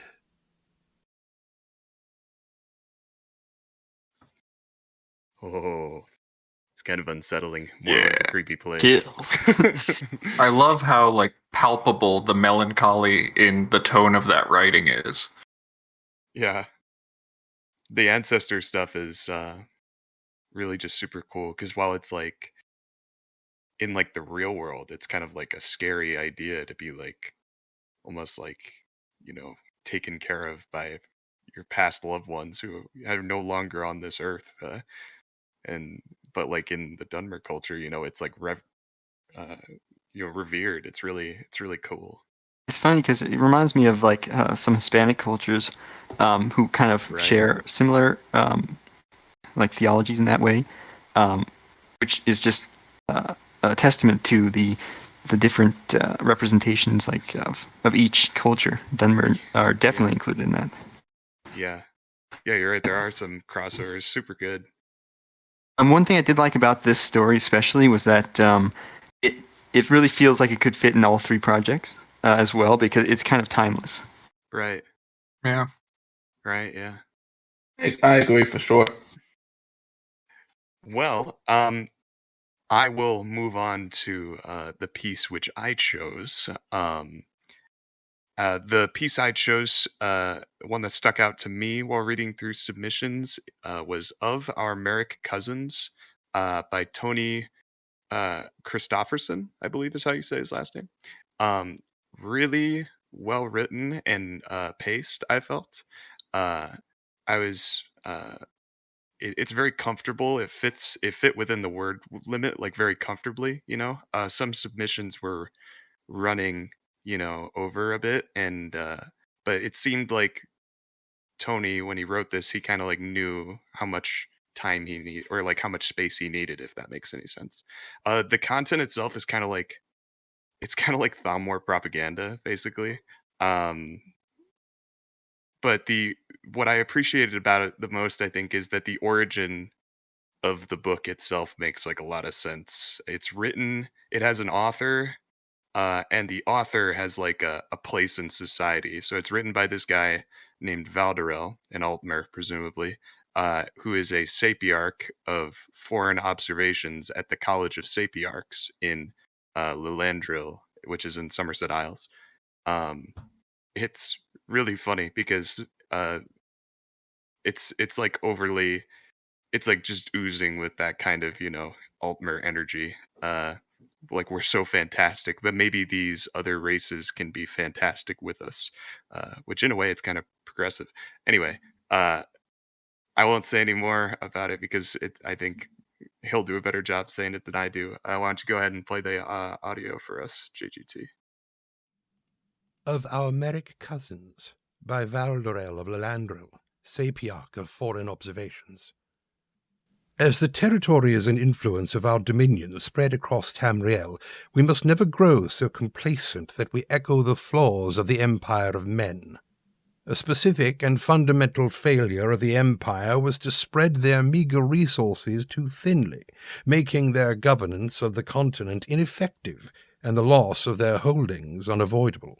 While the birthright of the Altmer as saviors of Mer and the rightful rulers of all Tamriel is clear, we must recognize that our numbers are not infinite. We must look to our Merrick cousins not solely as a source of labor and conscripts, but as attendants and viceroys who will impose our edicts abroad.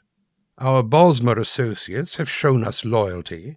Being of kindred lineage, they shall reap the bounty of their oaths and share in the spoils of our conquest. But there exist others of Aldmer descent, distant relatives long exiled who may yet be valuable to us if they prove willing and reliable. I speak of the Dunmer of Morrowind and the Orsimer of Orsinium. While these outcast Mer have committed blasphemies against our heritage in the distant past, it is clear that the gods have wrought continual hardship and suffering upon them as punishment for their transgressions. Forged by torment, they may yet return as prodigal children and be of benefit to the Dominion. Of the Dunmer, their pride has been humbled by the fury of Red Mountain. Many possess skills and knowledge tempered by Morrowind's hardships that are of particular usefulness. Specifically, the mages of House Telvanni are of reasonable disposition, open to diplomacy when it is of mutual benefit, second only to we Altmer in the ways of magic, and skilled in managing the thraldom of men.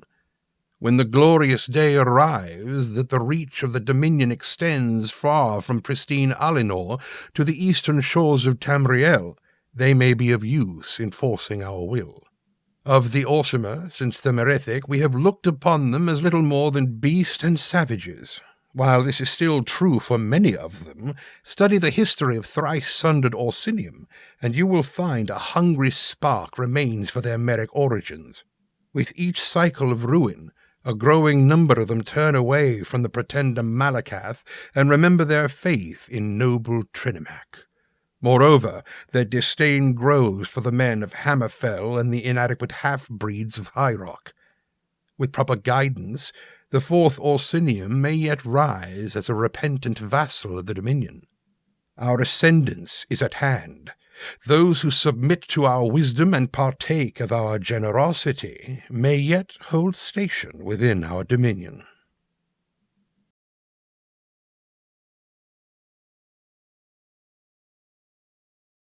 Yeah, that one has. Gotta love the accent. That accent really made it. Yeah. It's great. I love that. Oh, sorry. I think that came from the.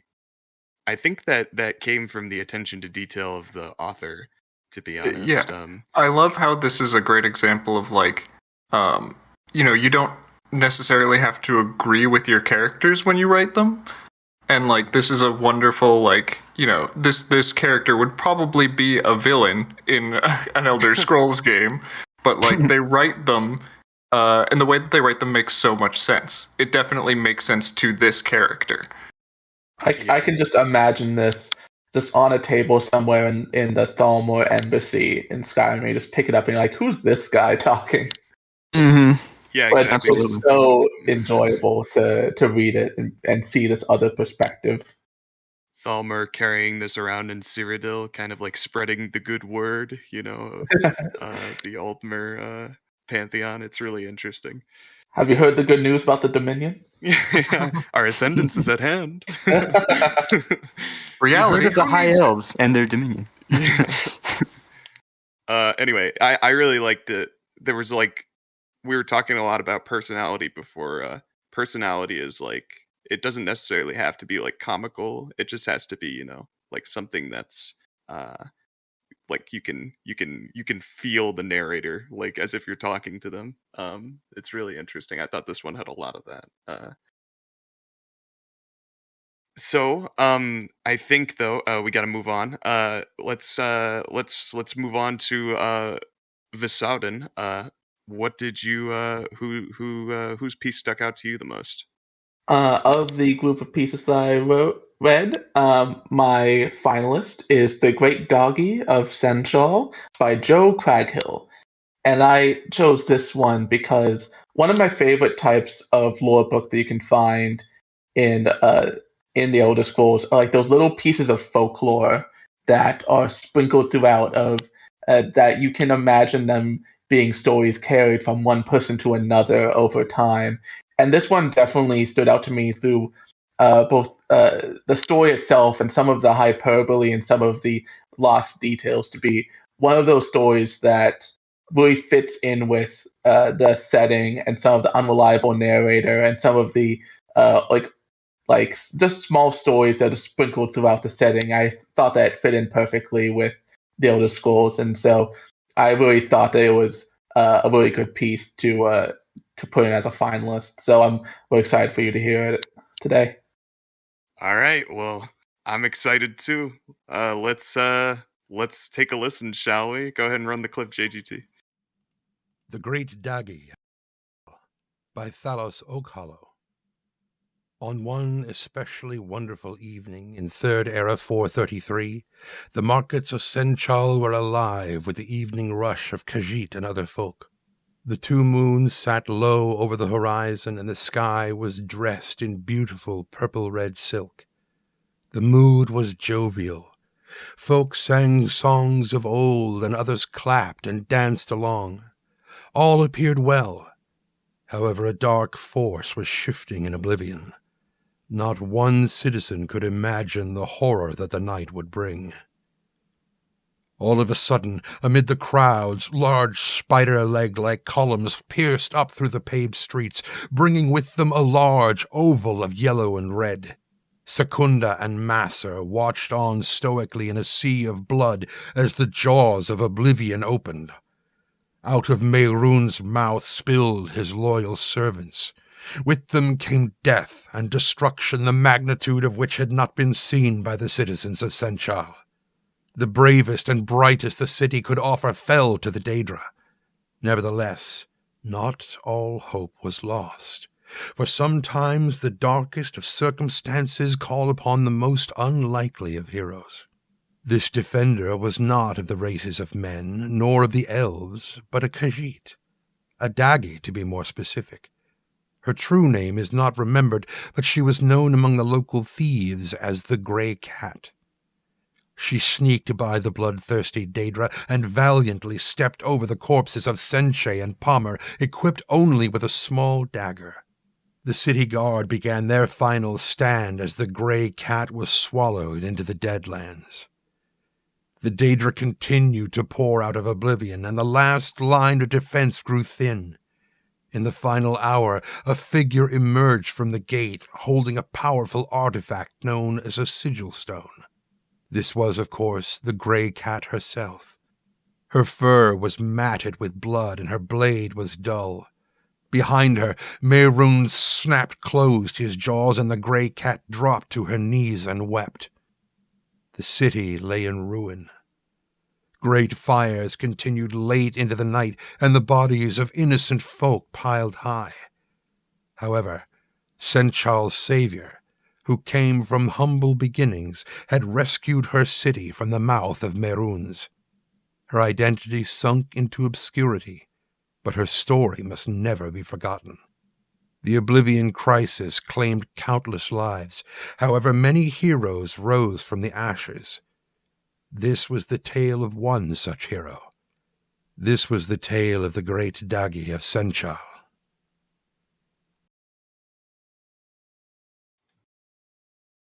I just love that last image of this unassuming, just little Khajiit with a single dagger, just completely useless by the end, saving the town. Just such a fun little story from the Oblivion crisis. Yeah, it's I like it so much because as someone who's played Oblivion, I never even considered like all of the havoc, that was happening all throughout Cyrodiil that you might not have even seen, and like how you're the hero of Cyrodiil, but like surely there has to be someone else, who's like who's doing what you're doing, maybe on a smaller scale. It's a really cool premise, and it makes you feel like stuff is happening even while you're, playing. Yeah, it taps into the scale of the Oblivion crisis and how many heroes there must have been during that time. Even those whose names are forgotten, they're still remembered in other ways. So I love that aspect of that story. So what you're saying is after Skyblivion releases, there'll be a Beyond Skyblivion to see all the other Oh god. Okay, let's But yeah, it was fantastic. I like seeing those little bits of culture. We also need a lot more Elsewhere books. We don't get a lot of that. Mm-hmm. I Yeah, could also, definitely, I could see this placed in a lot of places. Stories are meant to be shared, that kind of stuff. Oh yeah, one of the things I like about this story particularly is that it still, even if it's not necessarily true to history, it has the same structure of like the stories that you would tell to kids of like, this little underdog just going and saving the town against all odds. Oh yeah, I can totally see some barkeep somewhere in Cyrodiil or even in High Rock telling the story of, I heard from a trader that there was this one Khajiit that saved the town. They were the humble thief, but they were able to close an Oblivion gate, and just telling it to the little kids gathered around the fire. Mm-hmm. Definitely a really, awe-inspiring. Like if you're a little kid and you hear it, it's like, whoa, the Grey Cat, Oh yeah. I could do that. That could be me. Yeah, exactly. Those were Who needs that's a an history awesome of Dag? story. Yeah, right. All of these pieces have been awesome to hear. Thanks to Trendane, the voice actor who made those fabulous renditions. But now that we've heard them all, how you guys feeling about your pick compared to others about the piece you brought. It's a tough choice. Yeah, I was about to say that. I think They're all so, really too, good. yeah. They're all super, super well done. But we are going to be posting the poll in the chat here in a few seconds. So take the time to think about all of the different pieces we've heard. We had Astrida Strider, Entombed, and Of Our Merrick Cousins, and The Great Dagi of Senshal. So all of them have something I think unique about them and something going for them. So take it all into account. Which maybe you like the way Trendane said a certain word in one of them. We'll find out. Consider your decision carefully. We would love to have any one of these floating around the mod. And like I said before, anyone who wrote, regardless of the poll, our finalists should definitely consider applying to the Beyond Skyrim project, because we'd love to have you. And there were some other stories that didn't make the finalists that during this brief period while you all are considering your votes, Right. we'd like to go over several honorable mentions, because there were a lot of very good stories and they couldn't all be finalists, but we'd each like to go over one that just stuck out to us briefly and just kind of discuss why. I suppose I'll go first. Yeah, which one stuck out to you, Fasan? I really enjoyed the Hamfist Clan Death Book by Pete Richardson.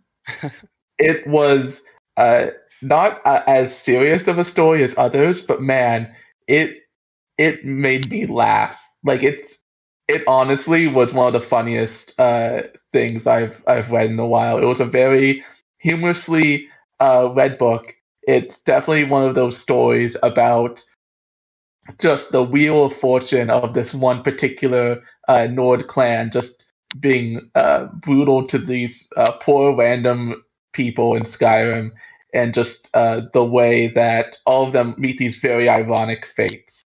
It's very enjoyable. And so I think that along with a little folklores, I do enjoy it when the lore books in Skyrim and Elder Scrolls are able to give a little bit of humor in how they present themselves. So that one definitely stuck out to me. Yeah, for my honorable mentions, the humor thing was a little bit more on my end, I think. There was, I think the second best one was kind of unassuming in that it was kind of a riff on a Kiss Sweet Mother, that book in Skyrim. But it was written as, what was it? It was written by a legionnaire who was trying to capture people who were trying to join the Dark Brotherhood. So it was kind of like a incorrect retelling of it, and it was written pretty well. It was in the time limit. The word limit. It was pretty funny. And then there's also had a second, which it's not. I don't know. I had a second one, but it was a Nazim book. It was actually surprisingly well written, like from Nazim's perspective. But you know, I didn't see that one. That's really funny. Mine personally was called The Attestation of a Thalmor Dissident by Nuclear Spartan. It's funny because the ones that I saw were both Thalmor related. This one was, though, it was more like the one I chose in the end was more like Thalmor propaganda. This one is more of I guess it's like anti-Thalmor propaganda. It's about this Altmer who doesn't agree with the actions that they've taken against people. They think they're too brutal and stuff like that. It was very well written. I felt like it kind of rushed to the end though, like they noticed they were reaching the word limit in the final paragraph. But it was still really, really, really good. Don, you got all of the fun Thalmor stuff. Yeah, I guess. Yeah, and that's another thing. Some of the stories I definitely felt like there were some that had a lot of potential to them and were just as good as the one I put as a finalist, but they just needed that one little extra pass of editing. So anyone that submitted stories for this, please, please, please apply for Arcane University or Beyond Skyrim. We'd love to have more writers with that much talent. We'd love to have you. Yeah, there were some really strong submissions, and a lot of people kind of thinking outside of the box and working within the format, which was fun to see. My honorable mention is to a report on a meeting with a Daedroth by Scott Sutherland, which was that same kind of thinking outside of the box. It was a book that started a quest, which I felt was a harder sell as something that we would actually like put into all of our projects, just because, you know, we're not planning on that particular quest being a part of it. But the actual text itself was absolutely dripping with detail and tone, and it was all this stuff about Apocrypha and meeting up with different Daedra. It was absolutely fantastic. Oh yeah, you love stories and lore books to kind of give you little insights into a larger thing that you can connect them to. Yeah. Totally. Some types of lore books are just a bit more harder of sells than others, you know. I like the ones that are kind of like esoteric and just make you think, especially in the world of the Elder Scrolls. It goes into, it allows you to explore all the different topics and stuff that you can't normally do in the game itself because of, trying to make it a video game still has to be a video game at the end of the day. So the lore books help really flesh out the world, absolutely. And a lot of these did really follow that. Yeah, and some of these, the restrictions we placed, this is almost like maybe like a single kind of, because of the length restriction, maybe some ideas aren't able to be, as fleshed out as some others. So this is just like a, we wanted to see what people could do, in a given page frame. And like I said before, I think everyone did a really nice job.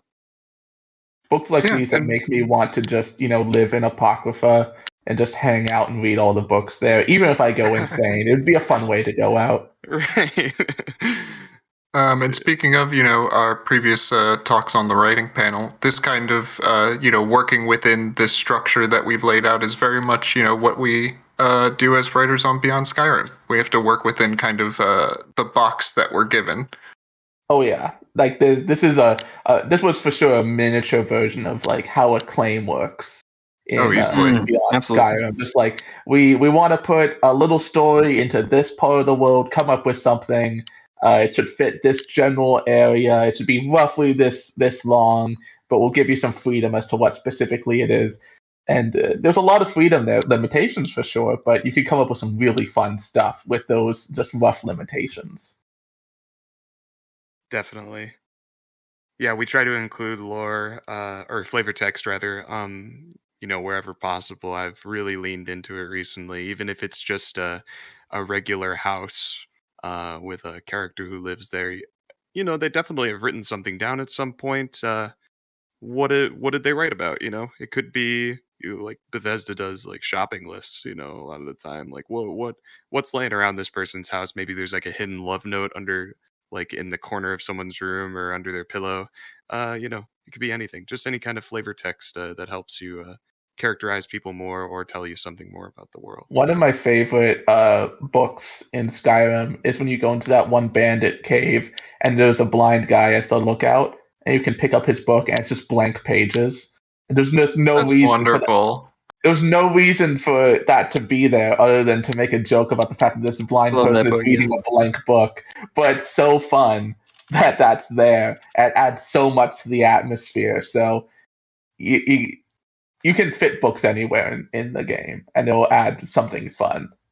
Oh yeah, and books are a great way to flesh out not just the world, but the characters that you're writing, like what books they have around them, what books they're reading. If a character has written a book, that says a lot about them. Totally. Yeah. So I think enough time has passed. People have probably gotten their chance to vote on the poll. Let's take a look. It looks like a Strider is the winner of this one. Hey. So Hey. congratulations to that. Congratulations. Yeah, congratulations. Which was the writer for that again? That was Fyodor von Kaporkek. Congratulations to you. Well done. I think that's a very apt one to get in game. Yeah, I think it easily slips into any of the projects. Oh, It's a very strong piece. Really good work all around. Oh yeah, they were all fantastic. I can imagine someone having that on their desk, like this account of the far-off land of Morrowind. Very, very fun, just book to have somewhere. You are truly the most elder of scrolls. Thank you to all of our contest participants. Truly, as Vasadin said, we got a lot of really good submissions, and Arcane University is a great place to learn more if you're interested in pursuing stuff like this, or you can Don't forget just to apply straight to one of the projects, Beyond Skyrim specifically, because we're the only ones that really handle writing side of it. I don't think Skywind and Skyblivion are looking for that stuff as much. There's a lot of writing to do. Yes, there's lots to do. But that's about all we have for this time slot. We got the Beyond Skyrim Walkabout starting in roughly 19 minutes. So be sure to stay tuned for that coming up next. Thanks to everyone for coming. This is your host, Harry DeLuca, signing off. Say goodbye. Thanks, Harry. Thanks, chat. Thanks to everyone. Thanks, contestants. Thanks, everyone. Thanks, everyone.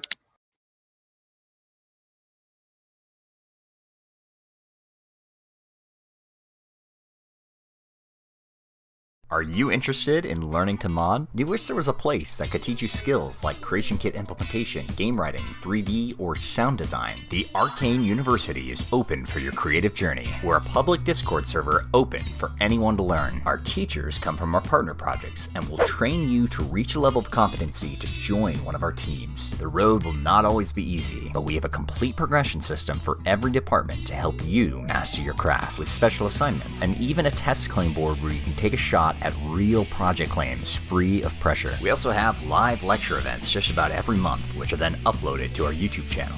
So, what are you waiting for? Take the next step in your creative journey and join our community today.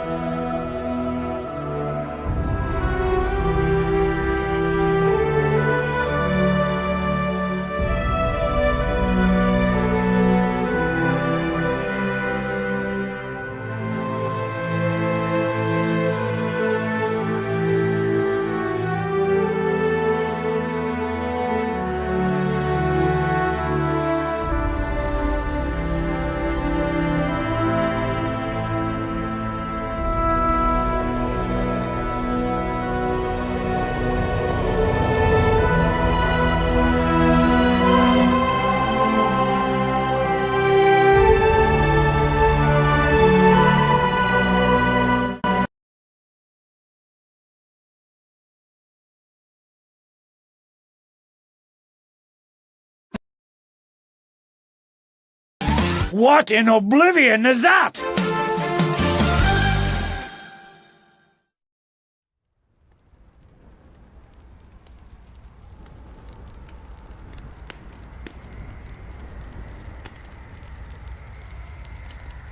The dawn after the war brought with it a great owl, which flew over the continent like a silent observer. The Admorans noticed the owl, but they barely acted on its presence. It was sitting in the trees, eating the corpses, taking their eyes, and avoiding the twisted ones roaming the lands. It would stare at the Admorans and wonder when they approached the owl. After the savages had left, this same owl could be seen roaming the coasts. It was not shy, but it would stay wary of the Admorans as they built tents, houses, lived and died. But the owl stayed the same, never changing, always watching. And soon, the whalers came to show the owl their crafts, and their tools, and their spoils of war. And the owl would continue to stare, with the shine of the clear ice reflecting in its gaze. Yet, it never seemed to want the artifacts. It just stayed near the coast, flying over the trees with great freedom, watching silently. The children growing up humored the owl as their protector, for its watchful eye would surely keep them safe. But then the village was raided by the giants of the north, and many died, as they screamed out in help, pleading to the owl. It simply stayed on its branch, ever watching, never blinking. After many more years and many people living and dying, they came to worship the owl as not a guardian, but as a god of knowledge. For the owl watched, and it learned. It learned about the customs of the village, about the clever crafts of the Admorans, and about their lives and their knowledge.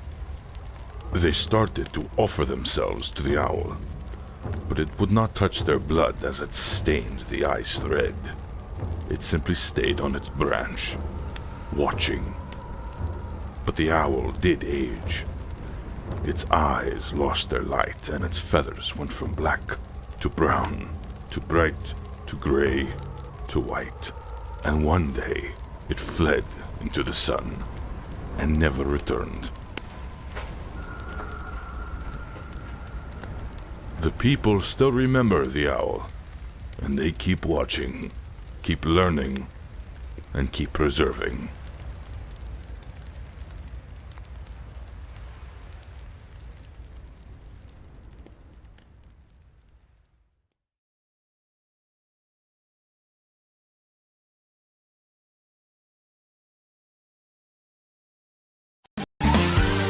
Mike.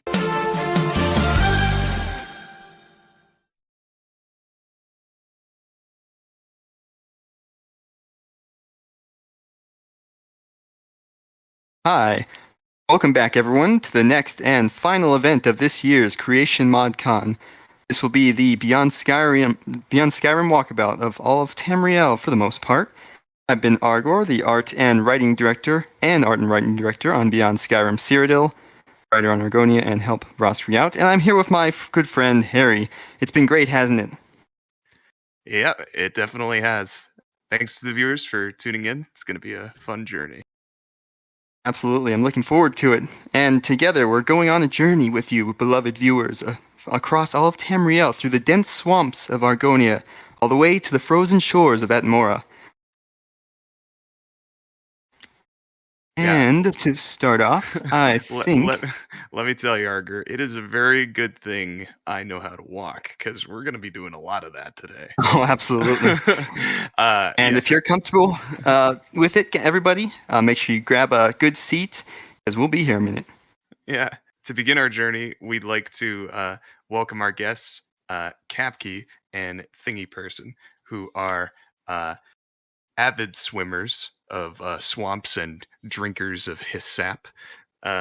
They are here to be our guides through this treacherous environment. So let's grab our boots and stay close, because it's going to be a slimy ride. You two can take it away. You're welcome. All right. So I'm Thingy, and this here is Capkey. Hello there. And on behalf of the Argonia team, we'll be talking about some of what you'll be seeing on this route. So here's a nice overview of a region near the northwest of the province. So we actually have a lot of progress in 3D art and level design. So there's actually a lot of landscaping that we could have showed off. But sadly, we can only do some of it today for time constraints. So yeah, and Argonia as a province is kind of hard to navigate. So I'm sure you'll be seeing the map a lot in this part of the stream. One thing I also want to remind the chat of is that if you guys have questions for our Argonia team or any of our teams today, please feel free to post them in chat with the header question. I'm so excited to see this. It's incredible, just the amount of progress that's been made, and just watching it, live on screen just makes me so excited. Oh, absolutely. And it's like the newest project, right? It is. Relatively. It is insane. I believe, yes, it is younger. It's the youngest of all of the projects that are officially part of Beyond Skyrim, and just the amount of progress we've made in that time, especially within these past 3 or so months, has just been phenomenal. Like, it's kind of mind-boggling. Absolutely. Yeah, so I believe this is the Valus Mountains biome. So the Valus Mountains are the mountain range separating Cyrodiil from Argonia. And typical is that these trees, the Douglas firs, and there's also a lot of them dotting the Cyrodiil side of the border. And what you see here straight away is some Aelid ruins, because they were here as well in Argonia. Yes, the Barsabic Aelids were a kind of cultural subgroup of Aelids who were pushed out of Cyrodiil by the more Daedrophile Heartlander Aelids, and they came into Black Marsh and settled much of the northern area of the province. And this region here is called Oncobra, also known as the Valley of Storms, and it is dotted with these kinds of mesas. And that there are the walls of the city of Stormhold. And as you can see, it is a very defendable city, very hard to get in. You'll need to go up there via a pulley system. And these mesas, these mesas can be called Arnesian mesas, because this is also, under some terminology, is part of the Arnesia region.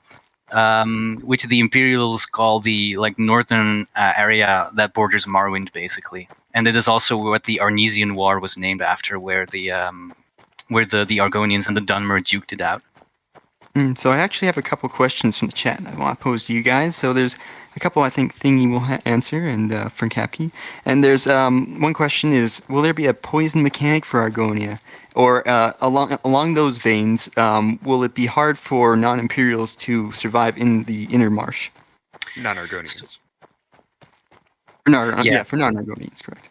Yeah, so we're a little far out from actually really hashing out a lot of that gameplay stuff, but and the Inner Marshes in particular are, there's some very dank brainstorming going on about that, but I can't really say much about that for sure yet. But I think they'll definitely, that kind of stuff is definitely what we're looking into. Yeah. We do have concepts for a suit that would be worn by non-Argonians to enter into the Inner Marsh area, but that was also as a kind of an older concept. I think there's a lot of interesting, like Thingy said, there's a lot of really interesting ideas going on there. It certainly won't be pleasant for non-Argonians, but as for if it will be immensely lethal, it remains to be seen. Yeah, I've seen that concept art too for the Inner Marsh. Yeah, I love it. It's like a little absolutely hazmat fantastic. suit. Yeah. Let's see. So another question, I think. Let's see. Oh, here's a good one. What kind of help do you need for Argonia? Do you mainly need 2D artists, or what are you thinking? I think almost all the departments are open, not voice actors, and I think we are, for now, good on implementers, but I think we really want writers. We could use more 3D artists, and indeed, yeah, more concept artists, because there's still a lot of 2D that needs doing, I think. Yeah, no, absolutely on the money. It's like, we need 2D artists to fill out a lot of, just everything, honestly. You see, like, right here, like, all these different, like, pots and plants and everything. Like, so much goes into the art aspect. And then, of course, for writers, we need, a lot of people who can help with dialogue, who can help with, just about everything. So, especially in the stage they're in now, I think a lot of this relates to another question from the chat, is do you guys make any of the smaller towns yourselves, or are they all from lore? So we definitely do look towards existing lore to try to like get locations, their names, and vaguely, just like where they are positioned within Black Marsh. It is difficult because Black Marsh is certainly, when it comes to the provinces, one of the least explored. So you kind of have to do a little bit of digging. So some of these are definitely, oh, this place actually exists, in game text. And then others are, all right, here's kind of like, it would make sense for there to be a village here. So I'd say it's a healthy mix. Look at these ruins. Oh, yeah. These are, right now what we're passing through is an Orma ruin, and it's kind of using we have a tile set for the different Nedic human tribes of Black Marsh, and so I'm super excited to get to show those off. People really seem to almost forget that Black Marsh has a huge racial diversity in its actual, its population makeup until the mid to late Second Era, where everyone who wasn't an Argonian died. From the chat, things like the Kathringi room, I can't even say the word right now. Kathringi? Yeah, Kathringi ruins. How much of that is based off of ESO lore and design? Or how much is original? I'm not too familiar with ESO's take on the Kathringi. I've seen, images of things that I don't know particularly their architecture. So that I can't particularly comment on, but I know, as with most things, we tend to look at ESO as a source of inspiration, but we don't definitively take everything from it as law. So, we do read through like item descriptions, we read through character descriptions, we read through locations from ESO, and we'll kind of pick and choose what we think fits really well with us, because we do that with a lot of other things as well. And so, yeah, there will be elements from ESO incorporated in, but you're also going to see, stuff from previous lore, and you're going to see stuff that we're, extrapolating based on all this and making our own.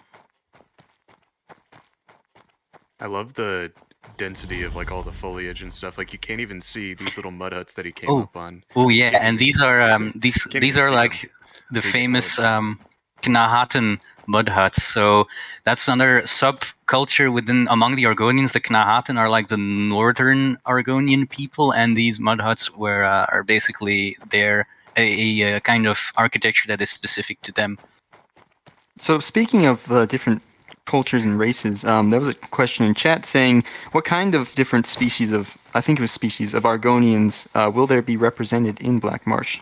So, I hope that you're familiar with the Argonian account, because it's a very important piece of lore for this province. But if you've read the Argonian account, then we'll have, of course, the Argonians that you encounter, all throughout Tamriel, which we have a name for them. I forget what it is. Unfortunately, I'm very bad with pronunciation. But then we also have the Agasef, the Sarpa, the Patru, and the Naga, which are all featured in the Argonian account, and they will also be featured in Argonia. And they have some strange physiologies as well, right? Mm-hmm. Yes, so to kind of briefly go over, the Patru are described as being kind of frog or toad-like. The Naga, they kind of get described almost as puff adders. They're also said to be very tall and aggressive. The Sarpa are more avian in appearance, having feathers. And the, who didn't I mention? The Oh, the Agasef. The Agasef have kind of more like pointed needle nose faces.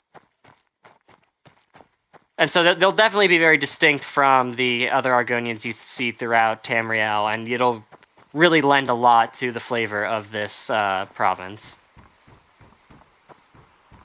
Yeah, I've seen those concepts. I'm super excited to see those get in game. Absolutely. I remember the first time reading the Argonian account, I thought the Naga race were super interesting in just like how they were portrayed. Really, like, that was the thing that stuck out to me most after I finished reading. I was like, I want to go back and read that section. It was like so dark and cool. Yeah, definitely the Naga are not fans of outsiders, and even then they kind of have some trouble getting along with their neighboring Argonians as well. And it'll be a really interesting dynamic to see how kind of all these different tribes and sub-races interact with each other. So the region we're in right now is called the Stone Forest. It also has a name in the Argonians' native Gel language, which I won't even try to pronounce. But yeah, so this is a very striking visual scene right here, and extremely difficult to navigate around.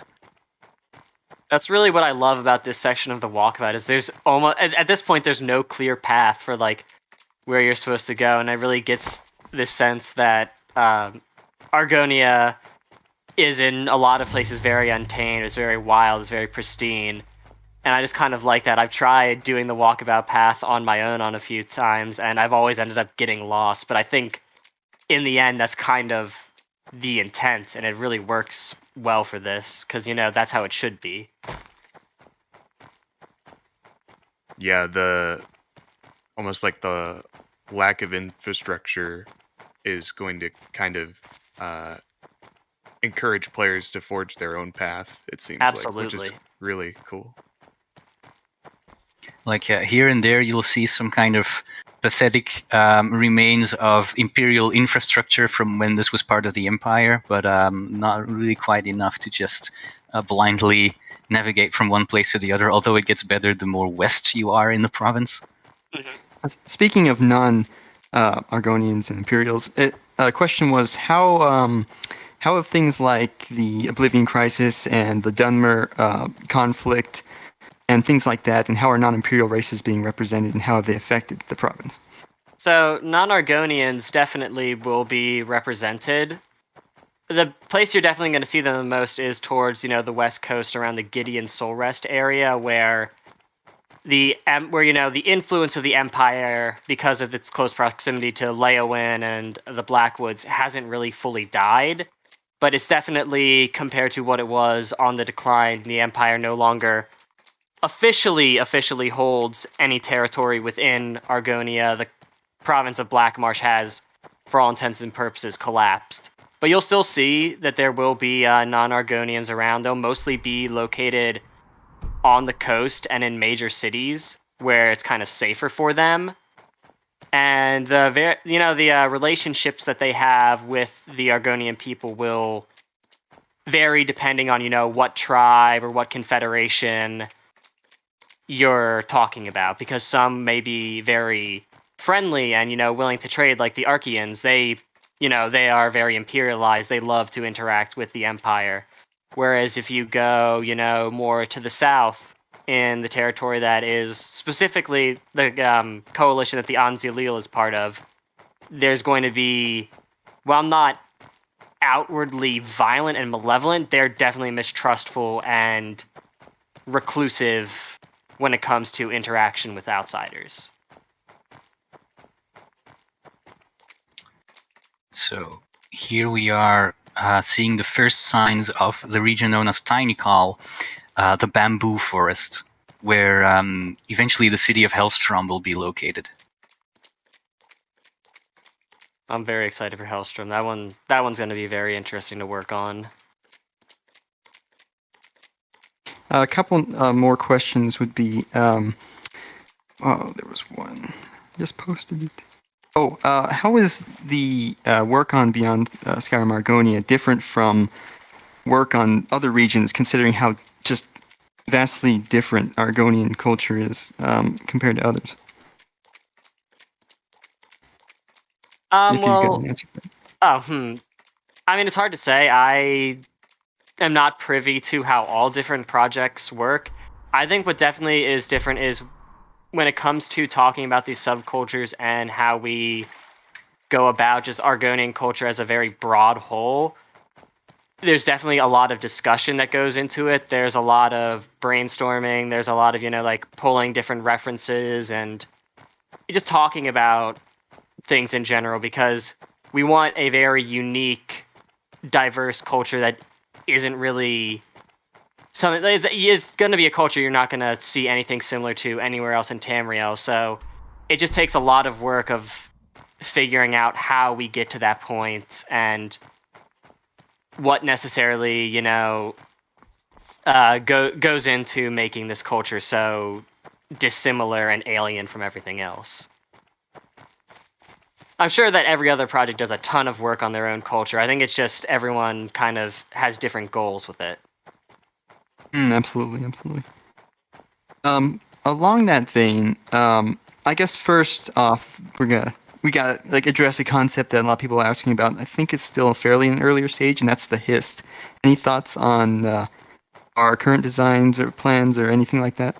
So, at least going from a writing perspective, the thing is that a lot of people tend to think of the Argonians as a hive mind, where, they are under the direct control of the hist, and kind of, they're almost like meat puppets.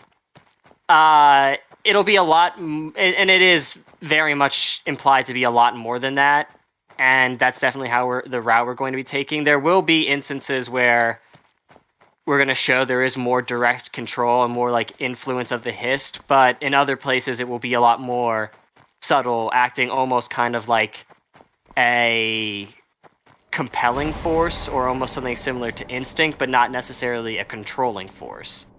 And also you have to look at other things like the Archeans, who are very imperialized, and how their view of the hist has been warped by interactions with the Imperials. So hist stuff is all very early in development, I'd say, but it'll be something to look forward to, and I'll say that it's going to be a very interesting thing to work on because it's not going to be very uniform, as most things in this province are.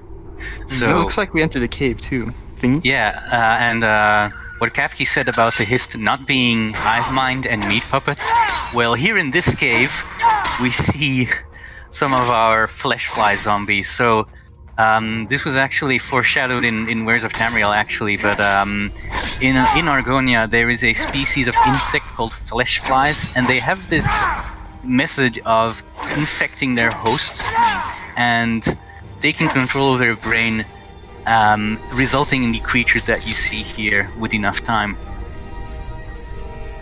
And what's absolutely terrifying about these, they're so gross, they're so ugly, they're so creepy, and I love them. I love how they've got these, we definitely took a lot of inspiration from like paper wasps and other stuff, and you can see how like they malformed like these big clubbed arms or like kind of almost forming armor on them.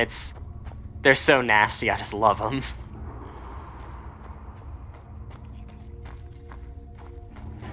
It's definitely a unique take on zombies for the Elder Scrolls.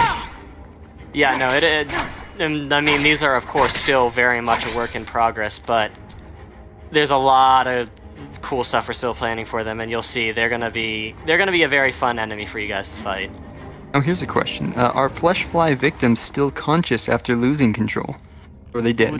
That is an interesting question, because if you listen closely, you may hear some gel phrases being spoken by these zombies. So they are, is the person under there alive?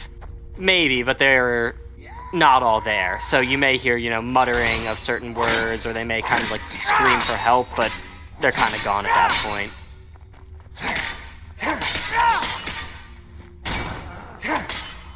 Oh man, I hate this section, but I love it. Looks like, I think one question is, can the player be infected by these flesh flies? I think that's a good thingy question. Probably not, maybe? I don't know. I don't know if we've discussed that, actually. It sounds like a neat idea. There's been some very passing conversation about it, but never really anything past the idea of, hey, that would be kind of cool.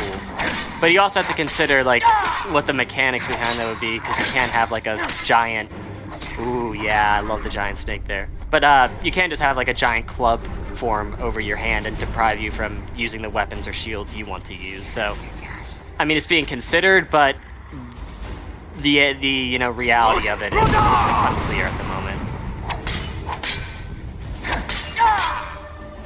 There you go.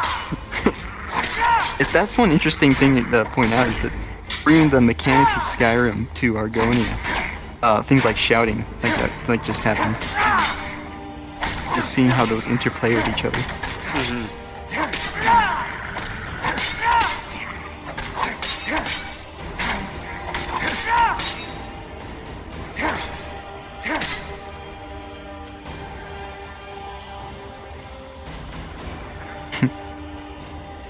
I really do love the also the voice that Cyrena gave these is just fantastic. It's gross. It sounds like some disgusting, decomposing zombie. She just did a fantastic job with that. Yeah, it definitely portrays exactly like the question of whether or not they're still conscious. I like that. And let's see. Where crocodiles? Oh, look. Questions. Yeah, so this is more Argonian architecture, but this is something you'll see with all the Argonian populations across the province. There may be even some turning up in Cyrodiil too. Oh, here's one question is the sound design within Argonia final? No, definitely not. Or further attempts will be made on things like these swamp creatures or the fleshfly guys, or... Oh, absolutely, it's not final. That's sound design and all that work is still being done. Of course, it's very early stages, and we need to get the models and a lot of other stuff finished before we go on to sound design. But by no means is it finalized. So it looks like a couple people didn't had a question about how the Oblivion Crisis will be portrayed in Argonia, or if we've mentioned that yet, or anything like that.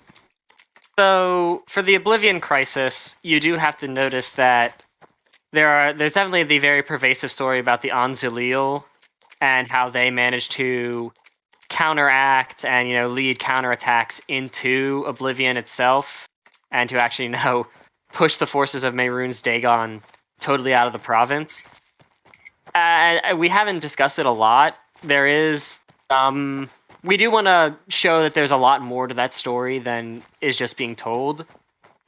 But when it comes to it on just the broadest scale, Argonia definitely was one of the lesser impacted places from the Oblivion Crisis. Dagon probably is a lot smarter than we give him credit for, and probably focused on areas like Cyrodiil or Morrowind that were heavily populated. Whereas Argonia doesn't have a ton of infrastructure, doesn't have a ton of stuff that can potentially hamper his plans. So a ton of focus, I think, would be shifted elsewhere, whereas Argonia certainly gets attacked, but not nearly as bad as, the Heartlands. By the way, I think we've gone some way through Blackwood already. So Blackwood is the another border region between Argonia and Cyrodiil, and it looks a lot like this on the other side of the border as well. So that means we're getting somewhat close to the crossing. I absolutely love the Blackwood section. It's been such a pleasure to just wander around and explore it. It's so dense, it's so dark and mysterious, and it just looks amazing. Yeah, it's actually something we share a little bit of on Cyrodiil as well. So it's a nice little tie-in there. You'll see if you ever get the chance to walk between Cyrodiil and Argonia, then you'll see a nice smooth transition between both. Yeah. The land sync was pretty recently too, wasn't it? Yeah, so this is a unfortunate consequence of having to cut up Tamriel height map into all these world spaces, is that every now and then you actually have to sync them up so that when you look across the border, you actually see the land on the other side. like the way it has been created by that project. So we have this whole slew of scripts and tools to just take portions of one world and just copy it into another world. And yes, that is quite a painful process, but we just did it very recently, taking part of Argonia into Cyrodiil. So then the Cyrodiil side of Blackwood can be created with all this in mind, so that it flows from it naturally, rather than some abrupt cutoff. I've noticed some questions going on about the Hist. Basically, what its role is going to be in, or how much of an impact it's going to have on the gameplay and character building, decision making, stuff like that. Well, of course, the main quest hasn't been really touched on yet, because right now we're focusing on just a myriad of other things. The Hist, there will certainly be chances to interact with the Hist in some capacity. How, I can't quite tell you, unfortunately.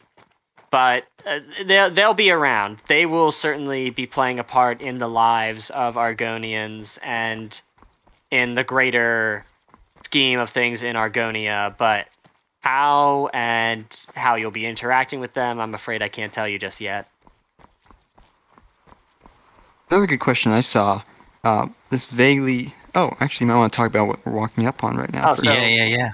We are getting very close to Gideon. Gideon, or the county with heavy air quotes, Gideon, is kind of the holdout of definitive imperial power and presence within Argonia. Of course, it's seen better days, and that'll be something that certainly will be explored in Gideon, and kind of like these themes of, the collapse of the empire and its authority within the former province of Blackmarsh. And speaking of the leadership of Argonia, can you describe a little bit of how the current leadership is divided amongst the province? So, Argonia is by no means at all a unified province. It is very much divided amongst a variety of different coalitions, confederations, and just tribal groups who have, allied and banded themselves together, as well as, you have Gideon, you have Soul Rest, you have Thorn, these other locations which are kind of removing themselves from that, the different confederations are standing out as their own kind of city-states or little counties.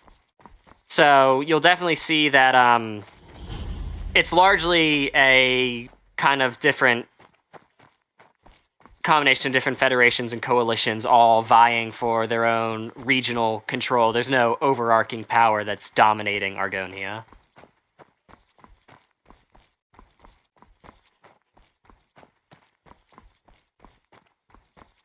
So now we've temporarily left Blackwood, and we're now in the more Topal Bay style biome. I'm not super but this is kind of just a personal curiosity. Yes. The Ayleid, did they ever have any sort of history in Blackmarsh? Yes, the Ayleids actually have a very extensive history in Blackmarsh. Okay, yeah. Most people tend to forget they lived in Blackmarsh during the Riemann Empire into the Second Era. Yeah. Okay. Actually, can we cut here to discuss the transition? We're transitioning to Cyrodiil right now. The Cyrodiil border. Thingy, do you want to discuss that before we say goodbye to the Argonia team?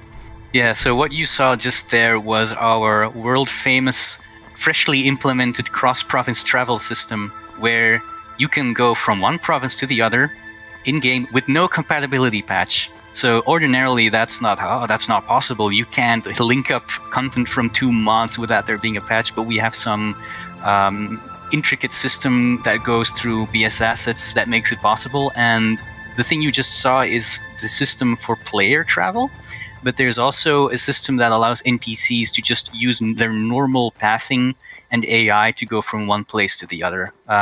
Just seamless. All right, Harry.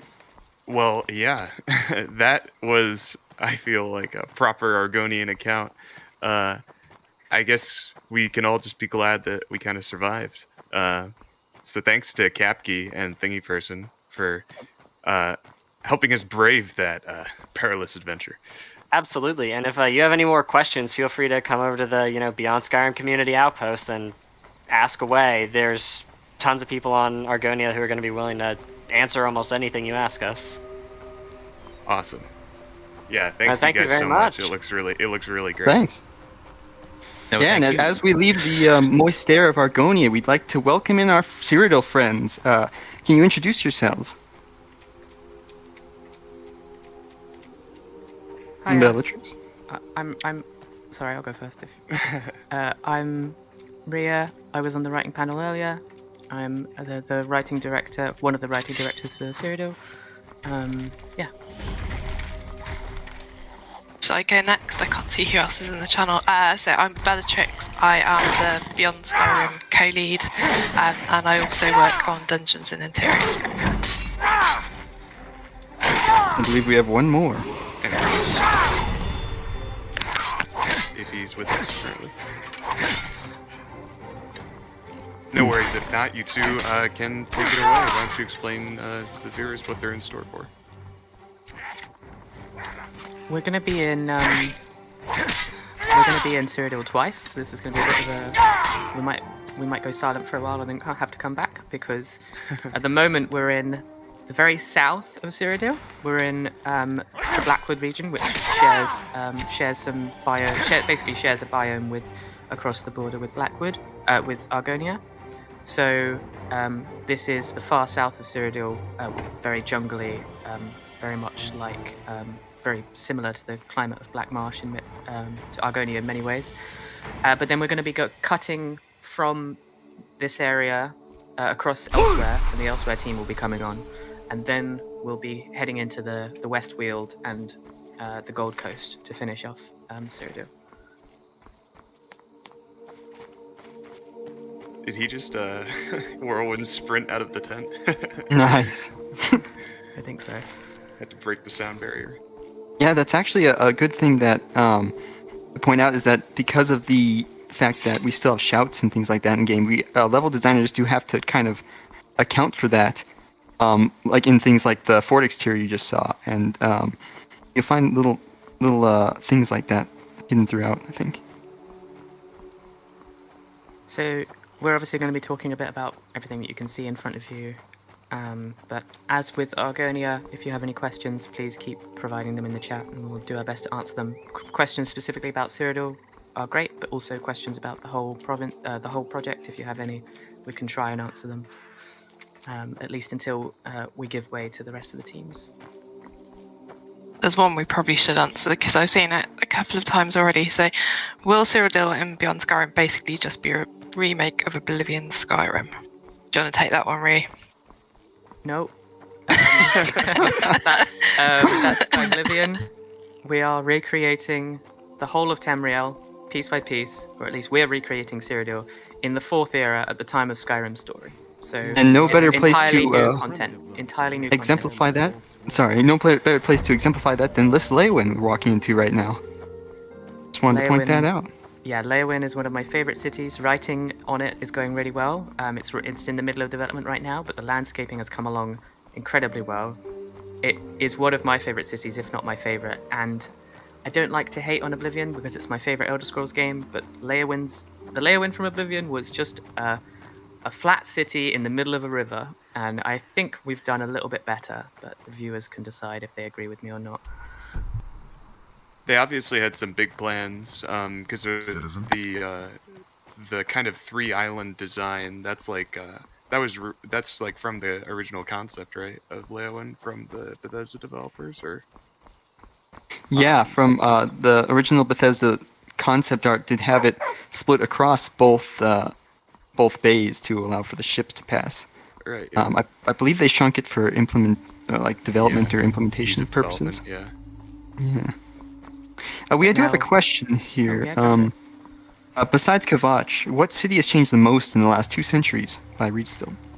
I think that one really depends on whether you're answering in terms of story and themes or in terms of level design, because we've remade a couple of the cities with level design. We could say easily like Leowind's changed dramatically, but if you're asking about in terms of the story and the themes, that could be a different question.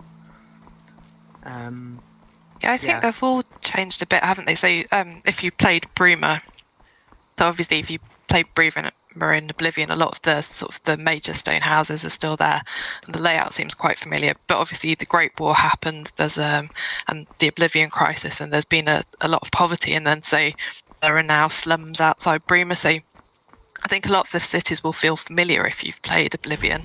Obviously, Kavach has been remade, but hopefully they also feel different, and they do feel like time's passed and things have changed slightly. Different buildings, so the inn or the main shop might have moved locations, and things like that. Another good question I saw was, it's kind of 2 different questions actually. Will the Aliads play a significant role, and will Mora House or any of those play significant roles in Cyrodiil's storylines? The Aliads, yes. If you haven't seen our newest trailer for Beyond Skyrim Cyrodiil, you should definitely go and watch it. There are some hints in there for the story that will happen.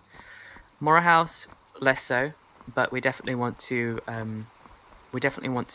not forget that he exists, and there will be I think there is a plan for a priory dedicated to him, and there will be allusions to him and talk of him. He's not going to sort of disappear, and we're not going to pretend he doesn't exist.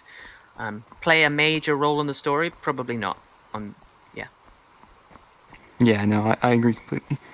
And another question. Besides Bruma, are there any cities that are done or almost complete? This is kind of an up in the air one, I think, to some degree. Yeah, I mean... Oh, sorry, go ahead. Not complete in terms of Bruma's the only pre-release we're doing, but we have a few cities now that are sort of built to the extent that level design's done, the interior design's done, most of the implementation's done. But obviously they're at different levels of polish, but we're not intending to release anything before we do the sort of the full Cyrodiil release, because it's actually quite a lot of work sort of making a standalone mod. So yeah, I can't remember how many we're up to now. I guess it depends how you count them, but getting 2.5, 3-ish. Yeah, it really is hard. It's such a hard thing to put a number on. But yes, there are quite a few cities that are going really well right now. This is another also great example of a town that's changed a lot in 200 years. I think, I know Argo's not here representing Cyrodiil right now, but one of the pieces of work that he did on Cyrodiil was for this town, writing the inhabitants of this town. This is Water's Edge, and it looks incredible. It looks so much more interesting and better than it did in Oblivion. It's so much bigger and more lively. And yeah, this is one of the main places that's changed a hell of a lot since Oblivion. Within the walls will keep you safe. That was quite fun to write too, especially the College of Whispers Synosia, which is the new building right there, which you can see right in front of you. Yeah. Yeah, that's from the E3 2019 trailer. If anyone saw it. And a relic now. It's the same shot. So I kind of dipped out there for a second, but how do we manage to make the mod stand out from the original Oblivion through different locations and the like? Shall I do this one? Yeah. Oh dear. So how do we manage to make the mod stand out? Well, hopefully when you play it, you'll agree with this, but it's kind of, it shouldn't feel like Oblivion, so it's not retelling the same stories that were told in Oblivion. There's obviously quite a lot of times passed, so you will see families that you recognise. If you play Bruma and been to places like Cloudrule, the Temple, there'll be locations, or even Frostcrag Spire actually, so there'll be locations that you recognise, but their usage and the stories that are told in them will have changed. So hopefully it will feel familiar, but you'll also be doing an awful lot of different content. Yeah, and you know, fundamentally it's a different story from Oblivion, and a lot's changed in the time that's passed since you played Oblivion, both in real life and in the game. So I think it should feel like I think it should feel pretty fresh for a lot of people. Here's one I think Bellatrix will like. Will you be able to buy houses in every city? Heck yes. One of my favourite things. But we were having a chat a couple of days ago about, I think, nothing's written in stone yet, but you'll be able to buy a couple of houses in the Imperial City, probably. So one thing we really like doing, I think there's quite a few role players on the modding team, but we like to give players different options. So if you want to play as a sort of a grungy thief who doesn't really have a lot of money, you can do that. If you want to role play sort of being an incredibly rich landowner, hopefully you can do that too. It's why we have a couple of different tavern options in all the towns as well, so you can go and stay at the Absolute Dive, or you can splash the cash and stay in a slightly nicer surroundings. Yeah, we're back now. The stream's back on. Hello. Sorry, I was having a few mic problems just before, but I'm Roast Gorilla and I'm the Dungeons and Interiors Director for Cyrodiil. Welcome. Welcome, Roast. Good to have you finally. Good to have you. Yeah, Glad you got we're your just mic. about to hit elsewhere, but Yeah, I think my cat just rubbed it, like... Don't worry, we have the other I half see. of Cyrodiil. Cyrodiil's Walkabout 10. before we do head into elsewhere, we are gonna stop off in the town of Borderwatch, which I sound like a bit like a broken record, but is another one of those towns that has undergone a really incredible redesign since Oblivion, and the writing for this one I think is really good as well. It's this wonderful fusion of Khajiiti and Cyrodiilic culture, so it's perfect for a town on the edge of the two provinces. And here we are in Border Watch. We are approaching the Dominion territory border, which now, if my Cyrodiil friends want to just actually stay in the stream, we'll have a focus on the upcoming Elsewhere speakers, who will be Rob and will Scioli be here? Let's see. I believe he will be, yes. All right. Well, welcome, Rob. And there he is. Thank you very much. Welcome. Here we go.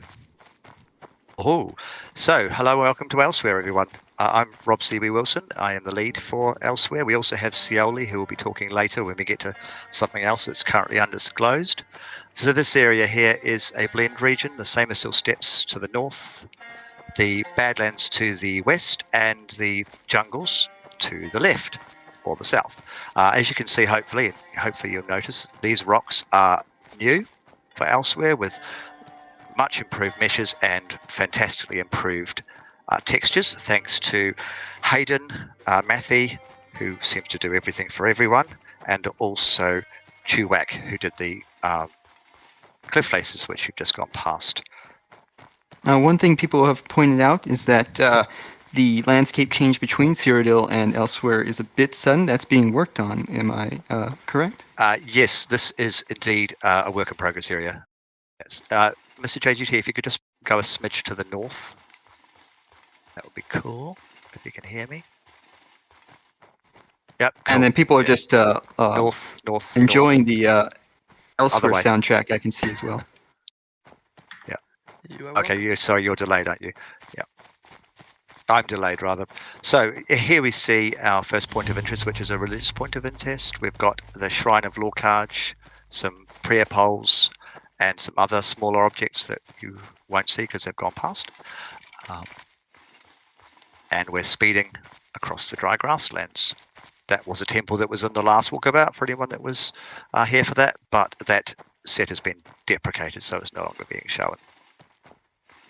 I do have a couple community questions. Will there be a main in Elsewhere, and will we be able to meet them? The first one? That would be a massive spoiler, so I can't say. Understandable. Yes. The second one of that would be, will Beyond Skyrim provide new lore and goals for the Thalmor? In Elsewhere, yes, the Thalmor will be involved in Elsewhere, obviously, because we're a Dominion vassal. But before anyone asks, you can't kill them all. Classic question. Yes. First of all, it wouldn't make any sense, and second of all, they just ship new ones from Eleanor, so you'd be killing an endless tide. Here's an apt one as well. Real quick, what skills does Elsewhere need right now? So we need architecture concept artists, creature artists, both 2D and 3D, and implementers, as well as just 3D in general, of course, same as all the other provinces. Nice. Okay, so we're speeding across. This is another blend area. This is a blend between the dry grasslands, which we've just gone through, and the badlands, which is the sands of Elsewhere that everyone associates with our province. And I have a personal question. A personal question? Yes. Okay. Yeah. Well, personal curiosity. How do you describe like the combat that might take place in like these kind of environments? It's Elsewhere seems so like unique in terms of like, you know, the amount of open space you have to work with, and the lack of obstruction between, you know, like people and stuff like that. Do you feel like it's gonna be you know, I don't know how I'm trying to say this. Well, there might be one question from the chat that's similar, dealing with the flatness of the land. Will you guys be adding verticality? I think you mentioned something about yes. some inspiration from Very, this. So very much so. Verticality is incredibly important to Elsewhere. Obviously, it doesn't make a great deal of sense here, but in the canyons, which you can see in the background there, coming up, they will have an awful lot of verticality. Yes, very much so. Because obviously, with an open aesthetic like this, we don't want it to be just empty landscape and boring. So, as I said yesterday, with the ESO thing, we are going to be adding cracks, crevices, and small canyons. So that will allow us to go down a little bit. So it's an entrance. I wonder what's in here. Bit of pantomime there. It looks like that's time for nice me to cave stand entrance, up by the here. way. It is your time for you, Skywind. Your Hello, time to everyone. shine. Thank you for joining in these wonderful events. What you're looking at now is... I gotta be a bit louder? Sure thing. Give me a second. I thought I was loud enough. Well, I can turn it up. There you go. How's that? Is that a bit better? It's better. Yeah. Good. What you're looking at now is our first, I guess, proof of concept of the caves for Elsewhere. We have several dungeon types, and the caves will be one of the generic ones. Usually inhabited by creatures, monsters, or like bandits. This is a new cave tile set that we have for Elsewhere. We've retextured it. We got the meshes from Illic Bay, and the textures you're looking at now for the cave are still work in progress. There's some nice clutter with weapons and food dishes and a bunch of other things that make Elsewhere come to life.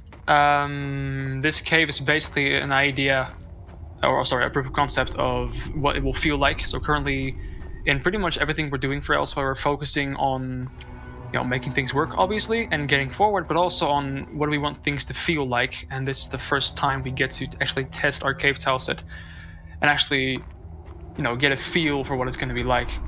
So it's quite exciting for us to see this in game, and also to hear it in game, because if you paid attention, you might have heard some new music here. All the music, including the current dungeon music that you're hearing in the Elsewhere segment, is new, is for the first time actually audible in game, fully implemented.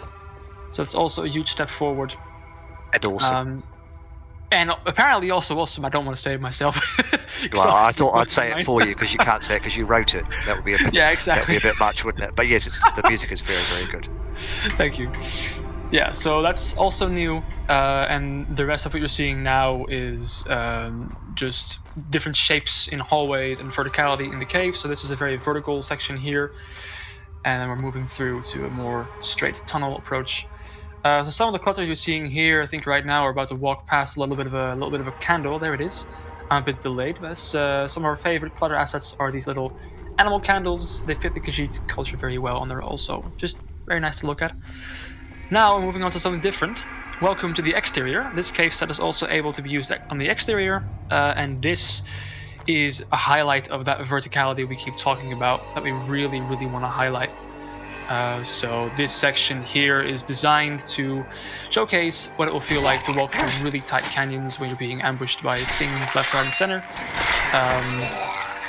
So we feel that the verticality is, it makes things just a bit more tense, I guess. There's not really much of a way out, so it feels you're committing to this journey. And as you're about to see, we are definitely about to commit in something, because we have a little section up ahead. There it is. Yeah, this goes perfectly along with that question about verticality from earlier and how it affects combat. Exactly so. Yeah. Exactly. So here's the combat. So what we're going to do is, through the use of archers and other structures, the player will be able to go up one or maybe two different levels to the top of the rocks. There will be stuff there to explore. There will be people to fight. The intention with the finished mod is that NPCs will attack you from above, and you'll have to figure out how to get up there and to take them on. So. Yeah, we've already got that figured out a little bit, just not in this demonstration because the main highlights the current canyon section looking here, which has little bridges built by the banks. But yeah, this combat section is just a demonstration of a bunch of things actually, level design, how we like to do verticality in even combat sections like this with the bridge, and also the music, because the music is also new and has never been heard in the game. Go on. With the dust in the air, it brings up a couple questions that have been asked about. Will there be any sort of dehydration or mirage mechanic or dust storm mechanic or anything like that you guys are planning? We're not really adding those survival mechanics as far as I know. We have sandstorms, obviously, but I'm afraid I must now stop speaking about the cave because something is about to happen. So, Rob, back over to you. Yes, I'm not going to say anything just now either. Yeah, let's just watch and wait. Those dust storms look really good. They really do, though. They really add a lot to the combat too. It's like they're on the cusp of your vision.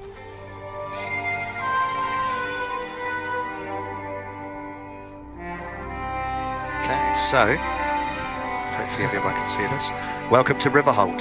So this is a world exclusive. This is the Imperial and Khajiit city of Riverhold, with the two cultures blending together. Now we should point out that the textures are very much work in progress.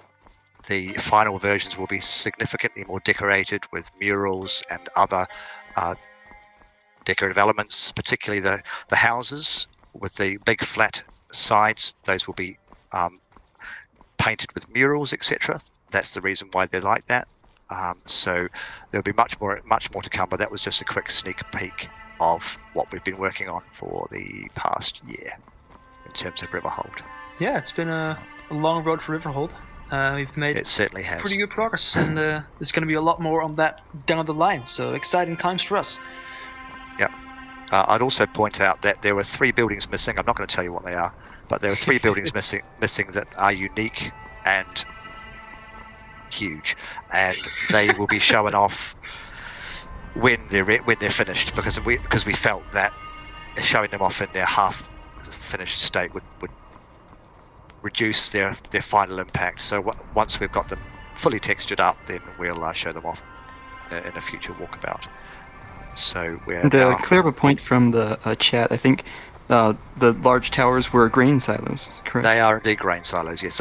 Those will also be highly decorated on the sides. They will have the emblem of the company that owns them and some other general art as well. So think of any spaces that you saw that were just plain colours, think of those as canvases. That's how we've been approaching Riverhold. They will be painted as such. So like the cantons in Vivec. In fact, we're going to be speaking to the Skywind team after their demonstration this morning, just to understand exactly how they made those look so nice. So we'll be hopefully borrowing some knowledge from them as well. Awesome. Yeah, I love collaboration. Yeah, which is what this is all about. Yeah, we love to see it. Yeah, it makes the world go round, doesn't it?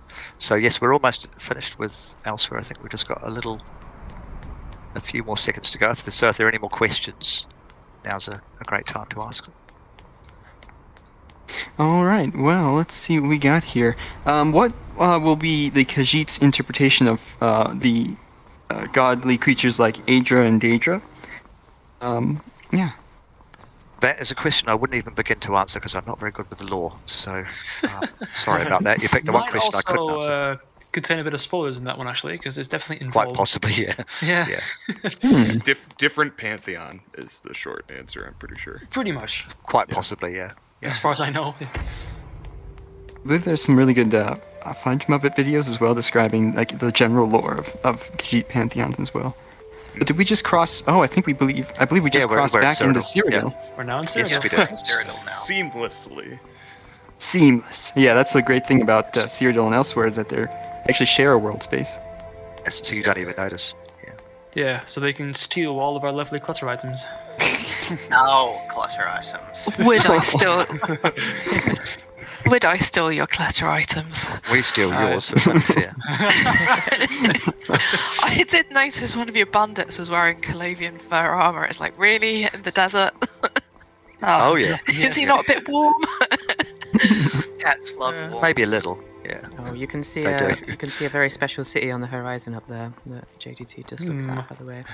The spires. We haven't shown those yet, have we? Well, we have now.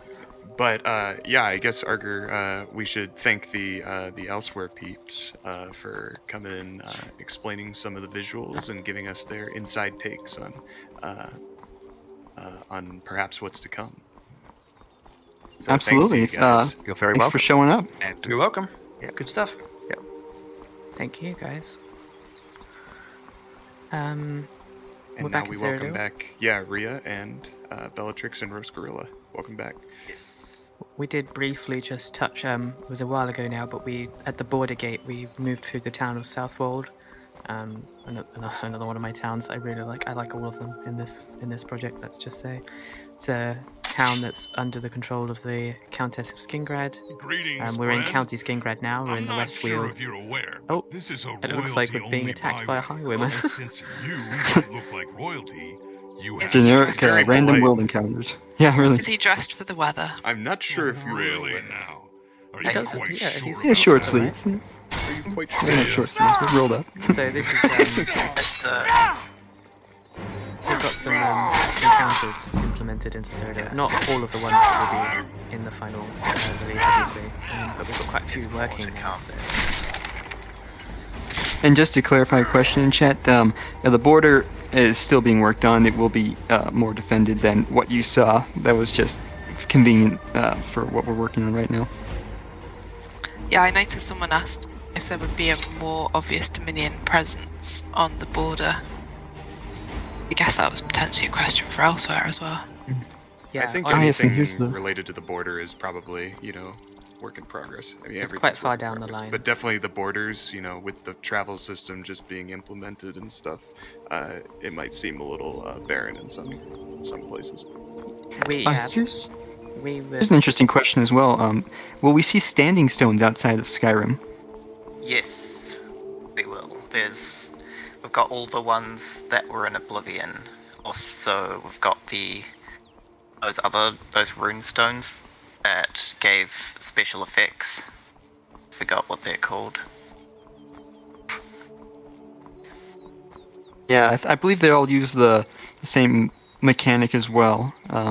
Correct me if I'm wrong, as Skyrim. So if you get a birth sign in Cyrodiil, it will take over that, if I remember correctly. We also have the Doomstones as well from Oblivion. Yeah, Doomstones, that's right. Yeah, which are different, I believe. Work differently. They work like they might have. They're more similar to Oblivion. Yeah, there was. They had separate implementation, and it's unfortunate we couldn't have Elscrux on here today, because there was some good work on that, as I recall, not long ago. Standing stones are really interesting because they're not like. I guess the reason for them existing is to connect the birth sign constellation lore, to the inhabitants of, and it's not like specific to Nords is basically I guess what I'm trying to say. I feel like almost all the people in Tamriel have some kind of reverence. Yeah, and exactly. And here's a relevant question to what we're walking up on right now: is how verdant is Skingrad when compared to Oblivion? How has it changed? It hasn't changed very much in terms of the landscaping, I don't think. It's the layout is almost the same, I believe. Yeah, I think Skingrad's one of those cities it's more of an older city, like in that regard. You can also see the map marker for Skingrad at the top of the screen, which is fully implemented. Oh, and NPCs walking around Skingrad. In fact, I think some of them even have dialogue now. Isn't that great? I do want to also point out the new walls are made by Dastin, and there's some bridges and stuff that are still being done. But yeah, it absolutely brightens up the place. Skingrad's come a very long way recently. I did a lot of the writing for the city, and it warms my heart to see it. And yeah, all of the NPCs are now in, and most of them have their dialogue. It's almost a fully functioning city at this point, which is amazing to see. Do we have time to pop into any interiors, or are we just getting a quick whiz round the It'd be nice to pop into one real quick if you can. Yeah, we should mention Spoiler alert. Yeah. Yeah, we'll be doing the whole city has interiors now. Yeah, hopefully sometime early-ish in the new year. But I think in terms of the question someone asked earlier about are Skingrad more verdant than Oblivion's? I'm not sure it is particularly. It's just because we're using a much more modern game now, we can get away with a lot more of tree and flora placement. So it just, for me, Skyrim was my first game, and then I played Oblivion, and the landscapes just seem a lot sort of flatter and more dead because they haven't placed as much stuff. And my understanding is a lot of it was generated procedurally. I might be wrong on that, but it looks a lot less detailed than our landscaping. So I think that's why it looks a bit more verdant. But hopefully this is what Bethesda sort of intended Oblivion to look like. Yeah, and here's a question that kind of applies to all the projects, is with the recent release of Anniversary Edition, has that affected Skyrim, Beyond Skyrim's policy in any way? How dealing with that? No, it hasn't. We won't be using any Creation Club stuff unless it was added to the update ESM. But we're not going to be using the ALED tile set. We're using our own. Mm-hmm. Though we will retexture some of the clutter items from the ALED set, like the rubble chunks. And then here's a perfect. As you saw, we just took a shortcut from one city to the next. We just took a carriage from Skingrad to the beautiful city of Anvil, which I'm happy to show off. No, this won't work for LE, so... someone just asked. Yeah, we're releasing on special This edition. is SE. Yeah. It's SE only. I find it really funny when we're going around all the villages and Ree's going, oh, this one's my favourite. I'm like this with all the towns. My favourite town is the one that I've worked on most recently. So it's currently Skingrad, it's about to be Anvil. My favourite town isn't even the one I worked on most recently, it's just the one that I've looked at the most recently. Right now it's Anvil. Yeah, really. Oh, there's a little sneak peek of the castle there as well. Love this part. I thought he was going there for a second. Yeah. Oh yeah, the new castle's great. Absolutely. People who enjoy Project Tamriel, I think it is, right? Yeah, there was I think there was a little bit of inspiration there, I think. I really like the way all the towns are so different as well, but I think that's true of Beyond Skyrim. If you look from where we've come from, sort of Black Marsh, through the swamps in Cyrodiil, and then off to deserts and elsewhere, and now of 3 really quite lush verdant Skingrad, and then dry sunny Gold Coast. Everywhere's just so different, and then we'll see as we carry on the journey. There's just so many different sort of biomes. It's quite epic. When they're all finished, and this is in my load order, I don't think I'm going to leave the house for a couple of years. Do we have time to show an anvil interior? We've got the one behind really you. nice ones. Yeah. That's all right. So we do have a question from chat anyway. Is will dragons appear anywhere in Cyrodiil with the recent dragon crisis if you have that activated? I think that's probably one for Ree. I was leaving it, but yes, they will, but not on a only on a case-by-case basis, not randomly spawning. They'll spawn in controlled areas, mostly to the north. And there's the castle again, in all its glory. It looks really good. Yeah, from this angle even. The castle is built up over, what was it? Not Deep Scorn Hall. What's it called? Dunbarrow What was Cove. Yeah, that's it. Thank you. The Dunbarrow Cove, so which we have now updated, and you can see that it's gorgeous in its representation of so. And now Harry, you want to actually take this one? I was just gonna give Dronin props for helping work on the castle facelift, is what we're calling it, along with Nugamentum and all of his exterior work on the city recently.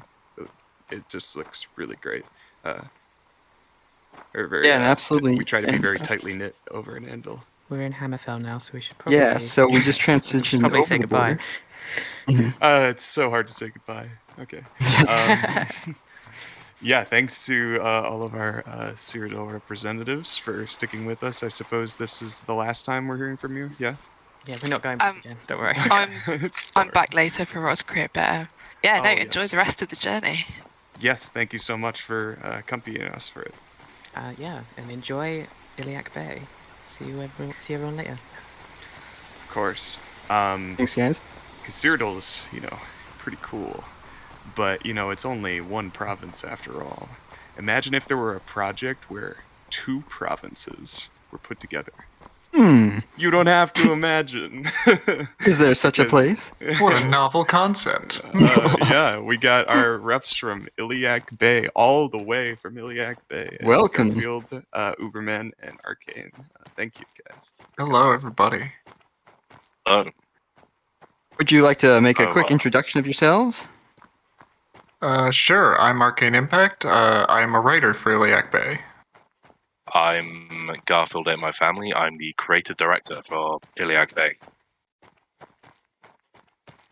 So, as you can see here on the stream, this is the island of Hern. It's a sort of ancient island that the Yakutan people came to on their journey to Tamriel. It's the first place they colonized. And one of the last bastions of the original Yakutan kind of royalty. Yeah, the architecture and the flora here is absolutely gorgeous, I have to say. Oh, it's fantastic. Do you have any particular real-world inspiration references for this island? In terms of environment, this island was inspired by the island of Socotra, off the coast of Yemen. Yeah, this sort of arid but alien feel to the landscape. You'll notice the landscape isn't, quite finished looking. The rock textures are quite outdated, and there's a lot left to go on these islands, but they're getting there. What we're coming up to really here. like the trees and the stonework actually that is there. It looks really good. Right, what we've just entered is one of our Yoku ruins, or more, where one of our Yoku ruins will be. We've left it sort of in this white box state to show you the kind of scale that these ruins are going to have. They are going to be major parts of the landscape. It's also kind of a nice look at the process of gray boxing in general and how it helps the landscaping in its initial stages. Mm-hmm. It really helps to get a feel of what eventually is going to be there. And especially when something that large, you definitely need to block it out as soon as possible. Yeah. More recently, we did show concept art for the look of those ruins. Here's a question. Will the Civil War in Skyrim have any impact regarding the story of Hammerfell or High Rock? Not the main story, but you'll see echoes of the Civil War, in some of the border cities. And how about the Thalmor? Will there be Thalmor conflicts going on? They'll have a presence, but nothing particularly major. They'll be doing stuff behind the scenes, but we'll leave other projects to have a major Thalmor influence. To my understanding, there are a lot of factions unique to Hammerfell that are getting some nice love over in Iliac Bay. It sounds like what the things you guys have cooking are really cool. I think I was Here's probably a common question for you guys as well. We see the outcome of the quest with Sadia in Skyrim play out in Hammerfell. So far, there's not much planned on it because naturally, a lot of our focus is on the Three Kingdoms region. So the city of Taneth is a bit out of our current scope. So we haven't fully written anything surrounding that just yet. And this island is part of the Three Kingdoms release, right? Yes. Everywhere we will be visiting Iliac Bay is part of Three Kingdoms. Nice. Well, here's another question from Iron Soldier. What guilds will appear, presumably in regards to the Three Kingdoms? In Three Kingdoms, you'll be seeing not too many of Hammerfell's guilds, but you'll see the Fighters Guild and the Maiden Guild in the city of Johanna. They won't be joinable just yet, though. You mentioned the Mages Guild. What do you mean by that? In Johanna, there is a Mages Guild building still there. As far as I'm aware, High Rock still has an operating Mages Guild. An independent one.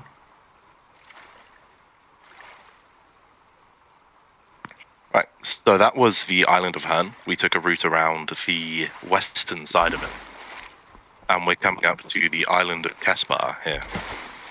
Oh, it's interesting you can just swim directly over. I like that. Mm-hmm. Yes, Three Kingdoms will be like Bruma. It's the pre-release for Iliac Bay.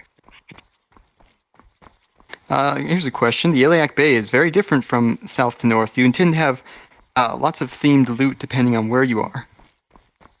Yes. Mm-hmm. The stuff you get in High Rock will be very different to what you get in Hammerfell. And even depending on where you are in Hammerfell, you'll be getting something related to one of the two major sort of cultures in Hammerfell. There are the traditionalist clap crowns who stick, very rigidly to their ancient customs, and the more modern forebears, who are more open to influence from foreign elements. And will there be any way to traverse these islands without swimming for immersion purposes? I assume so, right?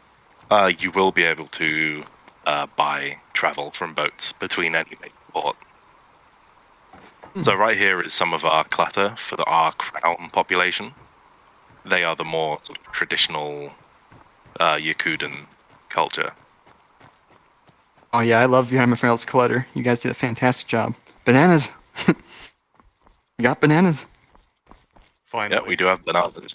You can't we don't quite have the plants that the bananas come from in this area, but when we get to the tropical islands, you'll be able to pick them right off the plant.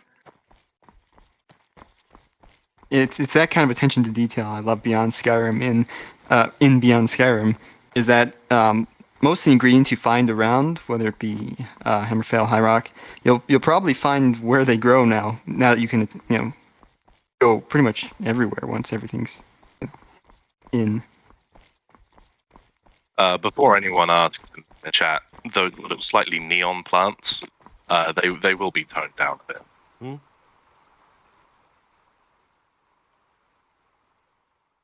This guy here is also wearing one of our sort of crown pieces of armor. Good morning. That's the leather armor you'll find in crown parts of the belt. Here's a question. What types of fantasy alcohols will we find here? Or alcohol types of any sort? In terms of alcohol, in Hammerfell, in Crown regions, there'll be sort of banana beers and millet beers. Whereas in High Rock, you'll have your sort of ales, your whiskies, your nice wines. Speaking of High Rock, we've just pulled into the Kingdom of Johanna here. It got quite a bit colder too, I noticed. Yes. Gotta grab my jacket. Yeah, so this is quite a bit more north. Yes, Johanna is right across the border from Skyrim, mostly taking place in a snowy valley. and in fact has been pulled back and forth between High Rock and Skyrim multiple times. Regarding that, how do you make Johanna distinct from Skyrim in that it's kind of a mix? So how do you make it stand out from both High Rock and Skyrim cities? Well, Johanna will you'll be able to see the influence from both Bretons and Nords. It is environmentally and culturally this blending zone between the two regions. I think you can clearly see it in the architecture, but it's also going to be present in the writing of the city, that it's kind of constantly at war between these two different ideals. Yeah, you can definitely see it in the architecture. I agree there. I absolutely love the buildings you guys made for the city as well.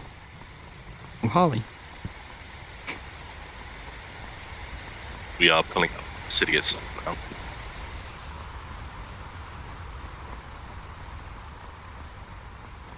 That's fair enough, yeah.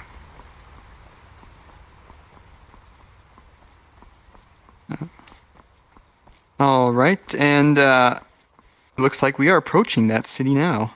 Those walls are just Yep, here we are stunning. pulling up to the main gate. Lovely. Very Yeah. imposing. That's what I think of every time I think Iliac Bay cities. It's like very imposing stuff. Mm.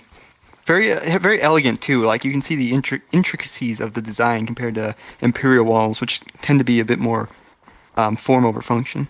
Wait, function over form? Yeah, you can see some elven influence, it feels like.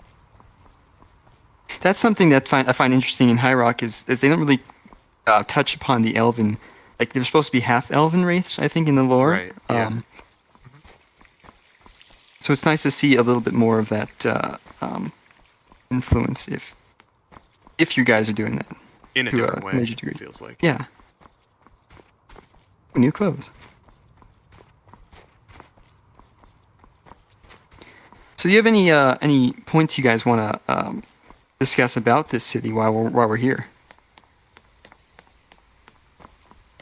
Well, I suppose we can talk about sort of stylistically, you can tell it's got this sort of heavy Nordic influence, and that divide is seen quite heavily in the city. So you'll have an inn that's mostly used by the Nord population and a fancier one by the local Bretons. And in a lot of the surrounding landscape, you have these. There's one illegally settled Nordic village called Youngveld. This is one of the richest cities in High Rock, isn't it? Johanna, it's not particularly wealthy as far as I'm aware, but it has a culture Just that sort of craftsmanship in features a general? lot of. Yeah, it's a culture very heavily focused around craftsmanship because they worship the goddess Debella most heavily. So a lot of their sort of local culture is themed around beauty and craftsmanship.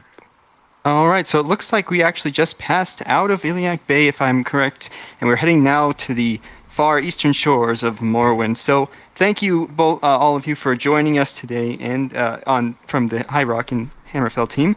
And we'd like to, say goodbye to you and bring in the Morrowind team. Thank you. Thank you.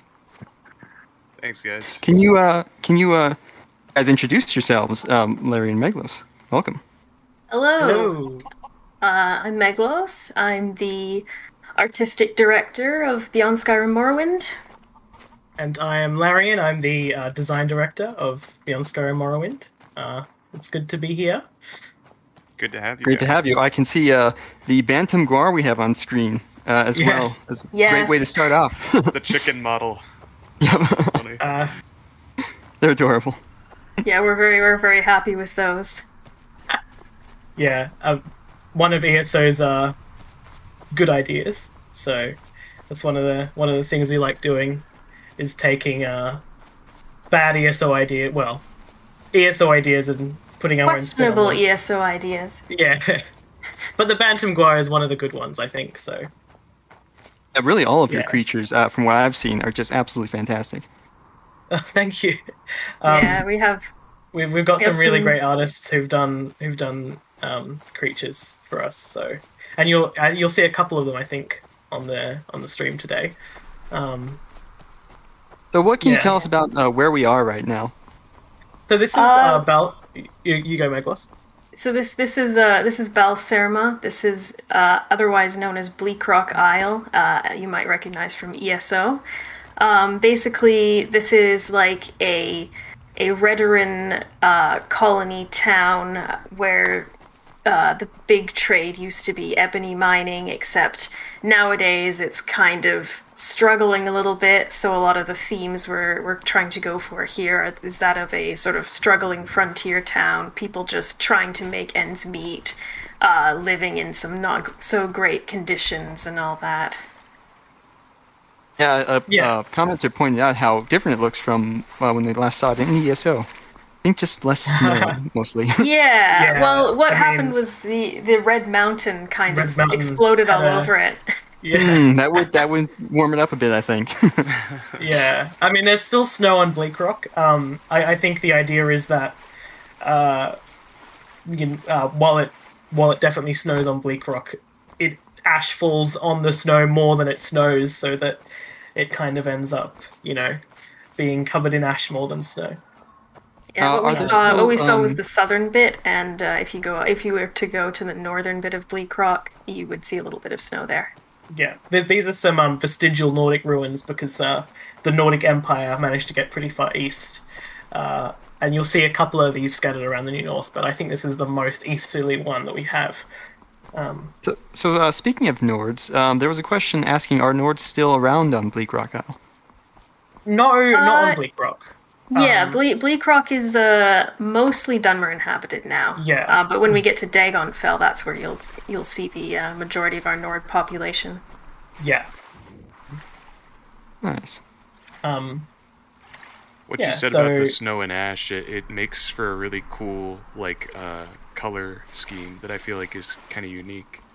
Yeah, absolutely. All the grays and browns, yeah. I guess New North is mostly greys and browns, so leaning into more interesting executions of look at all this grey and brown is probably a good idea. So, yeah.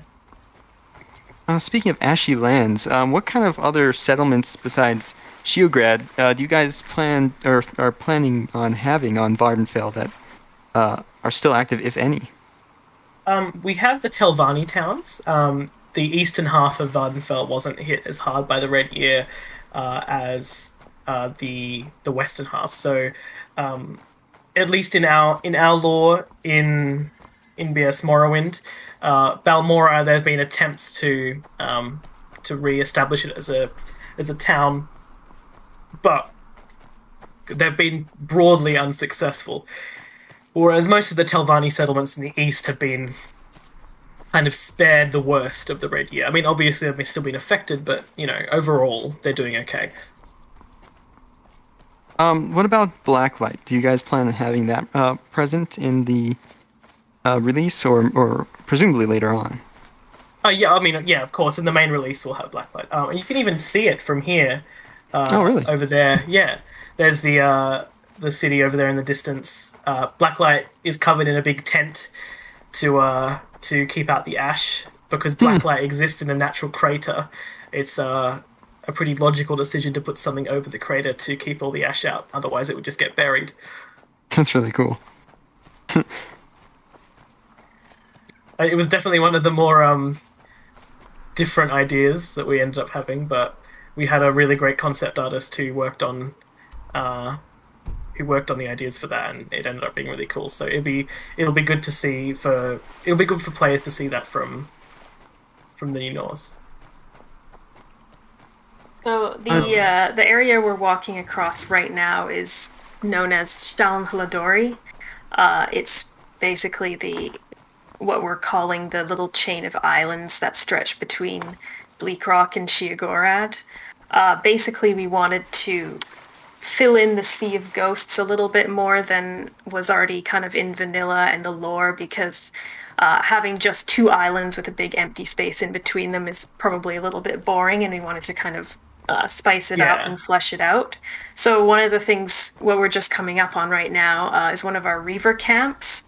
And Reavers are the main kind of bandit type you'll find in the New North, and we actually spent quite a bit of time developing different flavors of them, different factions. So some are more Nordic leaning, some are very Nordic, and some are Dunmer Reavers. So throughout the New North, you'll see little camps and settlements and strongholds that are all kind of themed around one of those three things. And that way, you know, we figured we'd make our bandits a little bit more interesting than just random people with swords attacking you.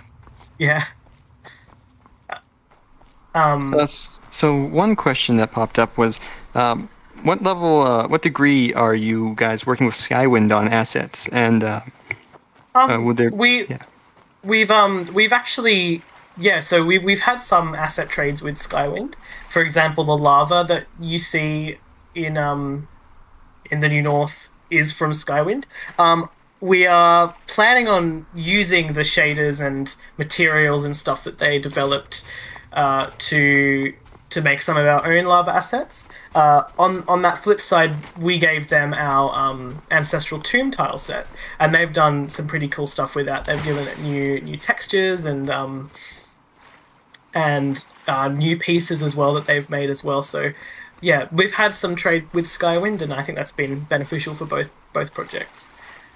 Yeah. Awesome. Yeah, that kind of collaboration is the spirit of this entire thing, which I absolutely love. Yeah. It's good. Yeah, go on. Oh, okay. Well, I was just going to ask a question. What was your favorite lore addition when making the New North for you guys? That's a hard question. Yeah, there were a lot. Oh yeah. Yeah. Cliff racer. That was a cliff racer. Those ones, by the way, are not enemies currently. Those are just statics, like the hawks in Skyrim. Yeah. I'm getting some animation questions. speed will be. I'm getting some questions asking about the extinction mention of cliff racers in the past. You guys want to clarify on that? Cliff racers were exterminated on Vardenfell, but not the rest of Morrowind. And now they can't establish themselves in Vardenfell because Vardenfell is basically uninhabitable except for the parts of it that are controlled by the Telvanni. So there's not much. So there are cliff racers in the rest of Morrowind. Around this area, they're not openly hostile. I think they're probably a different species, but yeah. Interesting. As for the lore additions, I'd say that we've done some cool stuff with like the Nordic populations around here, and the blend between Nordic and Dunmerry culture, because you know in real life when two cultural or ethnic groups are next to each other, there's no hard borders. There's always blending and fusion of the cultures, and I think that's been a really cool thing to see. Like, there's been a lot of passion on our team about bringing both the Nordic and Dunmerry sides of this part of Tamriel to life. So that's been fun.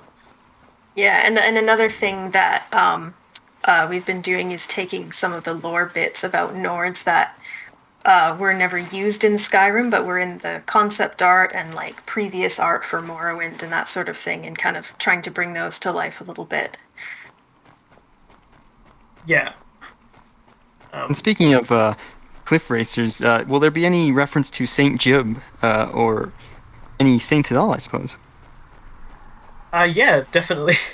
Oh, the Dunmer are very religious, so there's a lot of references to the saints and a lot of just temple and religion stuff in general.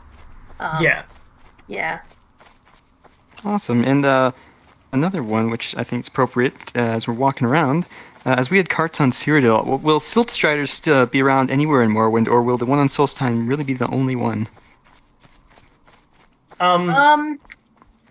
As adults, probably won't get into and too much detail because we're gonna maybe do something with that, but a little too early to describe. Yeah. But I would say that the main thing is Siltstriders are not used, at least for what they were in TS3 anymore. Mostly because there's not really any of them left.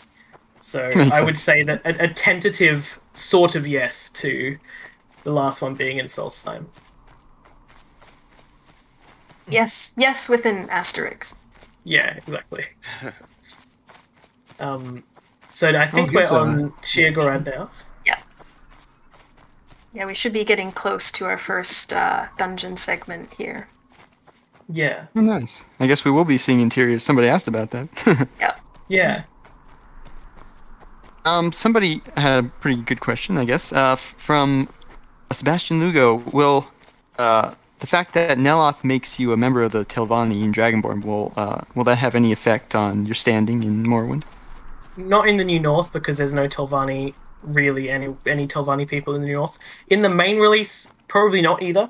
I think they'll believe it probably or just not, dismiss that. that's one of the most common questions we get asked. Yeah. So we have we have our answer pretty well prepared for that. Basically, like Neloth is sort of considered an outcast from the Telvanni in general. So any sort of titles and standings he gives you is mostly a formality and not anything of real significance in the actual Telvanni world. Yeah, that makes sense. Because obviously we want to acknowledge the fact that if the player did that, then we want it to be brought up a little bit. But we also don't want to shortchange any of the sort of faction quests and that sort of thing that we want to do. Yeah, exactly. So what can you tell me about this island we're walking on, Sheergorad, was it? Yeah. Well, basically, if you remember in TES3, it's home to a large Nordic population, and we've kept that aspect of it while also introducing a lot more Dunmer population that has moved in. The whole town was destroyed in Red Year, but has since been rebuilt. And you'll see when we get there eventually the sort of cross we've been doing between the Dunmer and Nordic styles and how those mesh together.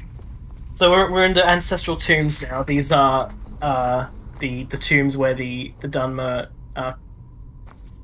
bury their cremated dead, and you'll see a lot of bone walkers here as well, which are the reanimated guardians of the tombs, and they keep it from crumbling apart, a bit like the Draugr. And the tombs fill a similar sort of gameplay role as the Nordic tombs do. They'll definitely be the most common dungeons, at least in the main Morrowind release. I think in New North Caves are more common. And we've also tried to make them a little bit more interesting from a gameplay perspective. So the thing you saw earlier was a small ghost gate, similar to the ghost fence that you see around Red Mountain in The Elder Scrolls 3, and we've tried to incorporate that to make this less of a monotonous dungeon crawl like you'd find in a Nordic ruin. If that makes sense. I really like that. That's a cool inclusion. And man, does this look beautiful? Everything in here, from pretty much every asset I'm looking at, is just polished as heck. One of our resident 3D artists, Deer, she did an amazing job on the ancestral tombs, and probably about 2/3 of the assets you see here were made by her, and she's done an amazing job. So, and the bone walkers were made by Hype, one of our character artists, and he did. Well, the bone walkers you see here are just wearing the sort of basic clothing. We've also got lots of variants wearing armor and masks and all sorts of stuff. That was one of the things we wanted to expand on from the way they were depicted in TES3, because in that game they were sort of these hulking, kind of roughly put together brutish creature type things, and we thought that the Dunmer, who are so careful about dressing up their tombs and kind of protecting them and taking care of them, would probably want something a little bit more refined or polished walking around in them.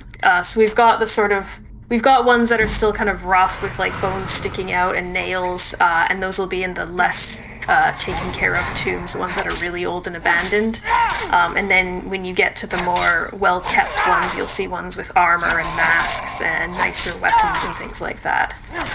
Yeah.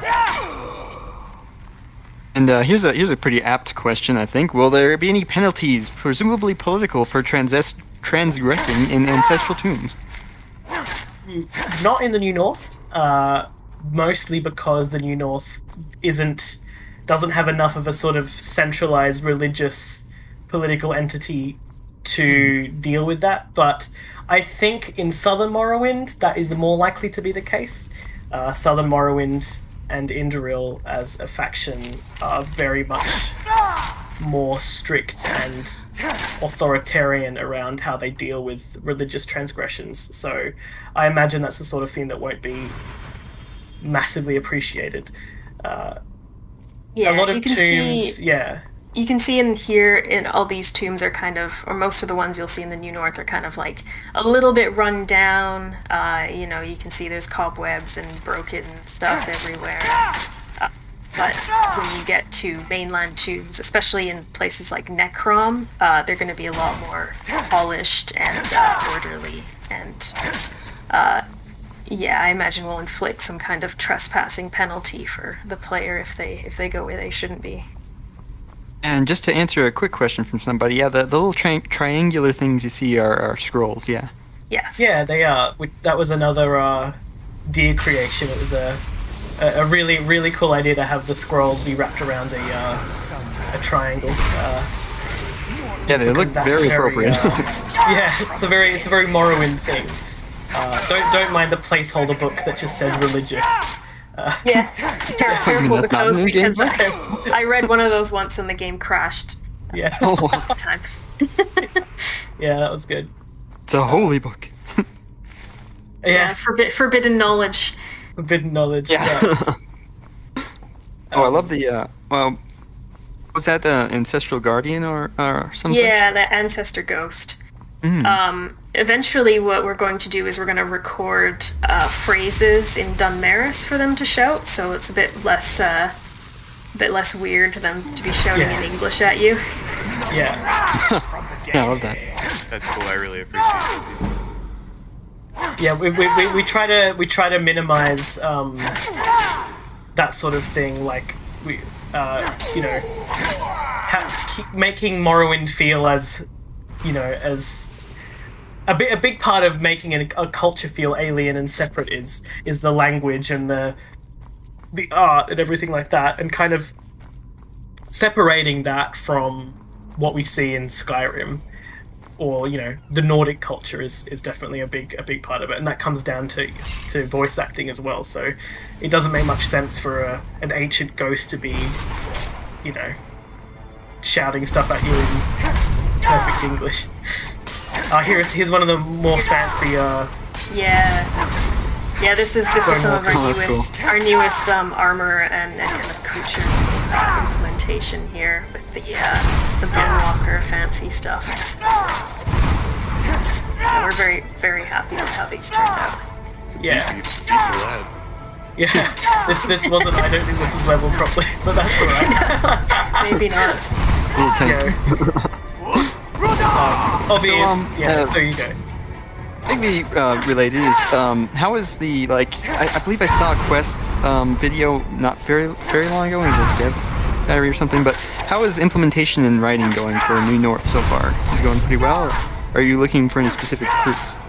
Well, as for writing, we're pretty much set. Like we have our set quests and side quests and everything, and those are all largely finished. So we're not we're at a place where we're kind of soft locked for content. Anything that gets added will just be very minor stuff like encounters, and we've started the process of implementing quests. We've got a few that are already in the game and working. And that's going quite well.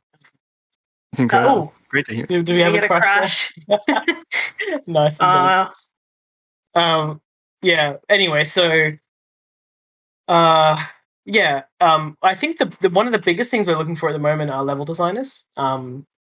People to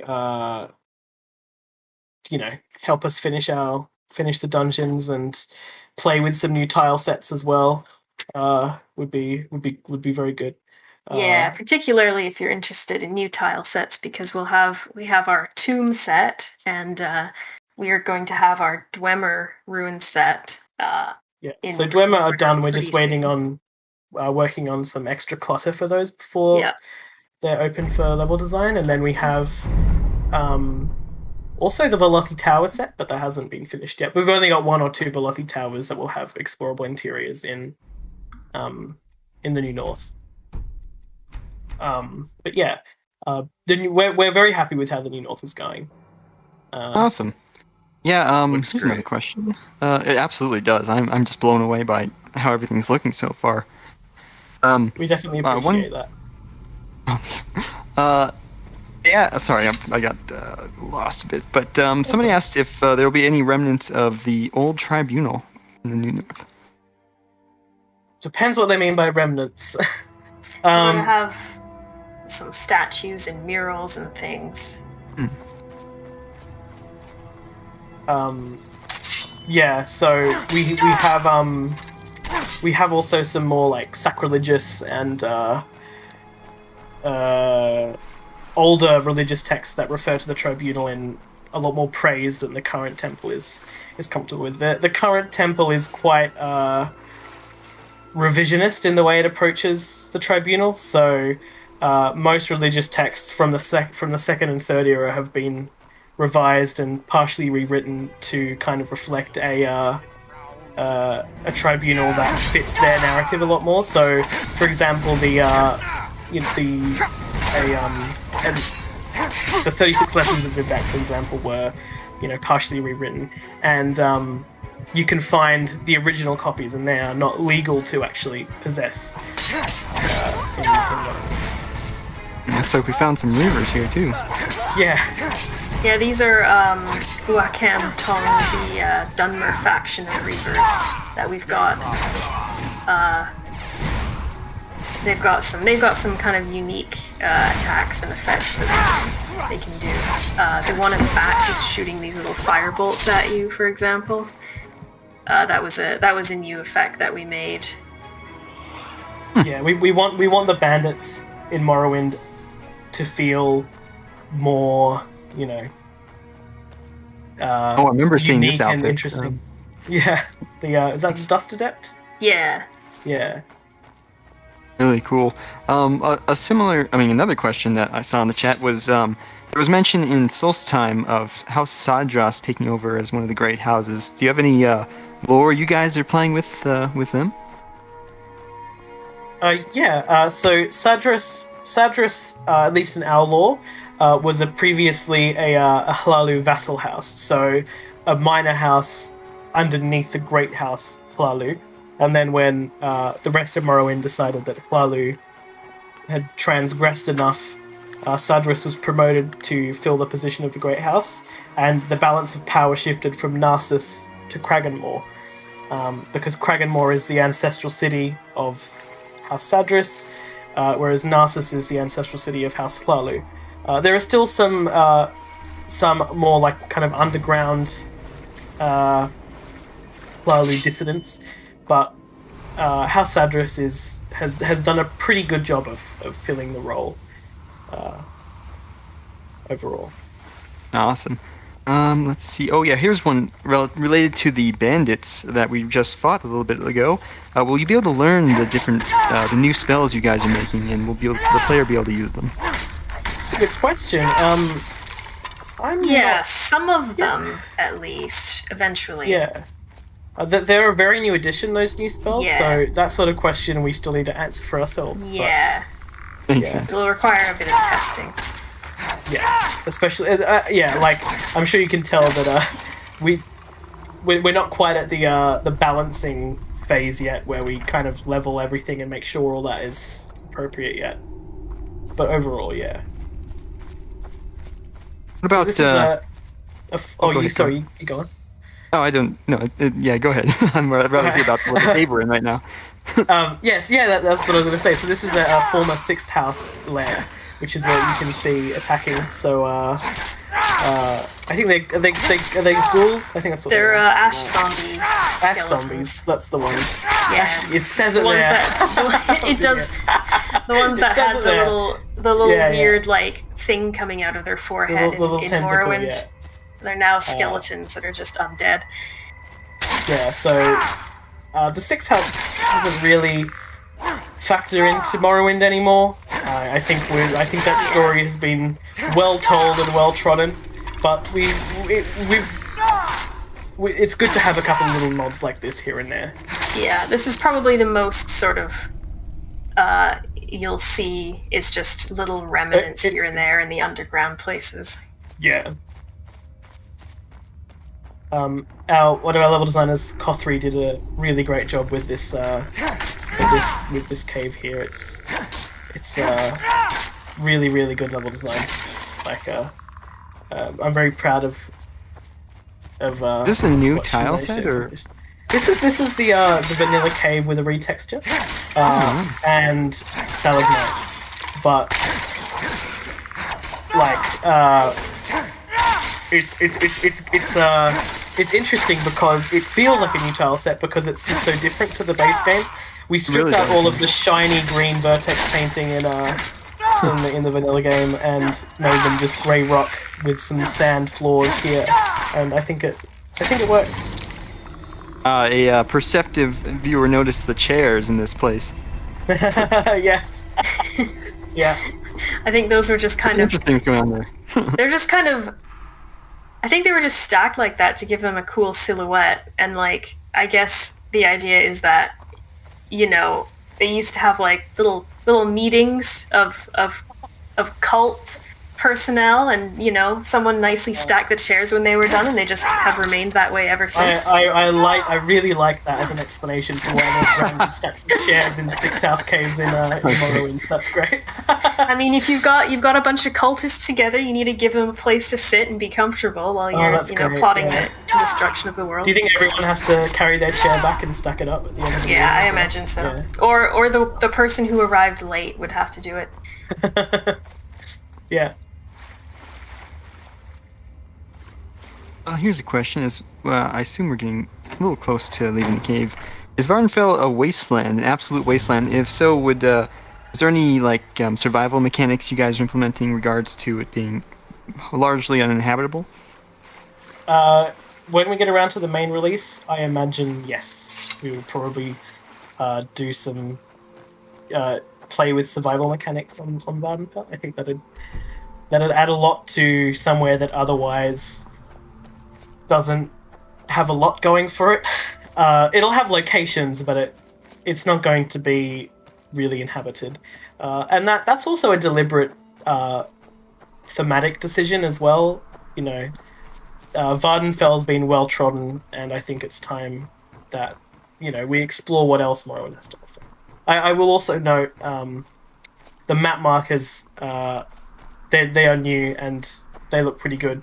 But I didn't implement them properly, so I apologize for the weird ghosty buggy 2 marker up there. I don't know why it's light grey like that. Anyway, that's a side note. It looked good regardless. Absolutely. A couple people asked about, this is a bit far from the New North, but about the House Drez and the war with the Argonians. What's the state of that in modern Morrowind? Those two, I guess. It's kind of a stalemate at the moment. House Drez has been pushed out of most of its original territory, and the border is occupied by an Argonian faction called the Lagahui that have just been staying there for the last couple of 100 years. They've successfully colonized a very small strip of land in southern Morrowind, and have taken over the city of Tyr and a couple of other Drez settlements, and driven House Drez up to the border of Indoril territory. Yeah. So, not great for Drez, but it's not like they're going to get much further, the Argonians. Yeah, so you guys Here- almost here have a little we're, bit of... Oh, yeah. We've got Dwemer. one of our new Dwemer ruins up here. Yes, This whole set is quite new, and we're very excited about it. Larian did a very good job on it. Oh, very Thank you. picturesque. It was a lot of work, I'll say, to get the Dwemer tile. I can't even imagine. But I'm really happy with the direction we've gone in with the Dwemer Dwemer set. I think it's a really nice kind of fusion of the more modern geometric Dwemer style and the old PS3 weird Just execution, like industrial kind of heavy style. Yeah. So we're nearly at Dagonfell now. Oh, happy birthday, Florin Aslan. And in the chat. And also, a common question I see is what level of kind of how would I put this? From Soul's Time, what kind of things are transitioning, or are you guys carrying over from Soul's Time, from like Reeklings or Nyx Hounds? Will you be able to swim there? Things like that. You can't swim there. It's in the distance in LOD. Maybe we'll have maybe we'll figure out a way, but probably you won't be able to swim there. I'd give that like a 5% chance of that being able to happen. I love the there graffiti won't and be, wall coloring.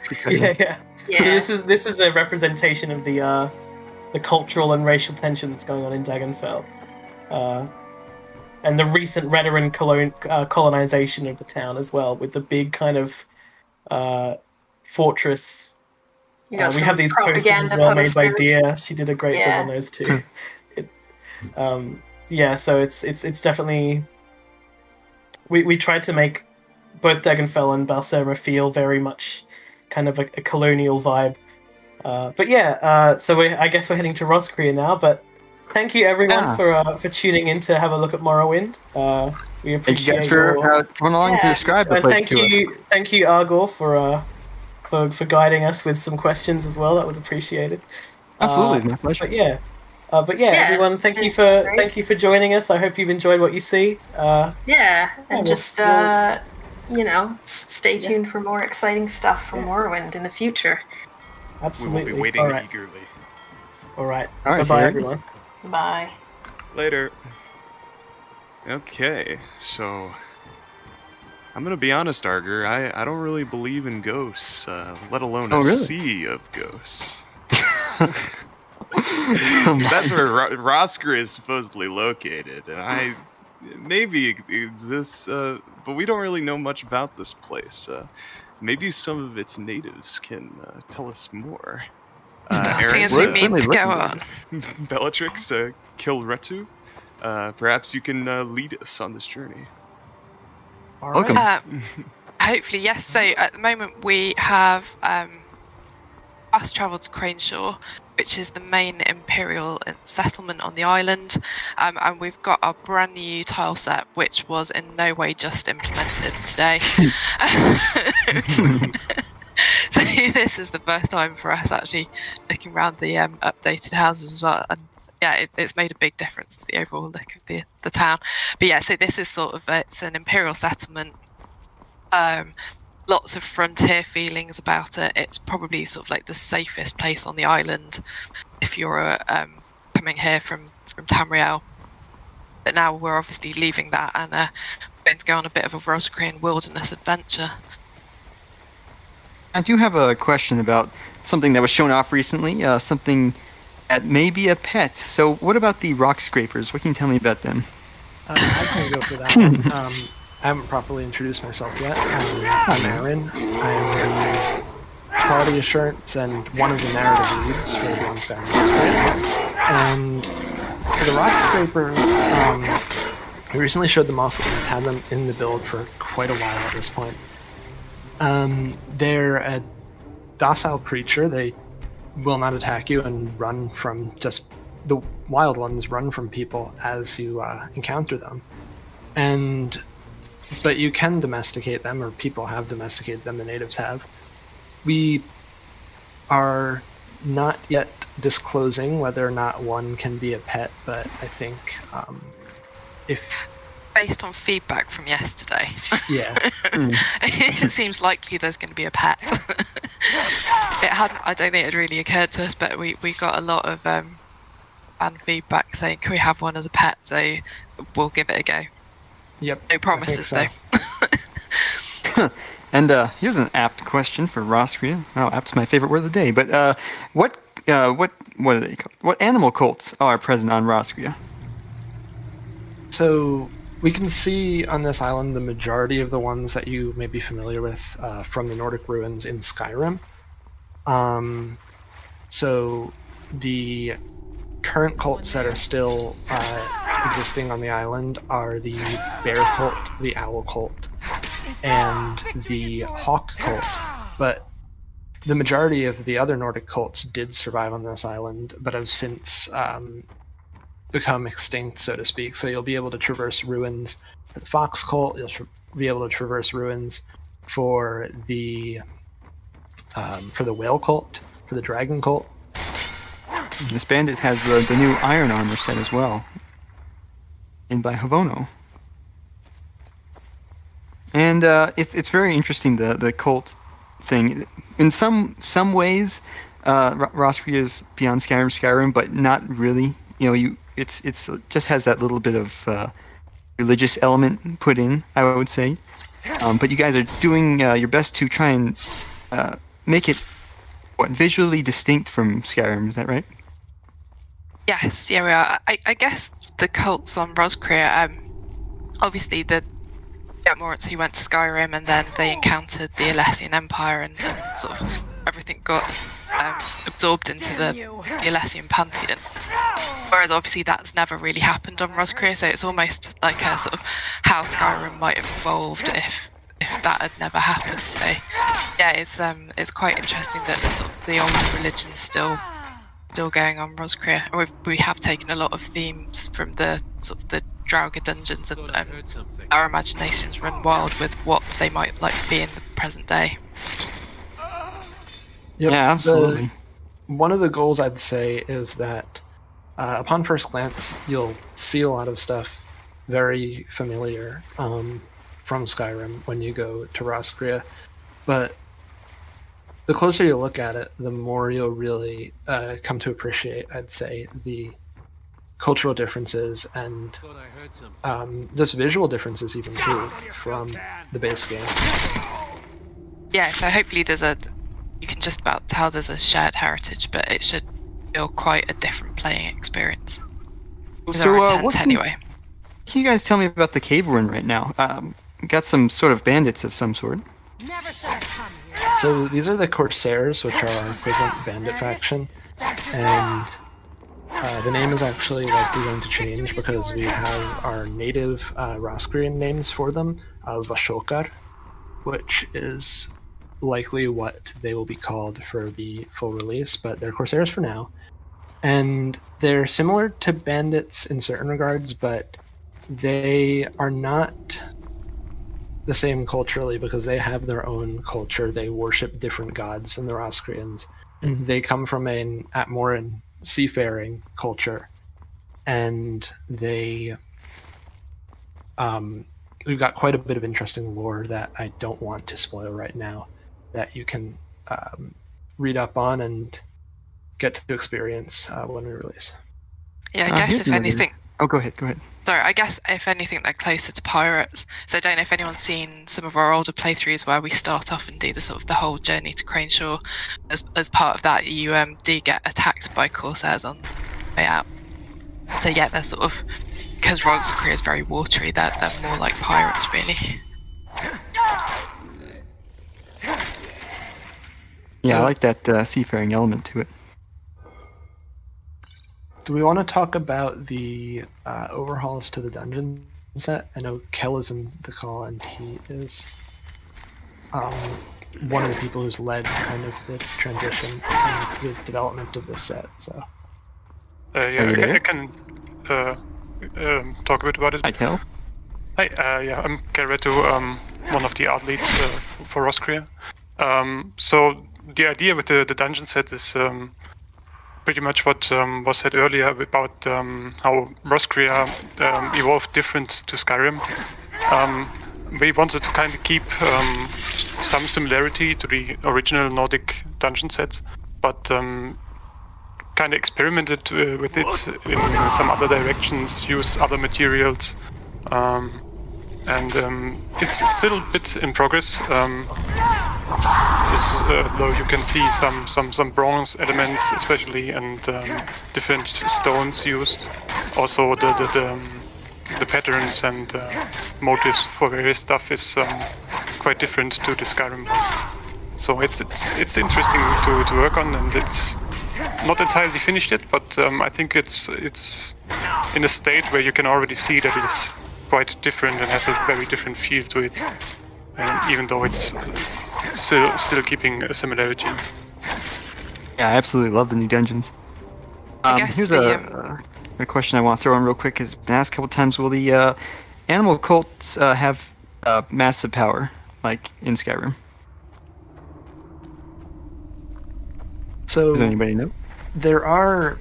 Each cult has at least one, if not multiple artifacts, but we decided instead of giving them all the same artifact, it would be much more interesting for them to each kind of fill a different role. So there's a great sword for one, there's a staff for another, there's armor for some, and they kind of, the different weapons and equipment and the effects that they have reflect the subcultures and the kind of facets of society that each of the cults pertain to.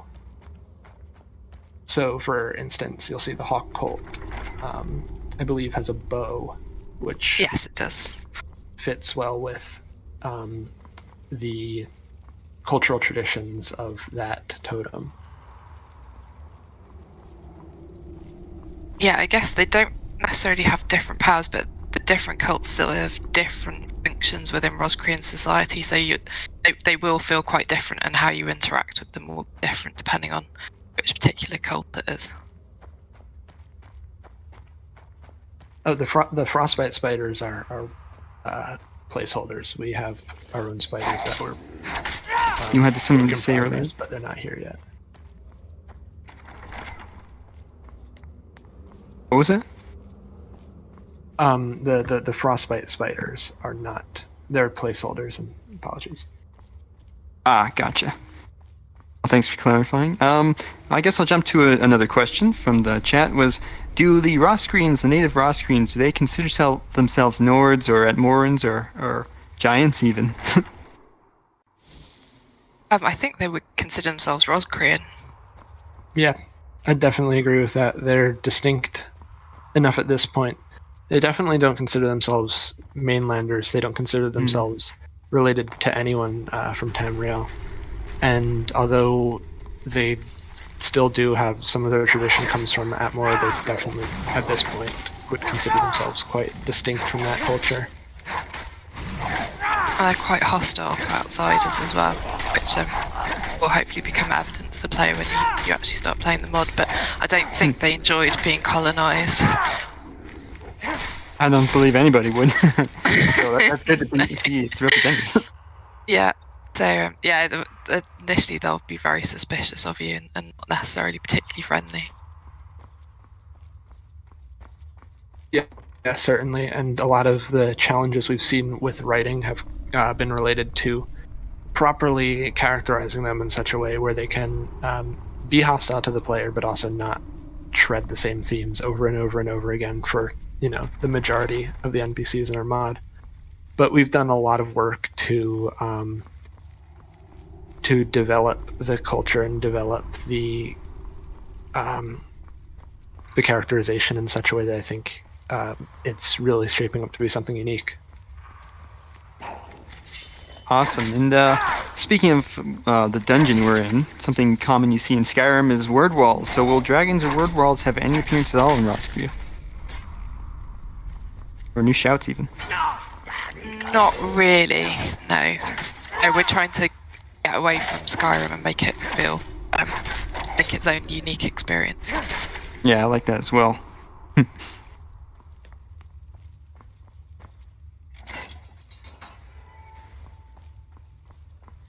Yeah, I'd say that the dragon cult in Roscrea was toppled very quickly, and so they don't have much of a cultural impact in comparison to many of the other cults on the island, especially the bear cult, who kind of filled their shoes as the dominant political power on the island. And so you'll see that a lot of the more Dragon Cult oriented aspects of Nordic ruins in base game Skyrim are not going to make an appearance here or will be much more infrequent. The skeevers are placeholders as well. So, speaking of placeholders, is there any recruits specifically you're looking for? What kind of skills does Roskria need right now? I guess the main things we're looking for at the moment are editors. So we've got a lot of our quests nearly finished in terms of writing that we could do with a few more editors just to speed up the sort of final proofreading so we can get that in game. And we could definitely do with a few more implementers as well. So once those quests are locked and ready to go in game, we need ideally a couple more people to help us with that. A little bit of 3D work. So I know we've shown a couple of placeholder animals, but we are gratifyingly through our to-do list and sort of getting towards working on the nice-to-haves now. But yeah, more 3D artists are always very welcome. Don't know if anyone wants to chime in with anything else. They're probably the sort of the main ones. Interior level designers, I would say, for dungeons, yes. Yeah, that's true. Yeah, we do have a few more dungeons to finish as well. Most of the house interiors are finished, or at least just need one more sort of little polish before they're done. I don't know what they were, but those roots sticking out of the ground were pretty cool that we saw. I don't believe there's any lore behind them currently. They are one of our harvestables. And they are, again, one of those things where you approach the pine forests in Roskria, and from a first glance, they seem somewhat familiar to the forests you'll see in Falkreath or other parts of Skyrim, but you look at them a little closer, you realize just how different this island is. There was some discussion at one point about having them have a sap that's involved in a couple of quests, but I can't remember whether that's made it into the final thing or not. I believe that's a different tree, which we will not be showing off. Right, okay. Change slightly. So this is, I guess, the first Roskrian settlement you get to, and when you leave Crane Shore. So hopefully this now starts to feel very, very different from the sort of the Imperial outpost, and a lot more sort of, sort of Skyrim-y, but even sort of more hunter-gathery and subsistence living than even Skyrim. Yeah, and we also get our first look at the new, was it Fruthal guard armor? The Roskrian guard armor? Well, Bear Cult, really, because that was the settlement of Stonewall, which is a village. It's where most of the mithril is mined on the island, and so it's of utmost importance for both factions. And as you would have seen just a couple minutes ago there, you have Imperial settlement outside of the walls, and on the inside of the walls, the natives live there. And that settlement in particular is very tense because it is the epicenter of this cultural interaction and this cultural divide. And so tensions are very high there, and you'll see that through the writing. Awesome. It looks like we're now starting to get into the little bit colder areas of Roskria as we go a little bit higher. Foreshadow. Before we get to the absolute icebox that is at Mora. Exactly. We've it's pretty incredible what we've traveled through so far. We've gone all the way from tropical swampland of Argonia and through deserts and mountains all the way up, and we're almost to the northern tip.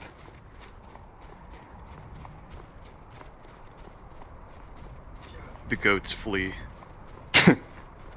Ibexes. Yeah, they're not goats. Come on. No, they're ibex, yeah. Sorry. And I always love this little tunnel right here, too. It's kind of cool. It's like being in the Alps. I am not a learned man.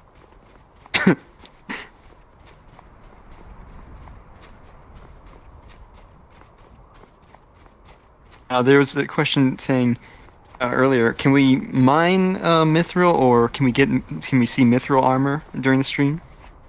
I don't believe it's ready yet. Yeah, correct. don't think it's quite ready yet. Yeah, it's probably not placed. Absolutely, you can iron mithril. I'm not sure if you can get rich off it, but yeah, it's it's a new ore and ingots. The Rosicrucians are far better at doing it than anyone else, though, so you might want to leave it to them. But yeah, a large part of the story is around the sort of the imperial colonization to try and exploit the unique resources here on Roscrea and the tensions that creates. That was a really cool shot. What was he looking at?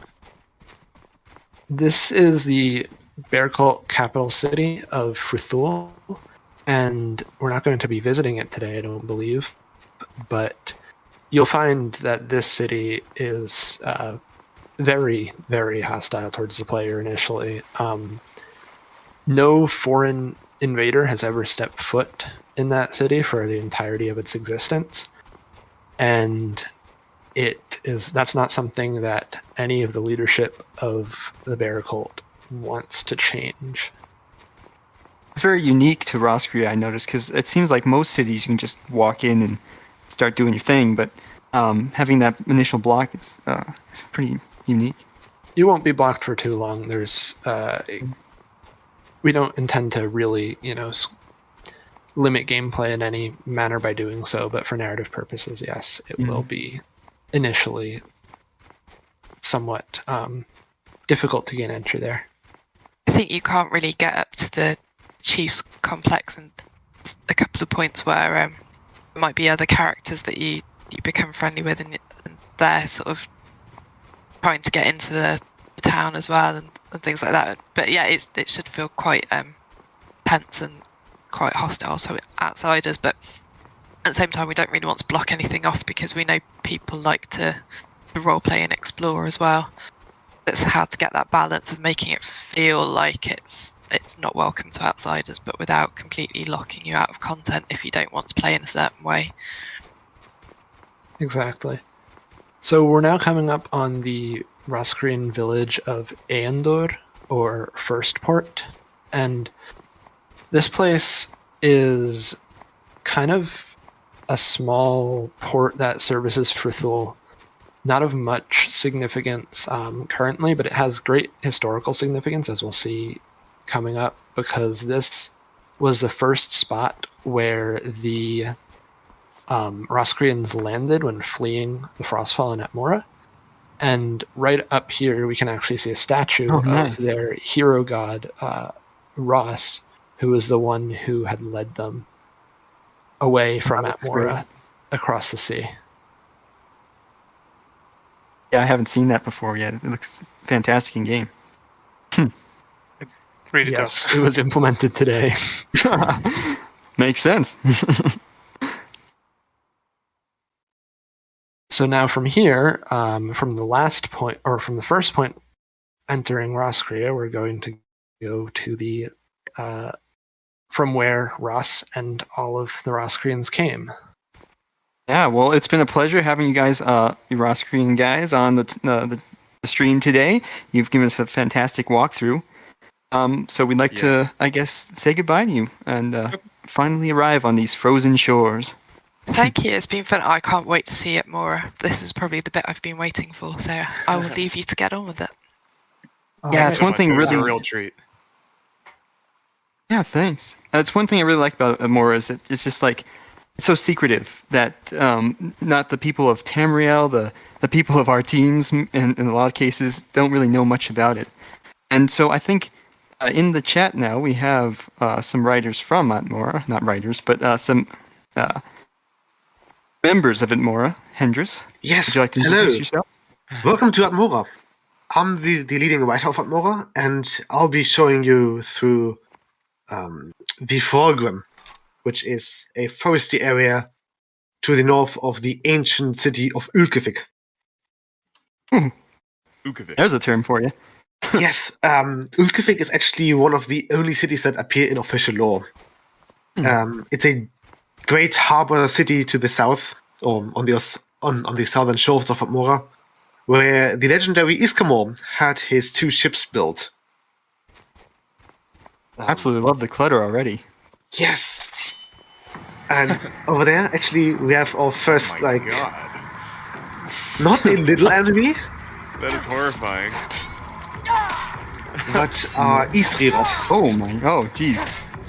When I saw the screenshot, I thought that was some sort of tree. I didn't realize that was an enemy.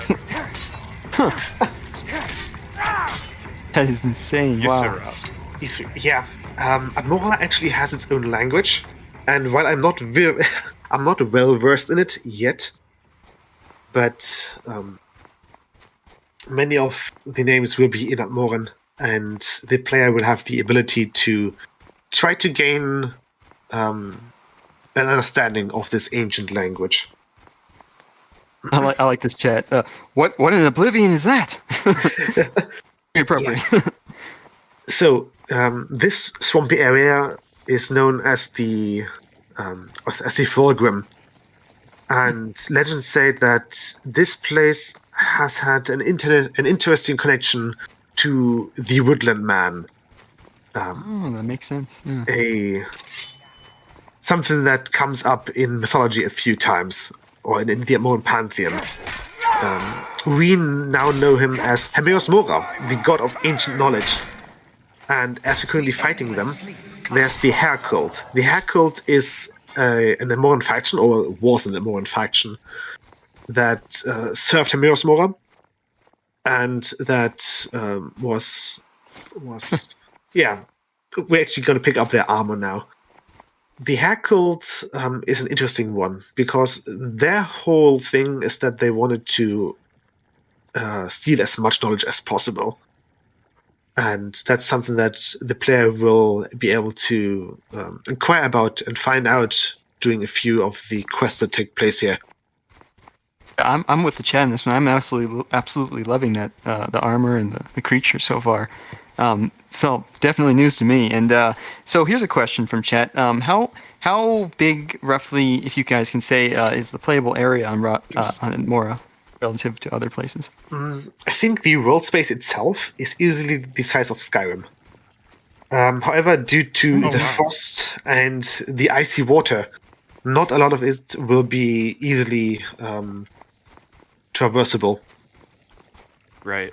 And I've always really liked that kind of style of mechanic, having the world be so harsh in certain parts of it, where it kind of, you can go to these places perhaps, but it might be more,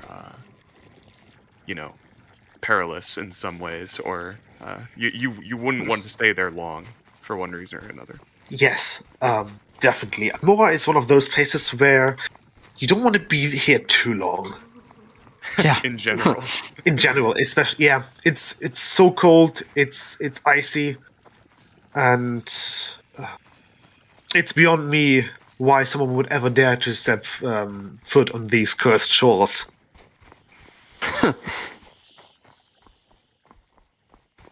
Oh, here's a question. That's one thing I really like about Atmora from what I've seen, is that it's just so different from the other projects. It's really unique in its gameplay style in that way. I noticed there's a question as well about would there be any Frostfall like patches or collaboration in that regard, or any new mechanics like that? Yes, there is. So while we have originally planned to use Frostfall, with the Anniversary Edition coming into full force, and with the Survival mod that is now available to everyone, we're probably going to switch to Survival mode instead of Frostfall. But that is, I think, as of now, still being discussed. So we do intend for the full experience that the player will use either of them. Fascinating.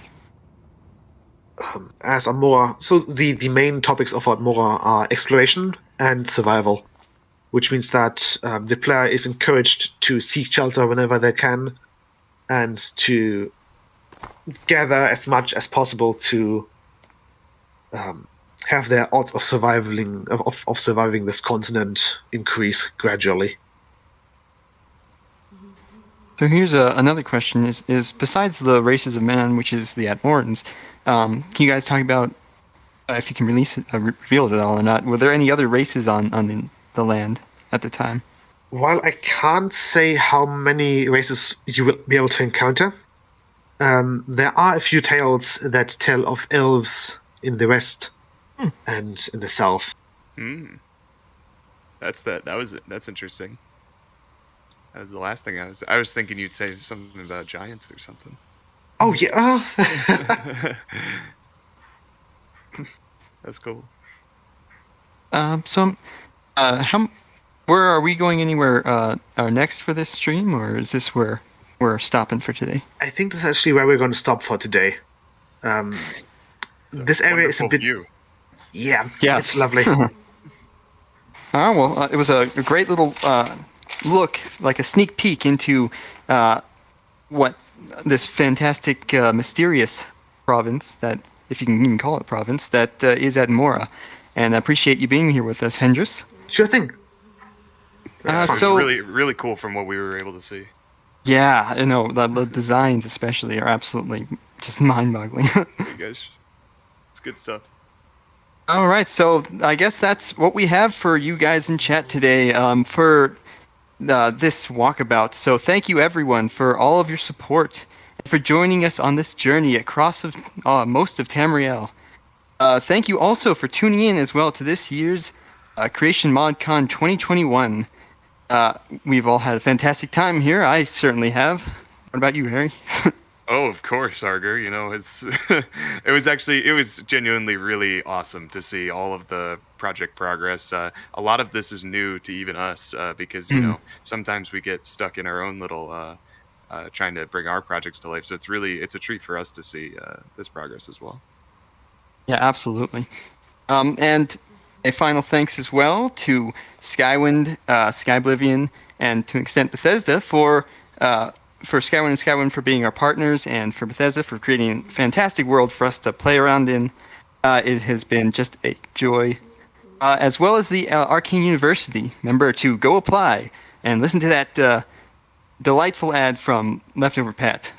Yes, we have new lots channel of trailer. If you haven't seen it already, it's very. Someone in chat earlier said it has big mattress store energy. Yes, and I love it. I absolutely love it. On top of that,